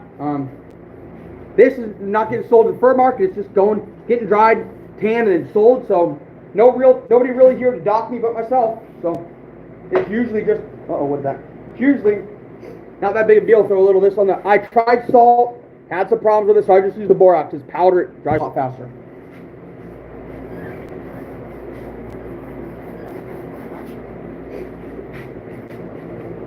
And this stuff's cheap. I remember this 20 mule team borax stuff was $1, I think. Really isn't that expensive.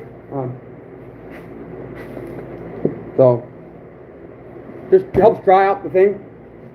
Dry out the pelt a bit.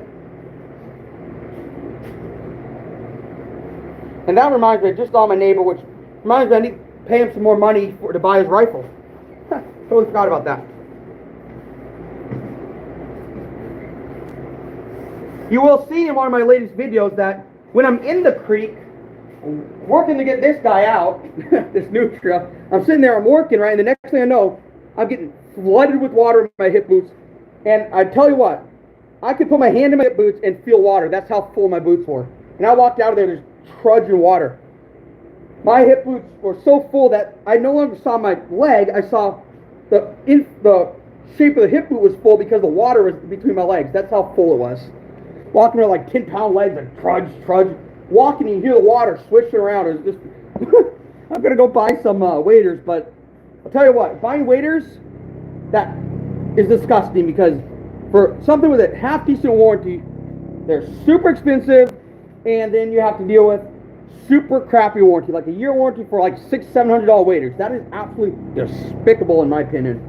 To rob somebody that much money and then not stand by your products more than a year, that's disgusting. It makes me want to barf. Because it's no longer about like supporting the product, it's about taking your money and then making people buy it again, right? That's the biggest scheme, I think, is the product. They know that product that they have now, breathable waders, would not last that long. So they keep the warranty short, but they charge you like $600, $700, $800, sometimes $1,000 for breathable waders, and it screw you out of the warranty. So when after a year or two, when they go out, as most of them do after 2 seasons, you have to go buy another $600, $700 pair, and they're making absolute crap ton of money off you because they're not willing to put the warranty there to do what a warranty is supposed to do, is to help with the product faults, but they won't do it. They shorten the warranty and charge a crap ton of money, so people get screwed into buying waders, right, over and over and over, especially the fishermen. And then, it's one of those things where, like, if I'm going to buy waders, I'm going to go to a store that really doesn't, will accept returns, doesn't matter how old it is. Really, despite the warranties of the manufacturer, they're just accept the returns, and that's the way to grab to go, right? Is to make sure that they just take it back. I've had a store here that doesn't matter how old, they're just, go get another one. It's fine. We'll honor it, right? Almost every time. That's the type of store you need to find if you're going to buy waders, because you cannot, absolutely not rely on the warranties, because they are there to make money. They're not there for the warranty, right? That's so screwy about that is the warranty on waders is reversed the way it should be. It should be like $300-400. You should have a good warranty. And if you're going to charge a lot more, you better lifetime warranty it. But you can go up to it. Only waders that have a lifetime warranty are Sitka, and they're $1,000. And that still doesn't actually cover all the faults. So that's absurd to me. They have to spend $1,000 to get a lifetime warranty. That's ridiculous. That actually pisses me off about the industry, because they corner the market to charge a crap ton and then make sure the warranty is short enough that they make the money versus having to warranty a product. That's absurd to me. That's absurd. That just blows my mind. That is the biggest money grabbing scheme I've ever seen in my life.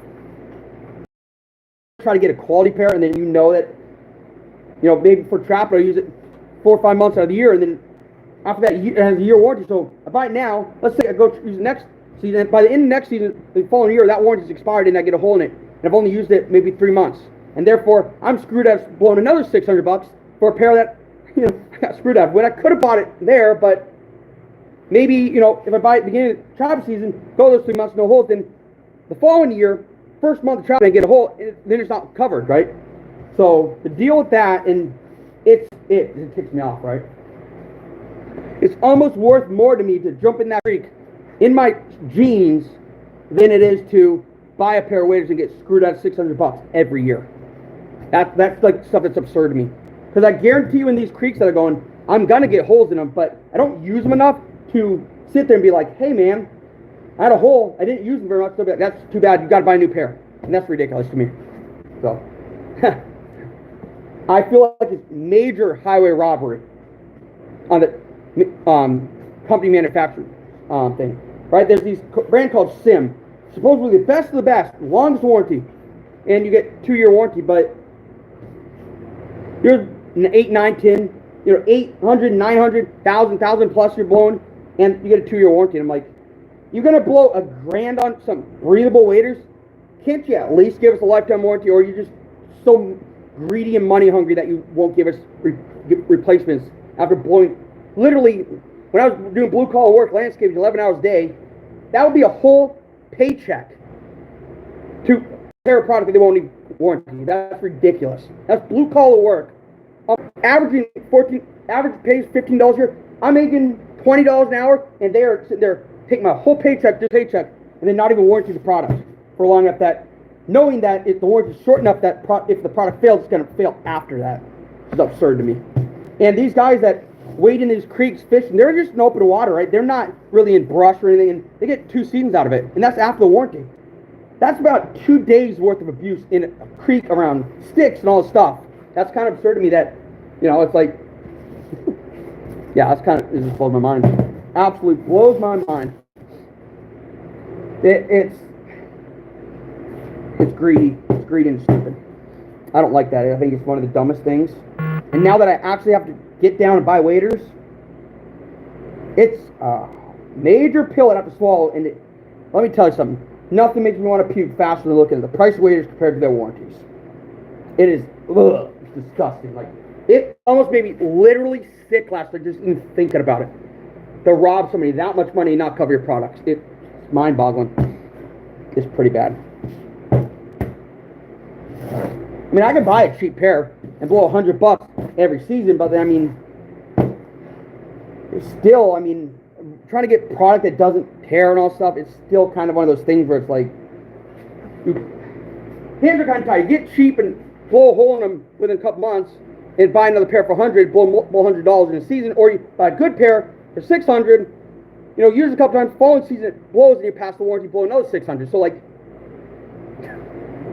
hands are kind of tied here, right? It's hard.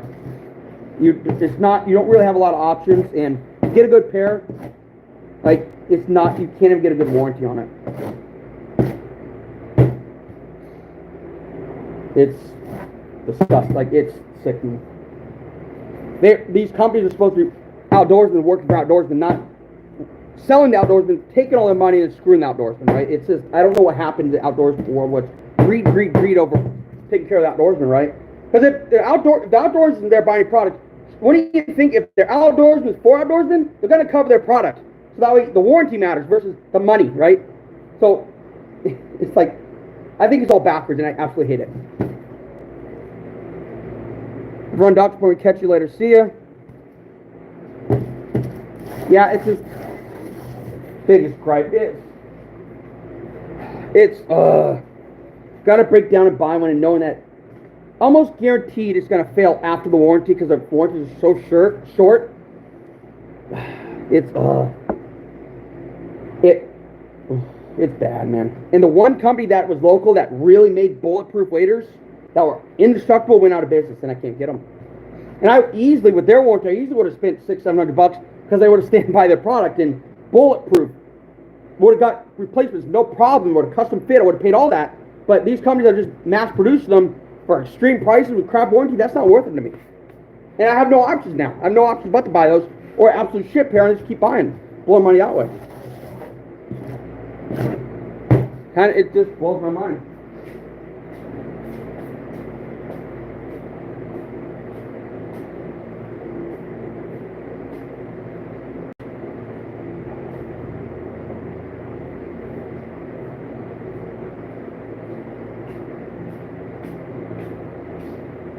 It's horrible. Like, it makes me sick to my stomach just to think about the price. And I made a post in one of my outdoorsman groups that the price of waders compared to the warranty you get makes me want to bark, and everybody liked it. Said, yeah, it's absolutely absurd. Almost 4 hours. I gotta get off here. Whew, 4 hours is a long time to be sitting on here.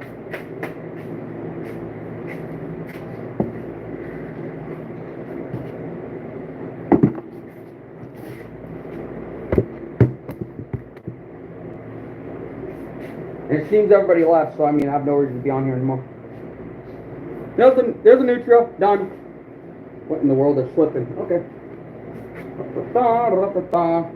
Actually, before I leave, I need to take a Nutria off. Let's show you guys why not. Oops. Take this Nutria off.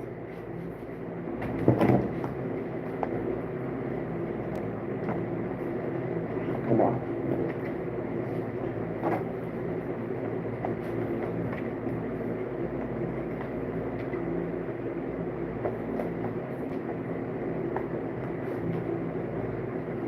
Ain't nobody here, so I have no reason to even be alive right now.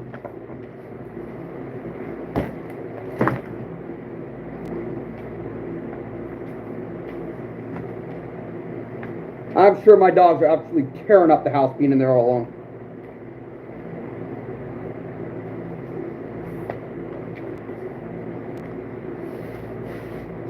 If you don't put the boards in there, like I already took out, put another one, but if you don't put the boards in there, this will never come off. Since the rods were in here, right? There's some little bit of looseness here. If you don't do that, it's going to suction the board and you never get off. Since the rods are in there, it comes off, right?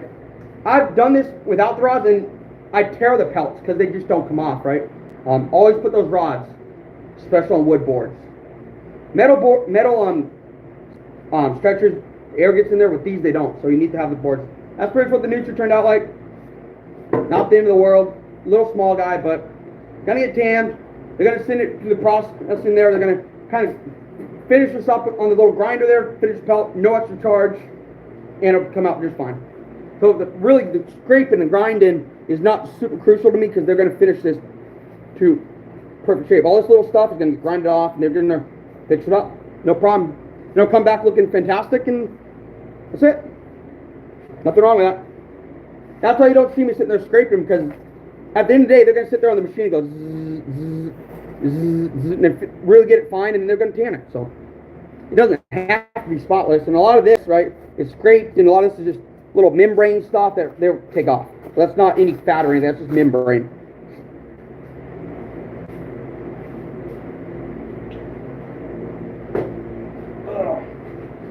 Is that raccoon? Guy eating it, steak and it's good. I don't know, man. This guy has been sitting on salt for like a month. This rat, and I don't know if I even say this. This guy might be toast. This. Not exact. I don't know how this guy's gonna turn out. Right, we're gonna get him back. I don't know if his fur's gonna slip in this one. I'm gonna put a mark in him, or send him off and see what happens. But this is the thing, right? I put this kind of on a semi-wet board from outside because I ran out of boards, and we'll see. But that's all salt on there, right? So that's what happens when you put salt versus borax. Borax just kind of dries on there and falls off. Salt kind of coats on there. Let's see.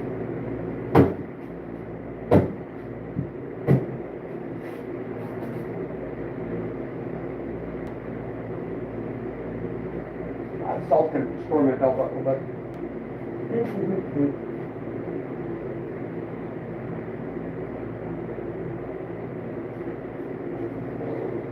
and then when you stack your furs, you're going to stack the round ones. Make sure you go fur. You're going to start with fur down. Go skin to skin or fur to fur. So skin, skin, fur, fur, skin, skin. You want the fur touching each other, and you want the skin touching each other. You don't want to put the skin onto the fur, because then it will mess stuff up. So always stack fur side to fur side, skin side to skin side as you stack your pelts. That's another tip. That's going to save you a lot of hassle, especially beaver and stuff like that.